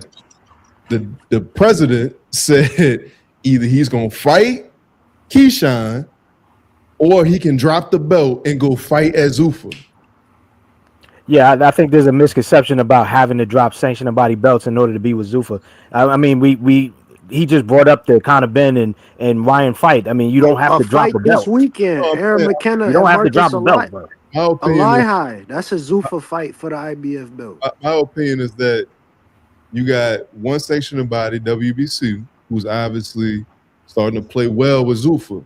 The IBF belt is too. Not every like the IBF obviously is not playing well with Zuffa, and the WBO is obviously not playing well with Zuffa. The IBF is fighting for a Zuffa belt this weekend. Aaron McKenna and Olahi. Yep. That's a Zuffa card. Yeah, bro. Things have changed, bro. That's why I feel like Jai's lawsuit is valid, because how the fuck they fighting for an IBF belt on a Zuffa card, but I walk out to the ring with my shit, now my shit gone. What the fuck? Peace. I didn't know that. I didn't know that last fact you just spit. So peace. Yeah, they send them the bag first. That's what happened. IBF didn't get their money before Ja walked out with that belt. It's about money. It's always about money. Always. He was pissed with the positioning of the IBF belt being second to the Zuffa belt for that fight, bro. It's really crazy to sit here and think about it. Like, David Benavidez could fuck around and be an undisputed champion and not be a lineal champion. You know how crazy that would be? It's insane, but I don't think that's ever happened in boxing history. Look, I personally think that Jay could get that IBF strap back faster. I was talking to Donnie about this before. I think he get that strap faster just by getting ranked and fighting. Who's number 2 right now? IBF. The guy that used to be he's like a YouTube boxer. That guy. Damn, I forget his name off the top of my head. But I think he can get that belt. Vidal Riley or something, I believe. Yeah, Vidal. He get that belt back faster just being ranked and then fighting for it. But if he's gonna go through the lawsuit, okay, it is what it is. He does. I think he has a case. He's not gonna. I don't think he'll be denied, but I think it's just a longer route. I Just think he fight able. for it, bro. Yeah, I think he'd be able to Vidal win Riley, you personally. talking about Vidal Riley, right? Yes, Because sir. Yes, sir. they stripped him the first time with the Marius Breedis stuff, and Marius Breedis was ducking the rematch. They was pushing it back, and then he wanted a voluntary defense, and they was like, "No, you got to fight Breedis." He like, "Well, nigga, Breedis just told me he wasn't ready to fight. So how am I gonna fight him if he not ready to fight?" Yeah, the injury. But that's what I'm saying. He's not ready to fight. So how are y'all forcing me to make him fight, and he can't fight? Dow Peoples was pissed off that IBF belt was second to the Zuffa belt when they went to the, because remember everything was all good up until that press conference, the final presser before the fight. Man, Everything we're was about to good. have the fucking 5 belt era, bro. Super's gonna be a legitimate fucking sanctioning body. They're gonna be a UBO. I'm talking They're about gonna what Big Money was saying. Yeah, I'm just saying it was all good until then, but when they positioned that belt second, Darryl got pissed off and said, "Pull it," because he had a representative there. It wasn't like they weren't there, bro. They were there the whole time. Had somebody there. But You know, Johnny, because boxing just needs more belts, more belts, more belts, more belts, more bro, belts. it's not that many belts compared to fighters, bro. Y'all kill me with that shit. You know how many? You know what percentage of fighters, active fighters, win a belt, bro? They're fighting for silvers, bronzes. Yes, that's like those are milestones. Aluminums. Like, bro, that's like those are milestones so that you can identify who's good enough to make it to the next level when you want to push somebody into a championship, more elite level fight. Okay, he won that regional title. He won the silver title. Now we know that's the guy that we need to position. I get it. Y'all don't like belts, whatever. My biggest thing with the belts isn't really the regional titles, right? Those are up and coming guys. It's more of the interim belts. Like, well, yeah, you got David holding like 10 WC belts behind you, bro. Yeah, those are the ones that I'm like why? Why yeah. are we doing this, man? You know what I I mean? love. I'm with you, Johnny. I love Lester, but I don't know why they gave him an interim WBC when what's his name was already there as the full champion. I was like, yo, what's the point? Like, I could see if there was a reasoning behind it, right? You know what I'm Yeah, saying? usually my man Donnie, man, who's back in the chat. We miss you, Donnie. Go ahead, Rachel. I'm sorry. No, you usually have to have a reasoning for having an interim, whether it's like the regular champion is in discussions with unifying, or other circumstances, but it's not. You're not supposed to just automatically have an interim. So, I mean, I would have to look back and see why there was an interim placed in that position. Rachel and Billy was already he was already elevated to WBC champion, and then after that they made Lester the interim WBC champion. And to your point, I thought that the only reason you needed an interim champion is if the regular champion wasn't able to handle the obligation. Like if he was injured, he couldn't fight his mandatories, things of that nature. But according to Suleiman and Johnny, did you watch that? Did you watch that I sent you, the interview with Suleiman or with Mauricio Suleiman? With Juan Manuel Marquez, where he says that the interim titleist for the WBC has their own set of mandatory fights. Did you watch that? Johnny ain't watched it. Yeah, I did it. I'm sorry. I sent it to Johnny, y'all. If Johnny has it, he can pull it up or tell us what the name is. But it was an interesting interview where they asked Mauricio Suleiman about it. Shout out to Donnie, because Donnie put me on to that shit. Maybe Donnie could just put it in the chat or tell us what it is. But he did speak on that, and it was crazy. It was like, what? Why? How? Doesn't make sense, but it is what it is. Don't all talk at once. Well, I mean, usually the interim is what, 2 hours and shit got quiet? Huh? It's the first time that we got quiet. It's not the first time. It's not the first time that Gustavo has said that. Gustavo has said that in a previous interview with Cigar Talk before today. So I'm not shocked by that. Rachel, the chat wants to know if Nonito would be good fighting Jason Maloney on a super card. She answered that earlier. Yeah, but Donnie just got Fighting here, him right? anywhere. How about just fighting him? Like, Jesus Christ. Like, I don't know how long he's going to run from us. What was that, 20? When was that? When was that convention? The Acapulco convention? Like he was not trying to fight No Needle. Then he moved over to WBO, and now like, whatever, bro. I don't know what The his man thing likes is. his orbital bones, Rachel. Is it the other one, the They're champion? twins, right? What? Yeah, Andrew. So they're twins. So you technically can't mess up one's face because then it's going to start to look like a before and after of plastic surgery. So maybe they want to keep it, as identical as possible. Rachel. Speaking of broken faces, I'm thinking that maybe Paro doesn't want to fight Haney with that coming together the belts because he broke his face, I think, in the sparring back in the day. Yeah, and that's the worst part about breaking it during a sparring is like you already have headgear and 16s or 14s depending. Like Right. so it's going if you don't allow it to heal or get it surgically repaired, like that part is going to be very sensitive to re-breaking. I agree. Vega, you ready to join the party? Yeah, no, I heard something about world title belts, so I came to shit on them. I knew it. I think there should be more. I think Yours. because there's like 1,000 fighters, we should have 10 world title belts, right? Everyone should have the opportunity. Fuck no, man. Listen, bro. There's a shitload of NBA players. I don't see them doing fucking 3 NBA championships. Like, get out of here, bro. Like, Individual we gotta sport. cut the shit, man. He's spitting though. He's spitting though. I ain't gonna lie. He's spitting. Listen, bro. If they want to create leagues, you can do it like that. But with these sanctioning bodies, it's just it's so political.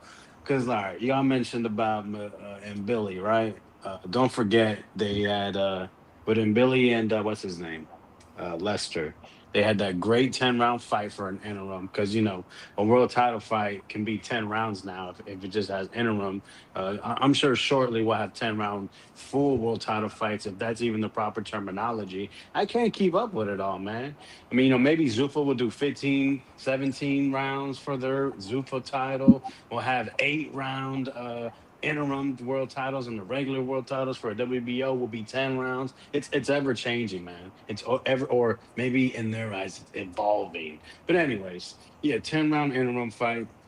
They have that draw, and they order the rematch when he's when and Billy was still the interim champ. Bud says, "Fuck your belt. I'm not giving you money." Right? Throws that status in the trash because he still has the belt regardless. I'm assuming. Well, you know what? He probably never got it because when you beat the champ, you got to give the belt back. So I mean, he's got some other ones, but in his heart, he's a champion. Such a beautiful story. But anyways, I keep digressing. They ordered the rematch, but then Bud doesn't maintain his status as the champion. So what they did was they elevated him Billy for no fucking apparent reason. But we know why, right? We know why. But instead of just Sanctioning making fee. Lester and then Billy, I mean, they can get sanctioning fees from other people. I mean, there's sanctioning fees. You fight for a silver, you fight for an Yeah, it's eliminator. sanctioning fees on They're all them gonna get their belts. they're gonna get their sanctioning fees regardless. It's just to keep stuff in rotation.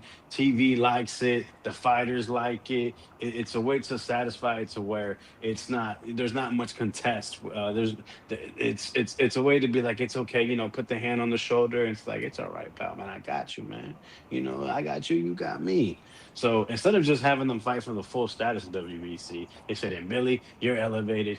Canelito for you. And Lester, you can just fight guys in California and guys that were Olympians 10 years ago, and boom, Pro Box has ourselves a world title fight, and Billy has a big fight against Canelo. Everybody's happy, man. Shout out to Oprah Winfrey, man. You get a belt, and you get a belt, and you get a belt.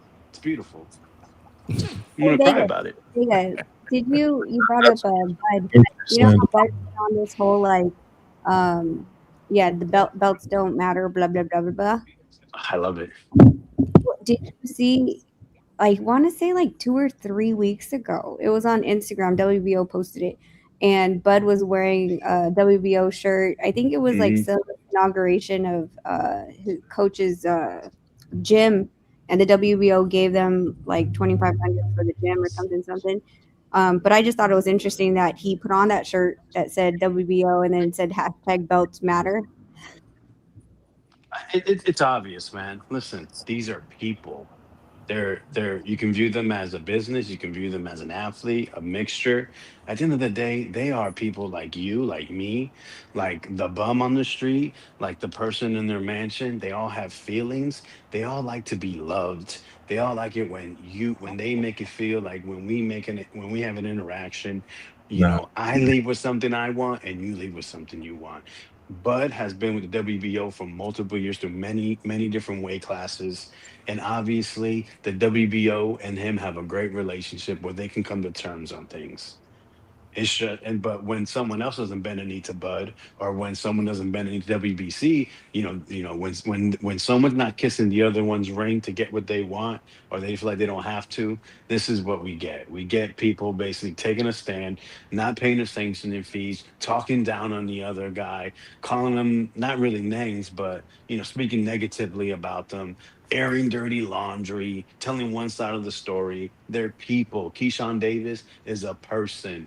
He feels he is a $5 million fighter if he fights Devin Haney. Who am I to tell him he's not? But you know who is to tell him he's not? Hold on. Whoa. You didn't want to be cut off, right? Hold on. Let me ask Berger. Hold on. You didn't want to be cut off. You didn't want to be cut off, right? So I would like the same respect. May I have that respect?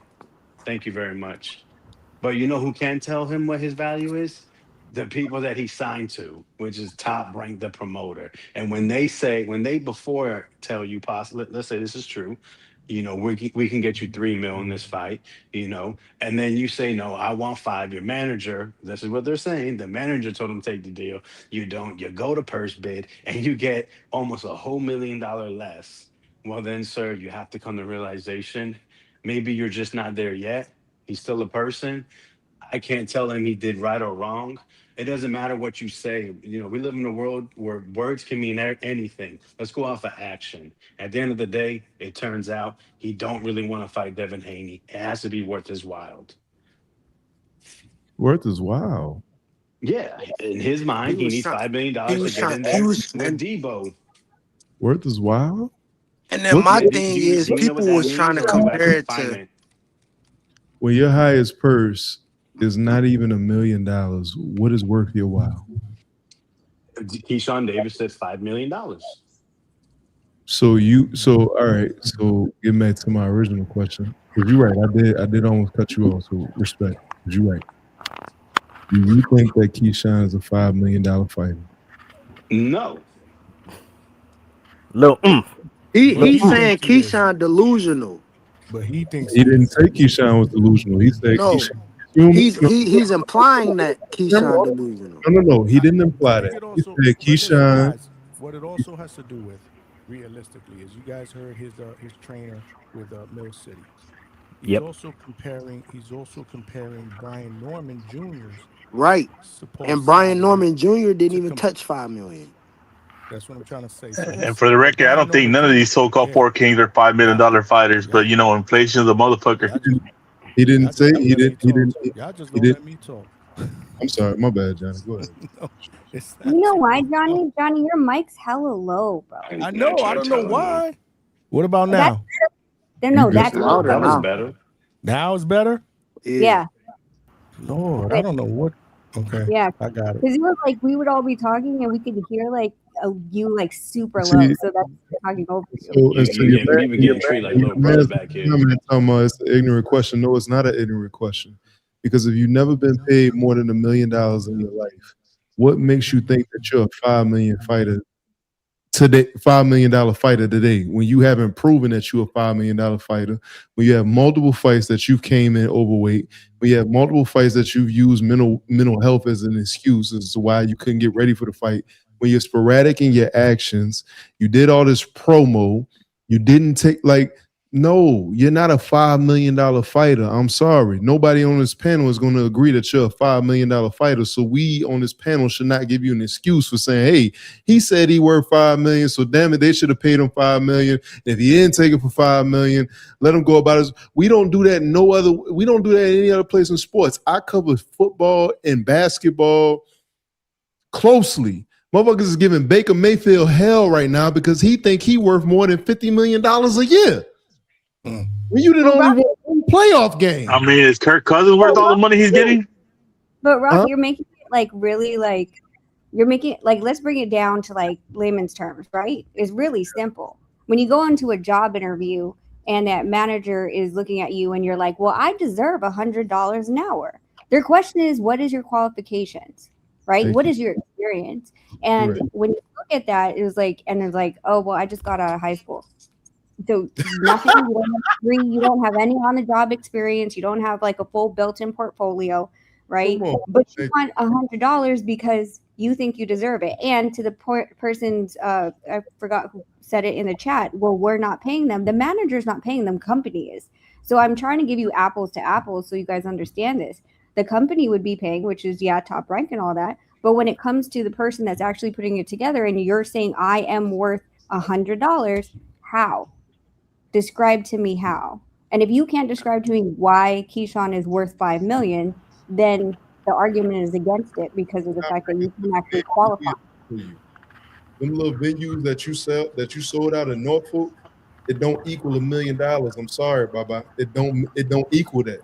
So where in your mind do you get off saying I'm worth $5 million? We can all say, yeah, goddamn it, I am what I am. I am what I say I'm worth.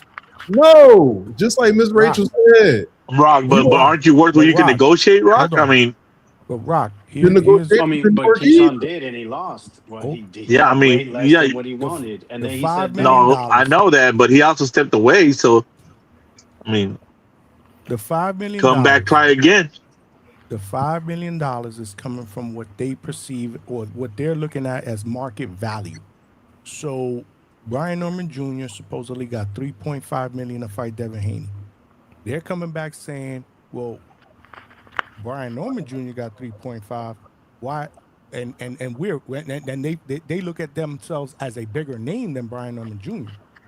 So why would we accept less than 3.5 million? But here's where I would tell you that they're fucking up, because again, who was the one that threw that 3.5 million at Brian Norman Jr.? Wasn't it a Turkey card? Yes, that was Turkey. Was it Turkey the one that was throwing that money? What if we always said about Turkey? And that was also after Brian Norman had negotiations with Boots, and he was asking for $3 million. That's what I'm trying to tell you. So when Turkey is in the equation, it's a much different type of negotiation as far as market value. Again, they're looking at, well, he got 3.5. Well, no, I definitely got to get 5 million. And realistically, that's crazy. Again, you can't. It's apples and oranges. Turkey's not involved in here. What have we always said about Turkey as far as money? And the type of money that he's throwing at all these fighters, bro. It ain't no problem. That's what I'm trying to tell you. So this is where that whole shit, in my opinion, stemmed from. That. And his trainer said it. He said it on Mill City. Yeah, he did. That's what I wanted to throw out there. Trainer ain't doing no favors, man. But I mean, we got to keep it a buck with everybody, Johnny. Because adding context to it, Brian Norman was coming off a potential knockout of the year too. He was a champion. He was a champion. He was Yes. number one on the Ring Magazine rankings. Like technically, he was the best welterweight. Because people want to look at paper, right? Do you want to look at what's on paper? Well, technically, he was the best welterweight when Devin Haney fought him, and he was moving up a weight class to fight him. Yeah, but Keyshawn got crazy eyes. No, Keyshawn. Keyshawn what? What's that again? I said Keyshawn has crazy eyes, so I know, baby. Don't even trust me with that. And he's friends with Bud. You can't even trust Keyshawn to come in on weight, man. Again, but I know what you're saying in theory, but listen to why they want more money. Yeah, well, Johnny, you could think you could fly, but you only get to jump off the roof one time. Everybody on this panel have paid Keyshawn $5 million. If there's a fight I really wanted to see, I would have, but I don't care for this fight. No, not talking about. I'm telling you why he asked for 5 mil. Whatever, 5 mil. Not talking about from Dev's perspective. If you're a promotional company looking to host this fight, anybody that has a promotional company that's looking to put on one of the best cards of the year, are you paying Keyshawn Davis $5 million to fight that man? Rock, of course not, because there's no value in this fight to make your money back. I mean, like the value in the fight's not there. the majority of the value comes from Devin. Why he ain't the only person that don't see that? Because he's fucking mentally ill. I mean, the guy's been a head case for years. We know this. That's gonna be an excuse for the rest of his career. These boxers. Hey, Rob, you can't just fix that, my brother. You can't just fix being crazy. Jonathan Sims, you said we're not paying him. His top rank gives him $5 million. He's worth $5 million, but they're not giving him. They're not giving him $5 million, bro. What are we talking about? Cut this shit. And that's They my don't thing even too. think he's worth it. That's But my look, thing too. but Johnny, look, this is what I'm about to say though. But when Devin stepped away from the 2.3 million to fight Sandor, they praised him. You know, oh, he knows his worth. You know, you shouldn't take it. He don't need to prove shit. You know, drop the belt. He's more accomplished. You know, I mean, he's an accomplished fighter too. I mean, he's a former champion. Bullshit. Come on. I mean, I'm saying if you're gonna criticize one, how you only gonna go one way? Keep it a buck with both. They're both ducks. It's true, direct question. What is the that account? belt all of a sudden got deep. He didn't feel like it added value to him with the money that was being offered. I don't think he's making a bad point then. What has Keyshawn accomplished? He's a silver medalist. He's a former WBO world champion. There you go. He's undefeated. Man, I'll take that in my lifetime. Salute to him. Your lifetime. I mean, how many people could say they got a silver medal? I'm sure, and I think 95% of boxers would as well. Still don't make him worth $5 million because we've seen it already. I mean, I don't see why that's such a hard discussion and why people like, yeah, I think Keyshawn's being weird, but I mean, whatever. Let's move on, bro. Fuck him. He'll come back. He'll fight. And let's get this Shakur fight going. Or you know what? Really, give me Brian Norman Jr. That's who I really want. Let my man have his get back. I see how you know against who? I mean, bro, boxing against Devin, bro. You want to lineal title? Let my man get his get back. Boxing's not going to stop because Keyshawn Davis isn't fighting Devin Haney. And he can fight two other people, and we can run it. Maybe we will come right back to it. It's not the end of the freaking world. We'll put Keyshawn on the undercard. Come on, man. Let's do it in Atlanta. They say they want to fight in Atlanta. Where's Brian Norman Jr. at? Let's do it. Get the God of War his get back. They finesse my dog. But y'all, you know, he got finessed. Duck though. Say that again. Y'all agree? Duck. Oh yeah, man, come on.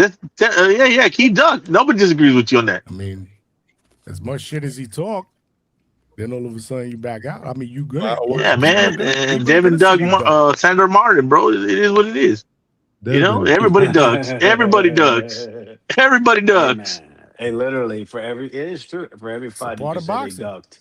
They say Shakur. Part of boxing, bro. I mean, you're acting like it's brand new. Over him. Everybody don't duck though. Hey man, that's interpretation nowadays, man. Yeah, Canelo duck Benavidez. Benavidez is ducking Opataya. It's always fucking. I mean, obviously Keyshawn is more apparent. There's more supporting evidence, but man, nowadays it's always gonna be something. We have a wife of a fighter on the panel right now. Everybody don't duck. Hey man, manager, and wife. We have a manager and wife of a fighter on the panel. Everybody don't duck. Okay, you can repeat it. I mean, there's someone out there that's gonna say Nonito ducked me in 2009 and 2015. Someone weird. Go look for it and let me know. Not Chocolatito. Not Chocolatito. And not one of the Maloney brothers, right? The Maloney's been ducked. I don't even know which one it is. Both of them. I mean, Floyd fucking retired not to give Oscar a rematch. That's a duck, but we ain't gonna say it. I'm saying everyone ducks, man. Everyone don't duck, bro. Errol never ducked. Errol Spence never ducked, bro. Right. Dang. I mean, he's on record saying I'll never fight Keith Thurman. Well, I was about to say, what about Keith Thurman, bro? Yeah, we don't want to talk about that. Come on, bro. I was just about to say that, Vega. That's a duck, bro. That's not a duck. You don't. Why is that not a duck? That is literally because that's the bias, Vega. See the bias I'm talking about? I'm not fighting this guy. That's a duck. That's not a duck. He didn't give me a chance when I wasn't a champion. Land your plane. Don't duck me, son. Don't duck me. Well, that was Thurman had the belt. for Polly, I believe. Go ahead, Rock. What was that? Explain how Thur- that wasn't a Thur- duck. When Thurman had the belt, he wasn't even looking Errol Spence's way. So Thurman he moved. ducked Spence, right? All right. So when Thurman You could duck one another, bro. They ducked each other. Mutual ducking. Errol is collecting belts. How is it ducking? Oh, so Keyshawn and Shakur ain't ducking each other? Had 3 straight fights where he was just fighting unification fights. How is that ducking? Okay, but are you saying Keyshawn and Shakur ducking each other? No. Let's get back to the Errol Spence point. No. See, we got to keep it above. I don't care about none of that. Errol Spence had 3 straight unification fights. He took off a year and a half, down to 2 years. He fought the winner of Manny Pacquiao and Ugas. He fought Ugas and then turned around and fought Crawford. He's trying to become undisputed. How does he duck Thurman in the process? By saying I'll never fight him. He's literally saying I will not fight you Thurman no matter doesn't have what. a belt at the point. Again, what is he gained by fighting I Thurman? want you to listen to the words. He said I will never fight him. So it doesn't matter if it was during that time, even if they were fucking both 40 years old and both said they want to fight. And someone said, here's $5 million, here's $5 million. He's saying he will never fight him. Yeah, it can be considered a duck. Because Thurman is not in the championship picture. So why would he ever fight Thurman? I mean, he could have fought him right now if he wanted as well. But why would he ever fight Thurman if Thurman is not in the Exactly. So here we are, man. Again, Not a everything duck. can be considered ducking, bro. You just don't want to say it's a duck, and then I can say it is. Whoop-de-doo, bro. It's a difference of opinion. You can't generalize it. So Rock. Oh, it's not everything considered a duck. Listen to me. We got to keep that same energy. If there's a fighter that goes out there deliberately on social media, on interviews that say, I will not fight him, you wouldn't say, yo, he's ducking that guy? Unless he was in a position where he actually had to fight him, bro. But if he's not in a position where he has to fight him, that's not a duck. Yeah, if the contract didn't So Canelo never ducked Benavidez because Benavidez. I get what Rock saying. Canelo ducked Benavidez. I would say that. How did he duck Benavidez? He chose not to be the mandatory. You didn't see the contract when both of y'all were champions. You ducked You him. just said if they're not in a position to fight each other, it's not a duck. He was never in position to fight him. When he got a chance to be in position, he just decided to go to 75. Bro, if there is a equal, see, now we're seeing the bias, Rock. It can't be a win-win one way, bro. It can't be a lose-lose one way. And when there's an equal win-loss either way, that is not a duck, bro. Bro, he has off the Canelo contract while he was still a champion. That's a duck. He beat him in the WBC eliminator. They had contracts written up for him to fight each other before Errol stood on his tent and said, I'm fighting Bud Crawford next. So, yeah, technically, he was in position. Yes, there was contracts being drawn up. They wanted to, but Errol stood on his tent and then got rear-ended by a kid. Huh? No, that's some street shit. But street shit? What are you talking about? That was a car accident afterwards, brother. There was a second car accident. But, That's not no street shit. Okay. But listen, EJ came back. He was gonna fight Pacquiao. Pacquiao lost to Ugas. He fought Ugas. EJ came back collecting belts, bro. If Keith Thurman does not have a belt and EJ is trying to get undisputed, and EJ decides, hey, I'm not about to go out of my way to fight Keith Thurman when he wouldn't fight me when he just had his WBC belt. I'm not worried about no Keith Thurman. He ain't in the championship picture. That's not a duck. This nigga, I'm giving you the same energy you gave me when you had a belt and I didn't have one. You weren't even calling my name. You weren't even in my vicinity when I didn't have a belt. Now I got a belt. It's the bad chick that tried to come around you that didn't want nothing to do with you when you wanted him, and then you became him, and now she want to be all up in your section. Man, fuck all that. Go. So can I ask you a question? Did you not want to see that Thurman fight? With who? EJ? Yeah. Prior to the Thurman loss? I'm asking you a question. Did you not want to see that Errol Spence and Keith Thurman fight? Not at the Thurman loss to Pacquiao. No, I didn't want to see that fight. I see what you're doing. This guy right here. I see what you're doing, right? Man, bro. As the goalpost turns. Wow. Of course, we all wanted to see it. When we did the Errol Spence show, what did I say? I said the only shit that I could say about Errol's career is he did not fight Keith Thurman, bro. So y'all want just to be clear, y'all wanted to see Errol and Keith after the Ugas fight or after the I mean, it Bud don't fight? matter. They're in era that fight had to happen. Out for over a year and a half. They definitely could have fit that one in. Absolutely. Just do it. I would Well, you want to still see got it a next pulse. week if they fought. As long as they got a pulse, let's go.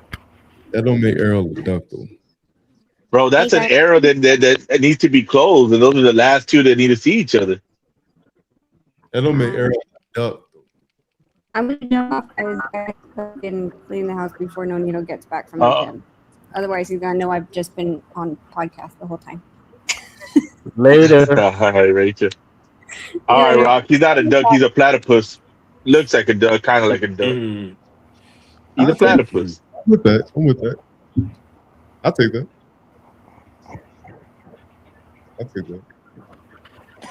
So what do y'all feel about? So if we since we talking duck talks and shit, what do y'all feel about the Boots and Buzz situation with BLK Prime and all that shit? Jesus Lord.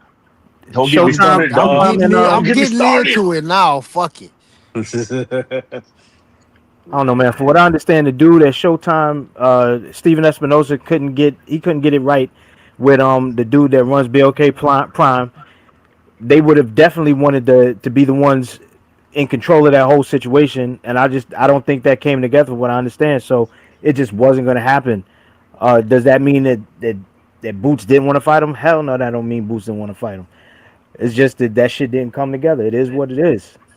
They never even got to a point where there was an offer made. You dig what I'm saying? Like in my mind, in order for somebody to duck somebody, it has to be kind of like what we've been talking about up till today. There has to be an offer that you say no to for whatever reason. It didn't even get to that. All I'm saying is, Bud, quit talking about Boots. If you ain't gonna fight him, quit talking about Boots. Yeah, he literally that's part of his job. It's part of his He job. can have, and why can't he have his opinion on something? I don't see the big deal. Nah, man, this guy wants to fight you. But you know, Bud has the formula though. He's already said this years ago. I'm still trying to find that clip where he says, "Yo, if you want to fight me," he said the way he looks at it, you need to disrespect him in order to get a fight with him. And the thing is, you saying that to a guy who you know does not even talk like that. He don't run his mouth online for nothing. That man was raised right. You can't hold that against him.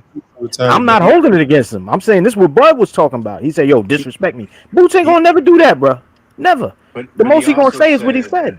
He also said he doesn't that he doesn't like Boots because Boots said he's easy work. So it's obvious he feels disrespected by that. So it's very. But not enough to come out of retirement to fight the man. Well, this is from before that. Yeah, he kind of disrespected him. So he's like, "Nah, that's kind of don't count." Yeah. He wants supreme right. He wants you to call him a bitch. He wants all that extra shit. He wants the sauce. Right. And Boots ain't doing it. He just doesn't want to fight Boots. Just doesn't. He wants it to. He wants that Keyshawn Davis double value. You know what I'm saying? He wants the 5 to the 2 and 3 being offered. There's a chart for a reason, man. I just don't think Bud is. I think when Canelo was his last one, it was his last one. That's it. I don't. Yeah, respect the chart, G-Mon. Respect the chart. Tell us about the chart, G-Bon. Hey, look, man. You know, Bud and Mayweather on this chart, they respectfully decline fights with guys that are under 30 years old. You know, it is what it is. Wow. Do I got that chart? Do you pull it up? I think the I chart got is that there. chart. Let me It's find doctored. Shout out to Tone. Who Bud declined? What you talking about? Didn't he fight Madrimov who was under 30? Yeah, who Bud declined? Bud has fought 2 guys under 30. All right, so what are we talking about? You mean his whole career? He's only fought 2 guys. He has 42 fights. And Hey, man. you're saying in 42 fights, only 2 are under 30. Like, Hey, there's a chart, man. Hey, you sure you want pull that up the chart. on YouTube? What are we talking about? Pull up the chart. I don't know what to tell you.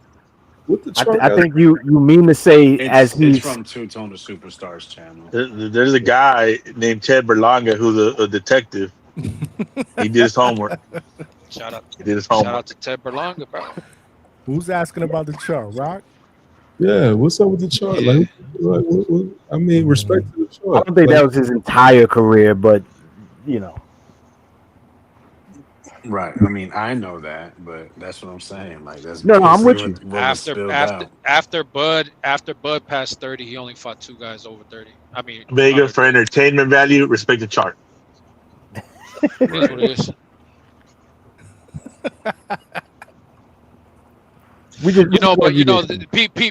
People forget that Bill Haney was the one. Even Bud said, right? I fought Canelo because Bill actually put it in my head that, like I said, Bill has everybody selling ass. But that's besides the point, though. That fucking Bill knows what he does, though. Bill's real smart. I'll give him that because he's the one who told Bud, "Hey, look, perfect time to get Canelo." And same thing with Xander Zayas, right? Bill Haney and Devin were like, look, we'll fight Xander Zayas for 2 belts at 154, no rehydration, all that shit, just running straight. Is that him or me? We want those. That's him. Boxing gods. I was cooking too, nigga. Yeah. What he said? Trees. What he said? He said nigger. That's what he said. He said I was cooking too. Whoa. I didn't say all that, man. Yeah. That's crazy though. Why people always be thinking I throw the ER on there? That's ridiculous. No, it was with the A. No, it was with the A. It was with the A. We know you a half caste, bro. Everybody at the It's all Hangout good. We spot. know you a half caste. Going for the original man. We know And you're not everybody's got the Mexican, pass. like you say. You're not Mexican, like you say. Johnny, can y'all hear me? Yes, we hear you. We hear Okay. We can hear you. Let me, because I'm in and out like a robbery. I'm in and out like a robbery, right, Johnny? It's not. What's up, Trees? He always says that shit, and it's totally not true. Vega's right. Let me get straight. Let me get into it, right? No Diddy. So Get out of the hallway. What's up?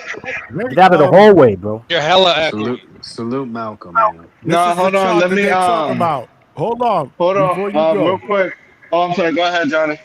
Before you go, this is the chart. That's the chart. That's the fucking chart. Shout out to Tuchon, the superstar. That's what I meant to hear, not the record scratch. We got to do this same chart when Boots turn 30. Wrong soundbite. Yep. That is the chart. Let me all these other fighters when they turn 30, I'm gonna do the same chart. China, bro. Like, what that got to do with anything? We'll circle back. Let Alberto go. Well, respect the chart, Rock. let me hold on, Rock. You gotta hold on, Rock. Time, man. Rock, you need a new moniker, man. Like Rock is kind of that's crazy. But let me say this though, right? You got a question and I got an answer. So let me say this, man. This past weekend of boxing, Johnny, I heard you say earlier that it was mid. That's why you didn't go live. It was an awesome card. You know, Muratalla. I can't figure him out, Vega. I can't figure him out. That was awesome card because, okay, I'll say this. Muratalla, I'm gonna let him finish. Muratalla, he doesn't have a third gear, but does Hitchens have a third gear, Johnny? And so, to me, if we're gonna praise Hitchens, we gotta praise the Muratallas. They're a little boring. They don't have a lot of. Actually, and I would say this: Muratalla probably has more of a killer instinct than Hitchens. So to me, that'd be a good fight to make at 140. Hitchens and Muratalla. Except Hitchens is not a 140 fighter. He's 147. You see what you're doing? Okay. Well, Johnny. And why do you always got to do the comparison? Shakur could jump up to 47, so can this fool. Let me hold on, H-Town. I'm gonna say this, man. I see Muratalla. He doesn't impress me too much either, Johnny. But a lot of these cats don't impress me. I just call a ball, a strike a strike. But you just said it was a great card. No, okay, I'm gonna get to it. So Zepeda, to me, he looked like a reinvented fighter. He actually had head movement. He actually had some lateral movements. He wasn't just going straight through the front door. No diddy. He was actually setting his shots up. And I'm not going to lie. If we use triangle theories, he beat Lamont Roach better than Tank. A lot of guys say that Tank lost to Lamont. So by that logic, would Zepeda beat Tank? I don't think so. I think his style is tailor-made for a Tank. He'll walk into something nasty. But that's the same whole ass mindset that Shakur has, because he's saying he don't want to fight Ryo because he got whooped by Gary Anton Russell. It's like, my guy, you're not cracking like that. You don't open up like that. No diddy. So to him, just to say, oh, you got whooped by Gary Anton Russell, I can't fight you. It's just some whole shit. I'm not gonna lie, Johnny. You know I hate the Haney's with a passion, but this fucking diva shit by Shakur, you can't justify this shit. Even if you're a fan of the guy's boring style, he's a cancer to boxing. Like, who does he want to fight? It's like you can't have the cake and eat the cake. He doesn't want to fight Haney at 47. He doesn't want to fight Ryo. He doesn't want to fight Oshaki. Who does he want to fight? I'm serious, guys. Get Shakur out of boxing. These dudes are. He just said the same thing about Haney like a week He doesn't want to fight. He doesn't want to fight Muratalla. He said I'll fight him. He don't want to fight nobody. But Muratalla stood in the ring and said, I'm going to 40. 35 is too hard to make. And then Shakur's like, yeah, let's fight at 135. Get the fuck out of here. And to me, it's crazy because why is this guy in the top 3 pound for pound list when he's a whole hoe out here? He doesn't want to fight like Canelo. When he was pound for pound, he had a run. He was collecting belts. He was fighting Triple G. He was fighting a shot Kovalev, but he still did that. Why does Shakur get praised for fighting Shoshinos, for fighting Artunians, and for, I'm gonna be real, Tio's about to get knocked out by Rolly in 2 weeks. So, so Tio is gonna be, Tio beat a shot Josh Taylor who is drunk, and Tio got lucky on the injured Loma. That's here we go with the hater on Tio. God damn, man. His best win is an overrated Tio. Let's be real. Holy smokes, bro. This shit is going in 3 different directions. Can I ask Two-time lineal champion overrated. Who This did guy's he beat? crazy. He got Loma on the her shoulder. So here's the deal. You come in here praising Zepeda for his performance. So that doesn't, so obviously that no, I didn't, Johnny. And Shakur schooled Zepeda. I said if he fights Tank, he gets put to bed Leo Santa Cruz style. I said performance. You praise Zepeda for this performance. Yeah, I thought it was solid. I thought it was solid performance. He made Lamont look like he didn't belong in the ring with him. Let's be real. So that's no longer a good win for Shakur based on what Shakur did. And didn't Lamont make Tank look like a novice? What I'm saying is that Shakur don't want to fight nobody. He told Ryo on Twitter, we can't fight because you got schooled by Gary Anton Russell. Number one, that was at 140. Shakur's been looking, Ryo's been looking good, no diddy at 135. Number two, styles make fights. I actually think Ryo has the power to touch his chin. And I would love to see what happens when it gets touched, because it's going to get touched. No diddy. Floyd had the best defense in the world. Did anyone expect Maidana to be able to clip him as much as he did at will in the first fight? No. Give Ryo his shot. Bro, you couldn't have waited. Ryo's gonna get schooled by Shakur, dude. I don't even know why you're even entertaining that, bro. I like Ryo too, man. Who's he gonna fight? He fucking tattoos him, bro. What are we doing? Shakur doesn't have the ego that Floyd had. The only reason Floyd got caught with Maidana because of that ego. You know? No, he didn't. And no, bro. If Floyd would have been in there respecting him, he wouldn't have got caught. He let his ego get ahead of him, and then he got caught. It is what it is. You saw how he checked himself after he got caught and just took him to school, right? Man, but okay, Exxon, let's be real. We know Floyd had a chin. When he got caught by Shane Mosley, we knew Floyd had a chin.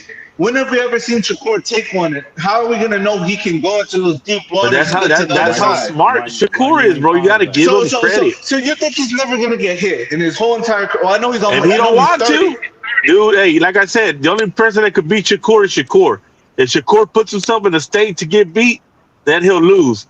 but he don't ever give a fuck about what the crowd's saying. He don't care about what the commentators say. He don't even care about what his corner's saying. If he's winning the goddamn fight, he's gonna keep winning the fight with a boring ass jab, and you ain't gonna touch him. It is what it is. Not always with the jab, son. Don't forget what he did against De Los Santos. He ran. He was a track star that night. So don't say he worked. But that jab, he also had a broken hand that night too. With one fucking hand, bro. Let that go. When are we gonna? How long ago was that? Yeah. I mean, Johnny. Was that? And he You're going also on had 3 years now? Had an admitted hand injury, bro. Like, bro. Okay, Ryan had a broken hand against Rolly.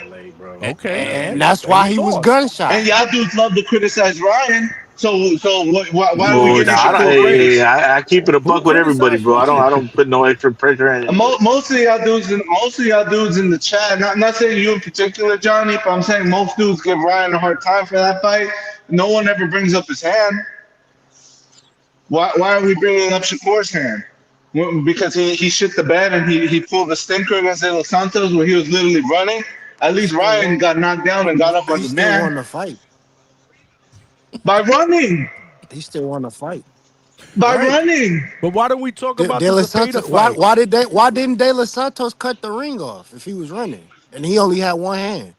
I mean, I'm not his trainer. I don't know their game plan. That Zepeda win is looking mighty good in my book, especially now that Zepeda's a WBC Lightweight Champion. And it's crazy to call Shakur a hoe when he made sure he started flat-footed with Zepeda, and you see what happens when you stand flat-footed with Zepeda. He beats on you, but because he's so good, he made that shit a clear victory. Well, Vega, I would love a rematch. Which now looks better because Zepeda's a champion. Yes. Because they shitted on him after that fight. Yeah. Yes. You can hate Shakur all you want, Roberto, but that man's special. It is what it is. We can say he's a clown. He talks too much. Hold on, radio. Stay off of Twitter. Radio. One mic at a time. That fight was actually. Pause. Huh? Wait, what did I say? Damn, you want one mic at a time? That's pause, bro. One mic at a crazy. Man, y'all dudes is crazy. Let me say this though, right? Crazy.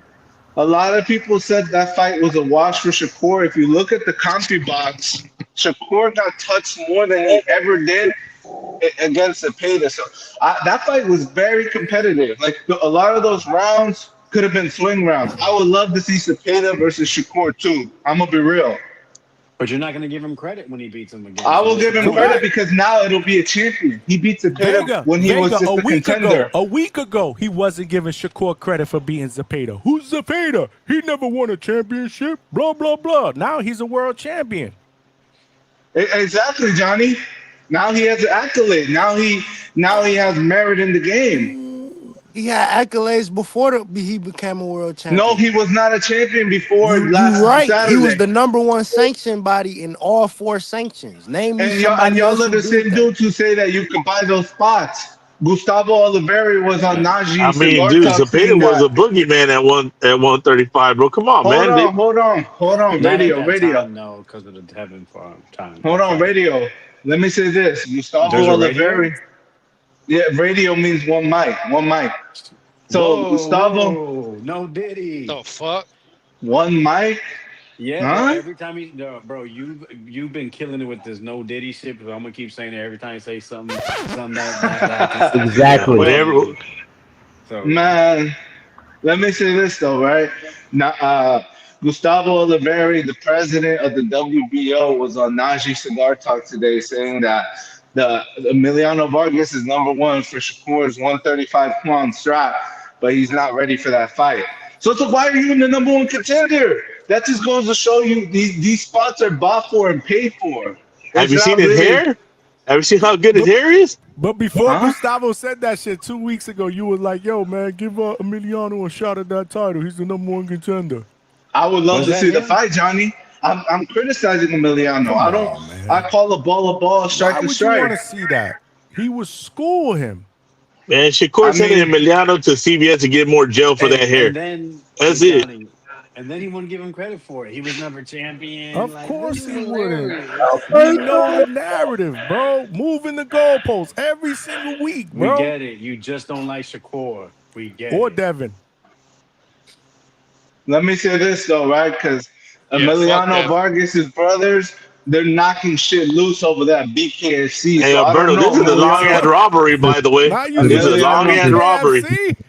Oh, Lord. Now you switching to BKFC. I mean, Johnny, you seen him, Fernando Jr. looking good over there in BKFC. He knocking shit loose.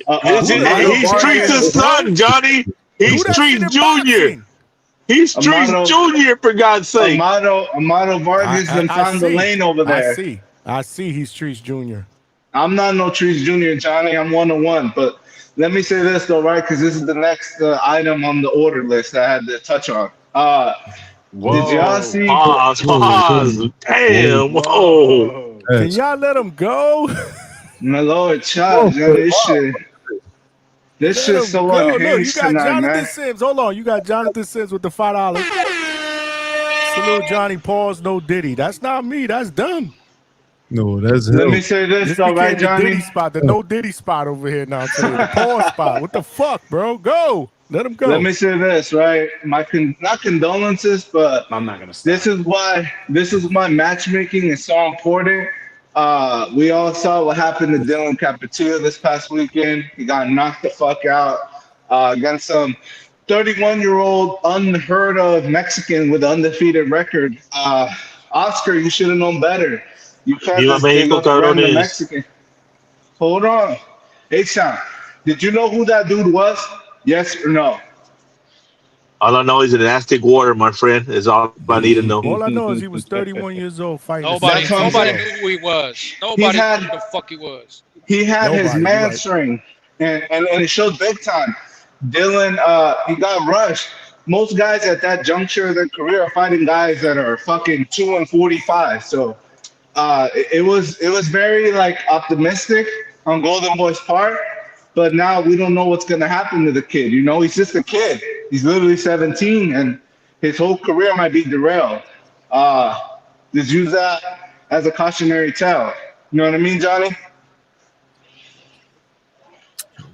Yeah, I mean, I don't think his career is derailed, but go ahead. And lastly, my guy Johnny, and your guy too. No Diddy. Dominic Valle. I seen him coming back September 11th. Yeah, it's us, not him. Dominic Valle, man, I'm big on that. I'm big on him. Pause. I'm super high up. Major pause there. I'm super high up on Dominic Valle, man. Whoa. I think Get him the fuck out of here. Get him out of here. Alberto, go back to the gym, bro. Nah, hold on. This is my last subject, real quick. G-Man, shout out bro, to this is a tough fight, bro. Scarborough. Yeah. That's a good fight. That's a good fight, man. They got him in tough, Johnny, and I didn't like his last performance against the Mexican dude. He almost was out of there. He was almost gonzo. So, fuck, it's do or die for Dominic Valle. Box wants to see what they have, and he has to show up, Johnny. Do you know his trainer? Johnny, Dominic Valle. Mark Foray. Mark Foray, yes. Make sure that they're studying their guy, Johnny, because I don't want to see another Dylan Capetillo September 11th in Oceanside. It's going to be out here in Cali. But with that being said, Johnny, I'm about to hop off. Salute to the panel. Pause, though. Get your ass out of here, man. Let me. Long-ass fucking robbery, bro. He didn't say hop on. He said hop off. Police with the bench showed up. What is he hopping off of, Johnny? Pause. Lord, out of control, man. Get out of the bathroom, Alberto. I'm not in the bathroom, money. That's the crazy part, man. Go jump your rope, big dog. Where you at? He's My at the question is, gym, where man. you at? Get back to work. You in the warehouse? Like, where you at? Man, we never stop training, G-Ron. Shout out to Double S. Shout out to Trece. I'm out. Shout out to Diego Pacheco in the building. Yeah, fucking Pacheco tripping, bro. That fucking robbery was long, Johnny. Where was he at? I told you, he showed up. In and out like a robbery, bro. Never. Bro, he's going to jail. Straight to jail. He would get busted every single time, bro. Straight to jail. Oh man. Hey, shout out to that though. He's What just an like Lowe's interesting nose. call, man. Lowe's nose always goes, I'm in a hurry. I'm in a pinch for time, and then he goes on for 40 minutes. Bro, and then he's here for like an Fucking hour and a TED half Talk. changing the subject. Changing the subject. Yeah. TED Asking Talk. Talking about different questions. 1976. Yeah. And then he'll Naming push the it new to king. T.O. And then T.O. he'll push that shit to T.O. But he's in and out like a robbery. Yo, let me Name go 8 new first because kings. I'm pressed for time. These guys have never done a robbery in their fucking life. Absolutely not, bro. Which is a good thing. Absolutely not.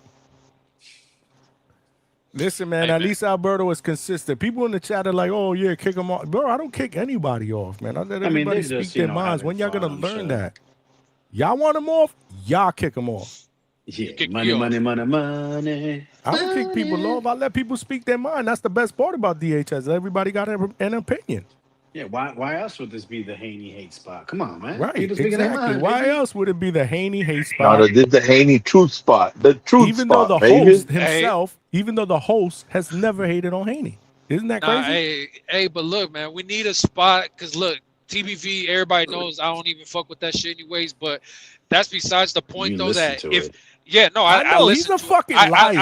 I listen to it. Bro, yes, I listen. You guys But gotta stop with the lying on hey, here. Vega, Who's when lying? did Am I say lying or I he's don't lying? listen to it? He listens You said every you day don't because he fuck with quotes it. everything they say I over there don't every day. fuck with it, meaning that I don't donate money. I don't call in. okay. None of that Okay. dumb shit. Okay. All right, I got but you. Man, you giving that shit a view for because at hours. the He's end, giving it a I fucking hear, view. yeah. I hear you, but at the end of the day, though, all that shit is a fucking Devin Haney fan club, bro. Like that shit is gay as fuck over there. Like if you speak ill of Devin, of Bill, oh man, fuck that. You're out of here. Like man, that shit weird, bro.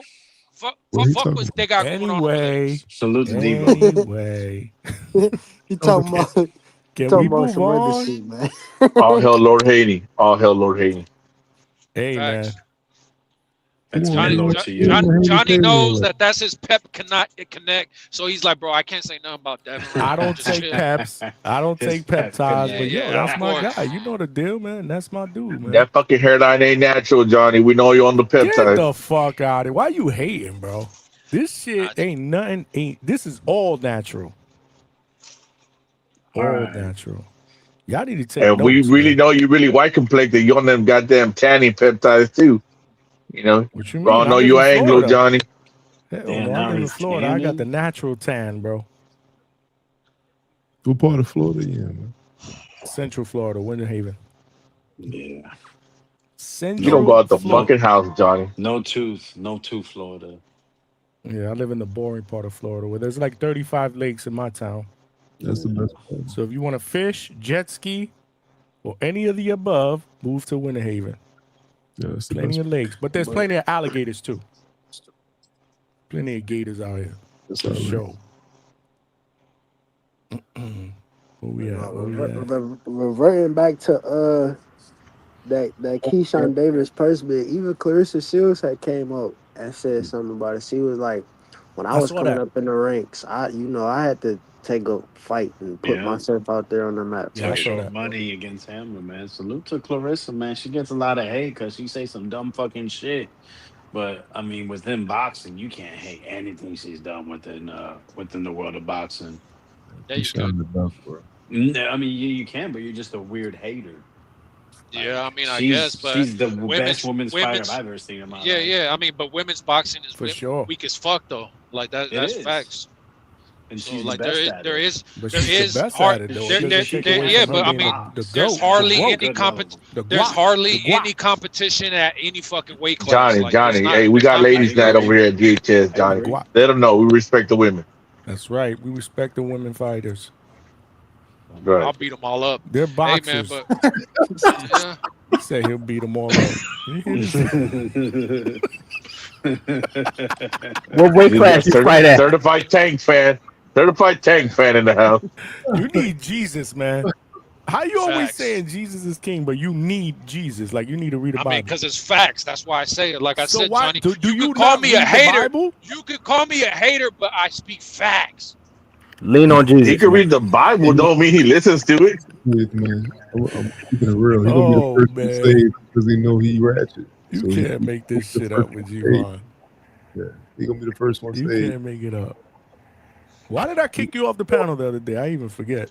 Because he crashed out. I could tell you. He was trying to yell at me, right? Oh, hey, Johnny, you know what? I He played this told shit you back. to boot him off. Hey, yeah, I told you boot me on, but I played this shit back, and you know what's crazy is What? I thought I was talking to Treese. I thought Treese was the one interrupting me, and that's why I'm like, shut the fuck up.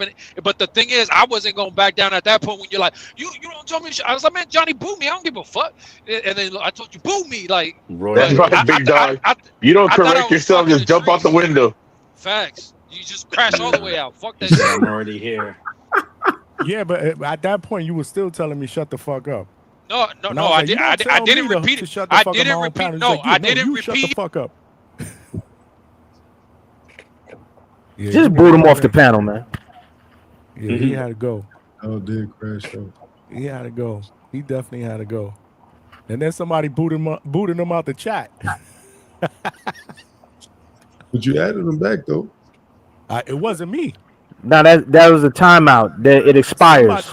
Oh, so that's what it was. It's a timeout. It expires. I don't know how to do any of that shit. So somebody either put him back. Somebody was like lobbying for him. Like, look, man, he just texted me on the side. Hey, listen, he want to apologize. Ooh.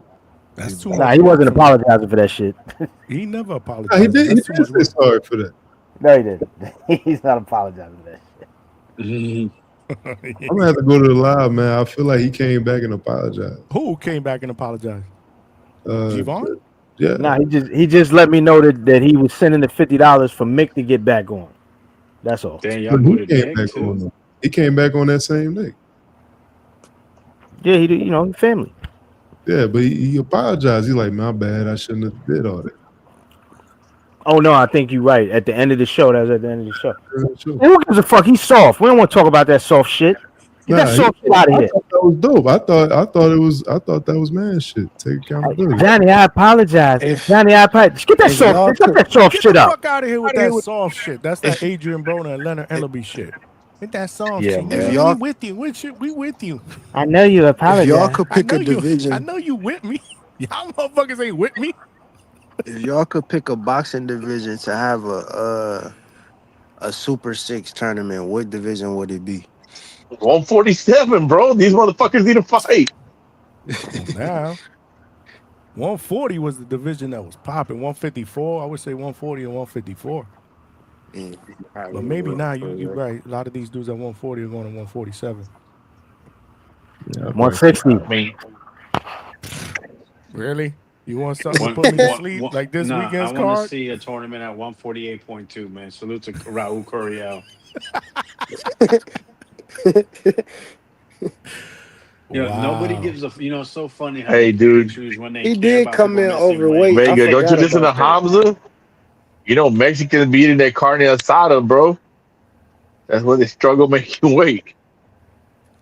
Yeah, no, man.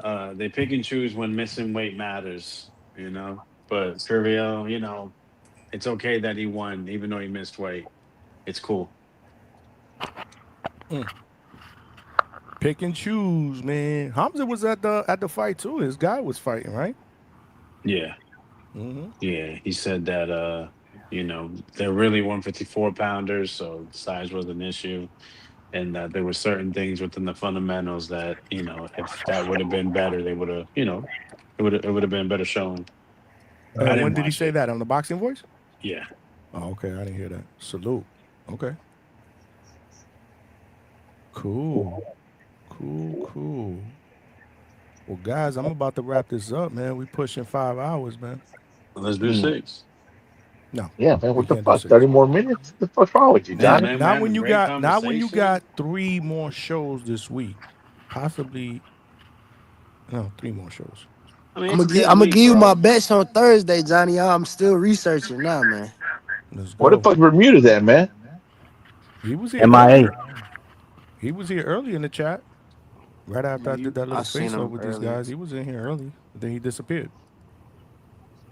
Oh yeah, the face-off. How was that? Was that would you feel like it exceeded your expectation, or we'll say met?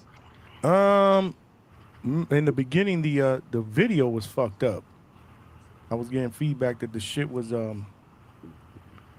Like the video was messed up, and then all of a sudden it fixed itself. It was all right. It was cool. It was the first one I ever did. These guys weren't really talkers. I was expecting these dudes to kind of go after each other. They were like very, very respectful. But it was good. It was a good experience. I'm gonna clip it. It only lasted about 20 minutes or so. I didn't really want to keep them here that long. I just wanted them to be able to talk their shit, hype their fight. You know, when they do these face-offs, you know, usually they don't go that long. You know what I mean? So I didn't want to kind of push it, but I thought it was cool. I thought it was all right. So I'm gonna clip it. I'm gonna put it on its own separate video, so it's only like 20 minutes long, and then you know they can kind of share and do what they need to do before Saturday's fight. So you can check it out tomorrow. Nice. It was quick. I thought I asked some good questions again, but they were like very, very. Yeah, you know, blah blah blah. Yeah. What did you ask them? Their favorite movie? No, you gotta watch it. So it was a good experience for them. Yes, and good experience for me. I want to do more of these. I really want to do more of these. But in the beginning, when I was getting feedback that the video was fucked up, it kind of shook me up a little bit. You know me, I'm more structured. So when shit like that happens, I gotta learn how to like roll with the punches, right? Because occasionally you're gonna get a curveball thrown at you. I can't get a little rattled, so I got a little rattled. But it was all right. It was good. I mean, the promoter reached out to me. Kevin Cunningham reached out to me after that. Said the shit was amazing. That's good. So as long as they liked it, you know what I mean? You know me, though. I expect so much more. But as we do more, they'll be even better and better. Yeah, but there was no fireworks. Some dudes was blessing each other's families and Yeah, shit. that's what I was He's expecting. like, yo, them to God go bless your back and family, forth. bro. Right. And the answers were really quick and short. You know, so it was almost like, okay. I like when people like they elaborate a little bit, they get into it, they show some emotion and passion, but they weren't really they just want to fight. Shout out to them. You know, two young guys, 124, 121. The emotion spot. Yeah, but it was good. It was a good experience. You guys got to check it out. Definitely check it out. Definitely check it out. But any last minute words, man, before we close before we I see you, Chevy. Hey, Chevy. Tell them I said what's up. Early too. Man, she said coach in bed. Oh, child. Shout out to Coach. That's where he's at. What bed? That's why he couldn't jump. He got hit with the yam slam, and he's out for the count. Yam slam. What is this? Hey, shout out to Coach, man. Salute. All right, y'all. Let's wrap it up, man. We back at it tonight, man. Peace to y'all, man. Appreciate y'all, bro. Yeah, salute and rock. A duck to duck. It is what it is. Hey, Town, baby, I'm out. Quack. Baby. You hear me? Straight like that. All right, peace. All right, salute. All right, y'all. I can't believe we're getting kicked off. Yeah, facts. Hey, Hey, man. Hey, Johnny. 5 hours, bro. The fuck? Thank you for having me on. You already know how it goes, man. Don't let those people with those little hats make you forget the real history. Jesus Christ is king, bro. And a duck is a duck. Fuck Devin Haney. And yeah, man, we back at it tomorrow, maybe. I don't know. I don't know, Johnny. Look, sometimes I be thinking I need to like chill out for a little bit, stay in the shadows for a while, cause y'all motherfuckers be calling me a hater and all this other shit. And the thing is, I be right fucking 95% of the time, and it's like, what the fuck, man? I shouldn't even give my fucking boxing takes at this point. Fuck this shit. Fuck what they talking about. You This shit, fucking man. soft. Now you was right. Shit. You was right about Zepeda. Shit, bro. You just want. You was right about Zepeda. You Zepeda. were right. Okay, you were right. Is that what you want to hear? When you Nah, don't hear that nah. Javon's It's- right, you get all. No. Emotional and soft and shit. Get that soft shit out of here. I'm not saying none of that, but what I'm saying too is that it's crazy that like I don't know, man. I keep trying to tell you guys you're falling for the narrative, but like I said, Bill Haney has you selling ass in hotel rooms in Oakland. It is what the fuck it is. Jesus Christ is king. Hey, yeah, I hear you, bro. But hey, man, it's a real thing. But look, Big Money, thank you for having me on. Fuck Johnny. Javon, we couldn't get rid of you if we tried, bro. I don't know, man. I'm just trying to figure out who called him a hater. I know I ain't called him a hater. Oh, I mean, look at Johnny. Johnny's like, yeah, I don't know. Oh, it was Johnny. Fucking. You're a fucking hater. That's what Hey, you is. But not just that, but people in that's the my chat guy, too. though. People in the chat too, because if I don't agree with these narratives, and especially because look, shout out, it's a big extended family, but a lot of people come from TBV, and if I don't agree with the whole Devin talk and all this other bullshit too, then I'm a hater and I'm all this other dumb shit and whatever. People always got some shit to say, like fucking Bulbous. I don't know if you still in the chat talking about, oh, this motherfucker don't even know his daddy. Man, I was just with my dad yesterday. Shout out to him, living on 25 fucking acres, and that's a fucking certified fact. You can be fact checked, motherfucker. And we built that shit. It is what the fuck it is, bro. Man, fucking, I don't know if you know your father. Hey, but yeah, Javon, man. my dude, bro, he better not split. And yo, Javon, salute to you, man, for always supporting Johnny. my little cousin Peter, bro. I gotta shout you out for that, man. Hey, Johnny. Voodoo's a real good guy, bro. Like I had a couple of conversations with him, like off of here and whatever, and just about religion, about Jesus, about fucking Muslims, about everything, just life, bro. Not even too much about boxing, but he's a good guy, man. Shout out to he's your cousin. I always say he's your nephew. Lil Cuz, man. Lil Okay, he's your Cuz, cousin. man. Shout out Voodoo Pete. Shout out Voodoo Pete. 100% knockout. That shit continuing. It is what it is. Fight Johnny, coming up in Johnny, a couple of weeks, too. can we rinse this guy up so that we don't have no more hip mishaps? Who you talking about? Man. Oh no, G-Von. man. Don't wrench me up. No, fuck Nah, that. he's on chill mode right now. He's on second gear. He's on second gear. Yeah, man. Hey, man, He's it is on what it is. Muratalla gear right now. He can't take it to third Muratalla gear. is my guy. Hey, Muratalla is actually pretty good though. I don't know why people I get it. He didn't get a knockout, I don't and a shit lot on of him. people expected a knockout because the dude was coming up in weight. But bro, nobody's knocked that guy out before. It is what it is. Some guys just hard to knock out. Like, and he was moving a lot, so it is what it is.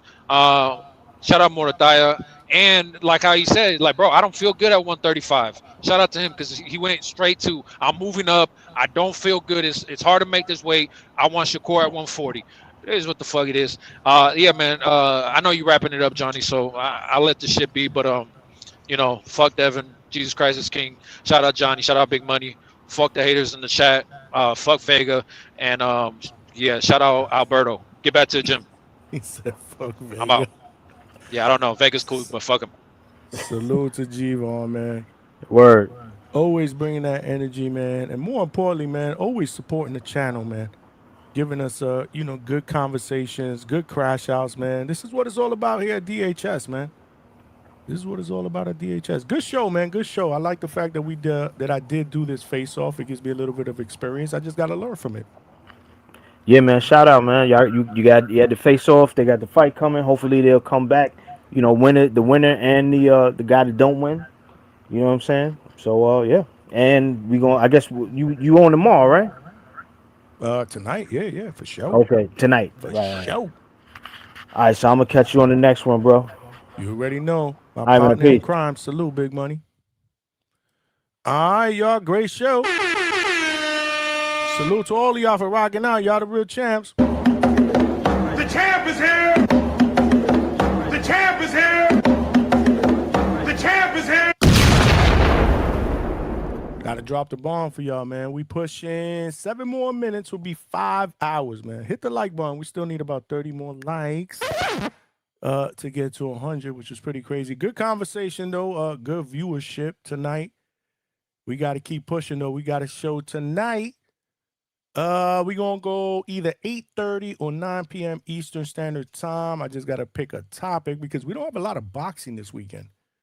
So, again, this is another weekend. We do got the Pro Box card, or is that, I'm sorry, which card is that?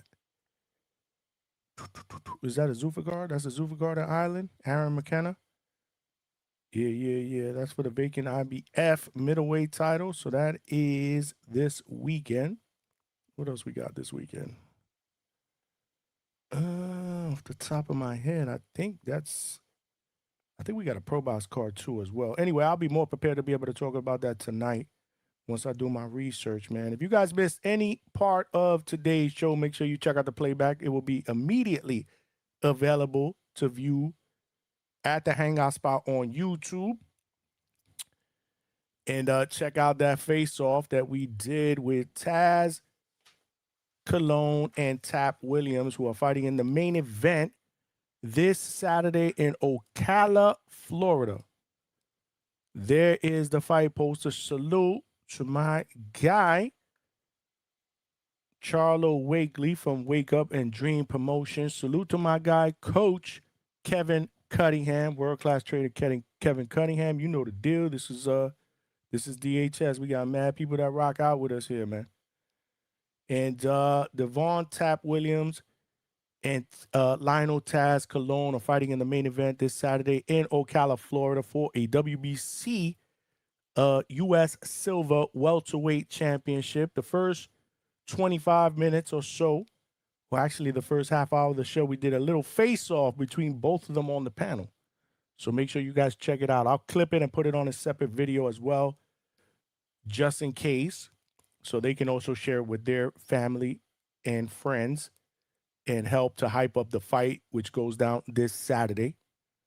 So salute. Make sure you guys tap in with, I think, Talk of SD. My guy, what's good, Talk of SD? You got a channel? I think he said he going live if people want to go out to his channel. Salute, salute. I see you, Talk of SD. Chevy Red, what's good? Oh, Coach Bermudez is up in there. Coach Bermudez, you be coming up mad late, man. We about to end this shit, man. Where were you earlier? We were talking about you earlier, man. Yeah, I'm tired, man. I got to go to bed, though. Coach, you got to jump on tonight, man. Cut the shit, bro. Come on earlier, man. You always want to jump on like at 5 hours after, man. Shit's crazy, man. G-Von said, I don't like the chat. Nah, I just don't like you in the chat. Or Coach Bermudez. I'm kidding. Yeah, the chat was cooking tonight. I ain't gonna lie. We had a good time, man. Like I said, we always have a good time, bro. We always have a good time. Let's not forget, Wednesday night, we got Kenny Bayless and Robert Byrd, Hall of Fame referees from the Official Call podcast. They're going to be jumping on the panel for about an hour, starting at 9 p.m. Eastern Standard Time. If you are a DHS Pound for Pound member, you want to send a question, again, time permitting, we'll get those questions in. Throw them in the chat. Or I'm sorry, not in the chat, on the DHS YouTube post for members. If you want to become a member, it's only $2.99 a month, $3, man. It's cheaper than a Happy Meal at McDonald's. It's cheaper than a 6-pack of beer. Come on, man. It's probably cheaper than a Big Mac without the meal. For real, man. Yeah. So, yeah, join the DHS Pound for Pound list. Subscribe to the channel, though. That is free. We need to get to our next goal. So tell a friend to subscribe. Appreciate everybody in the chat. Appreciate everybody that contributed. As always, this is your boy Johnny signing out from the Hangout Spot Live, and I'll talk to everybody tonight, man. Peace out, y'all. One.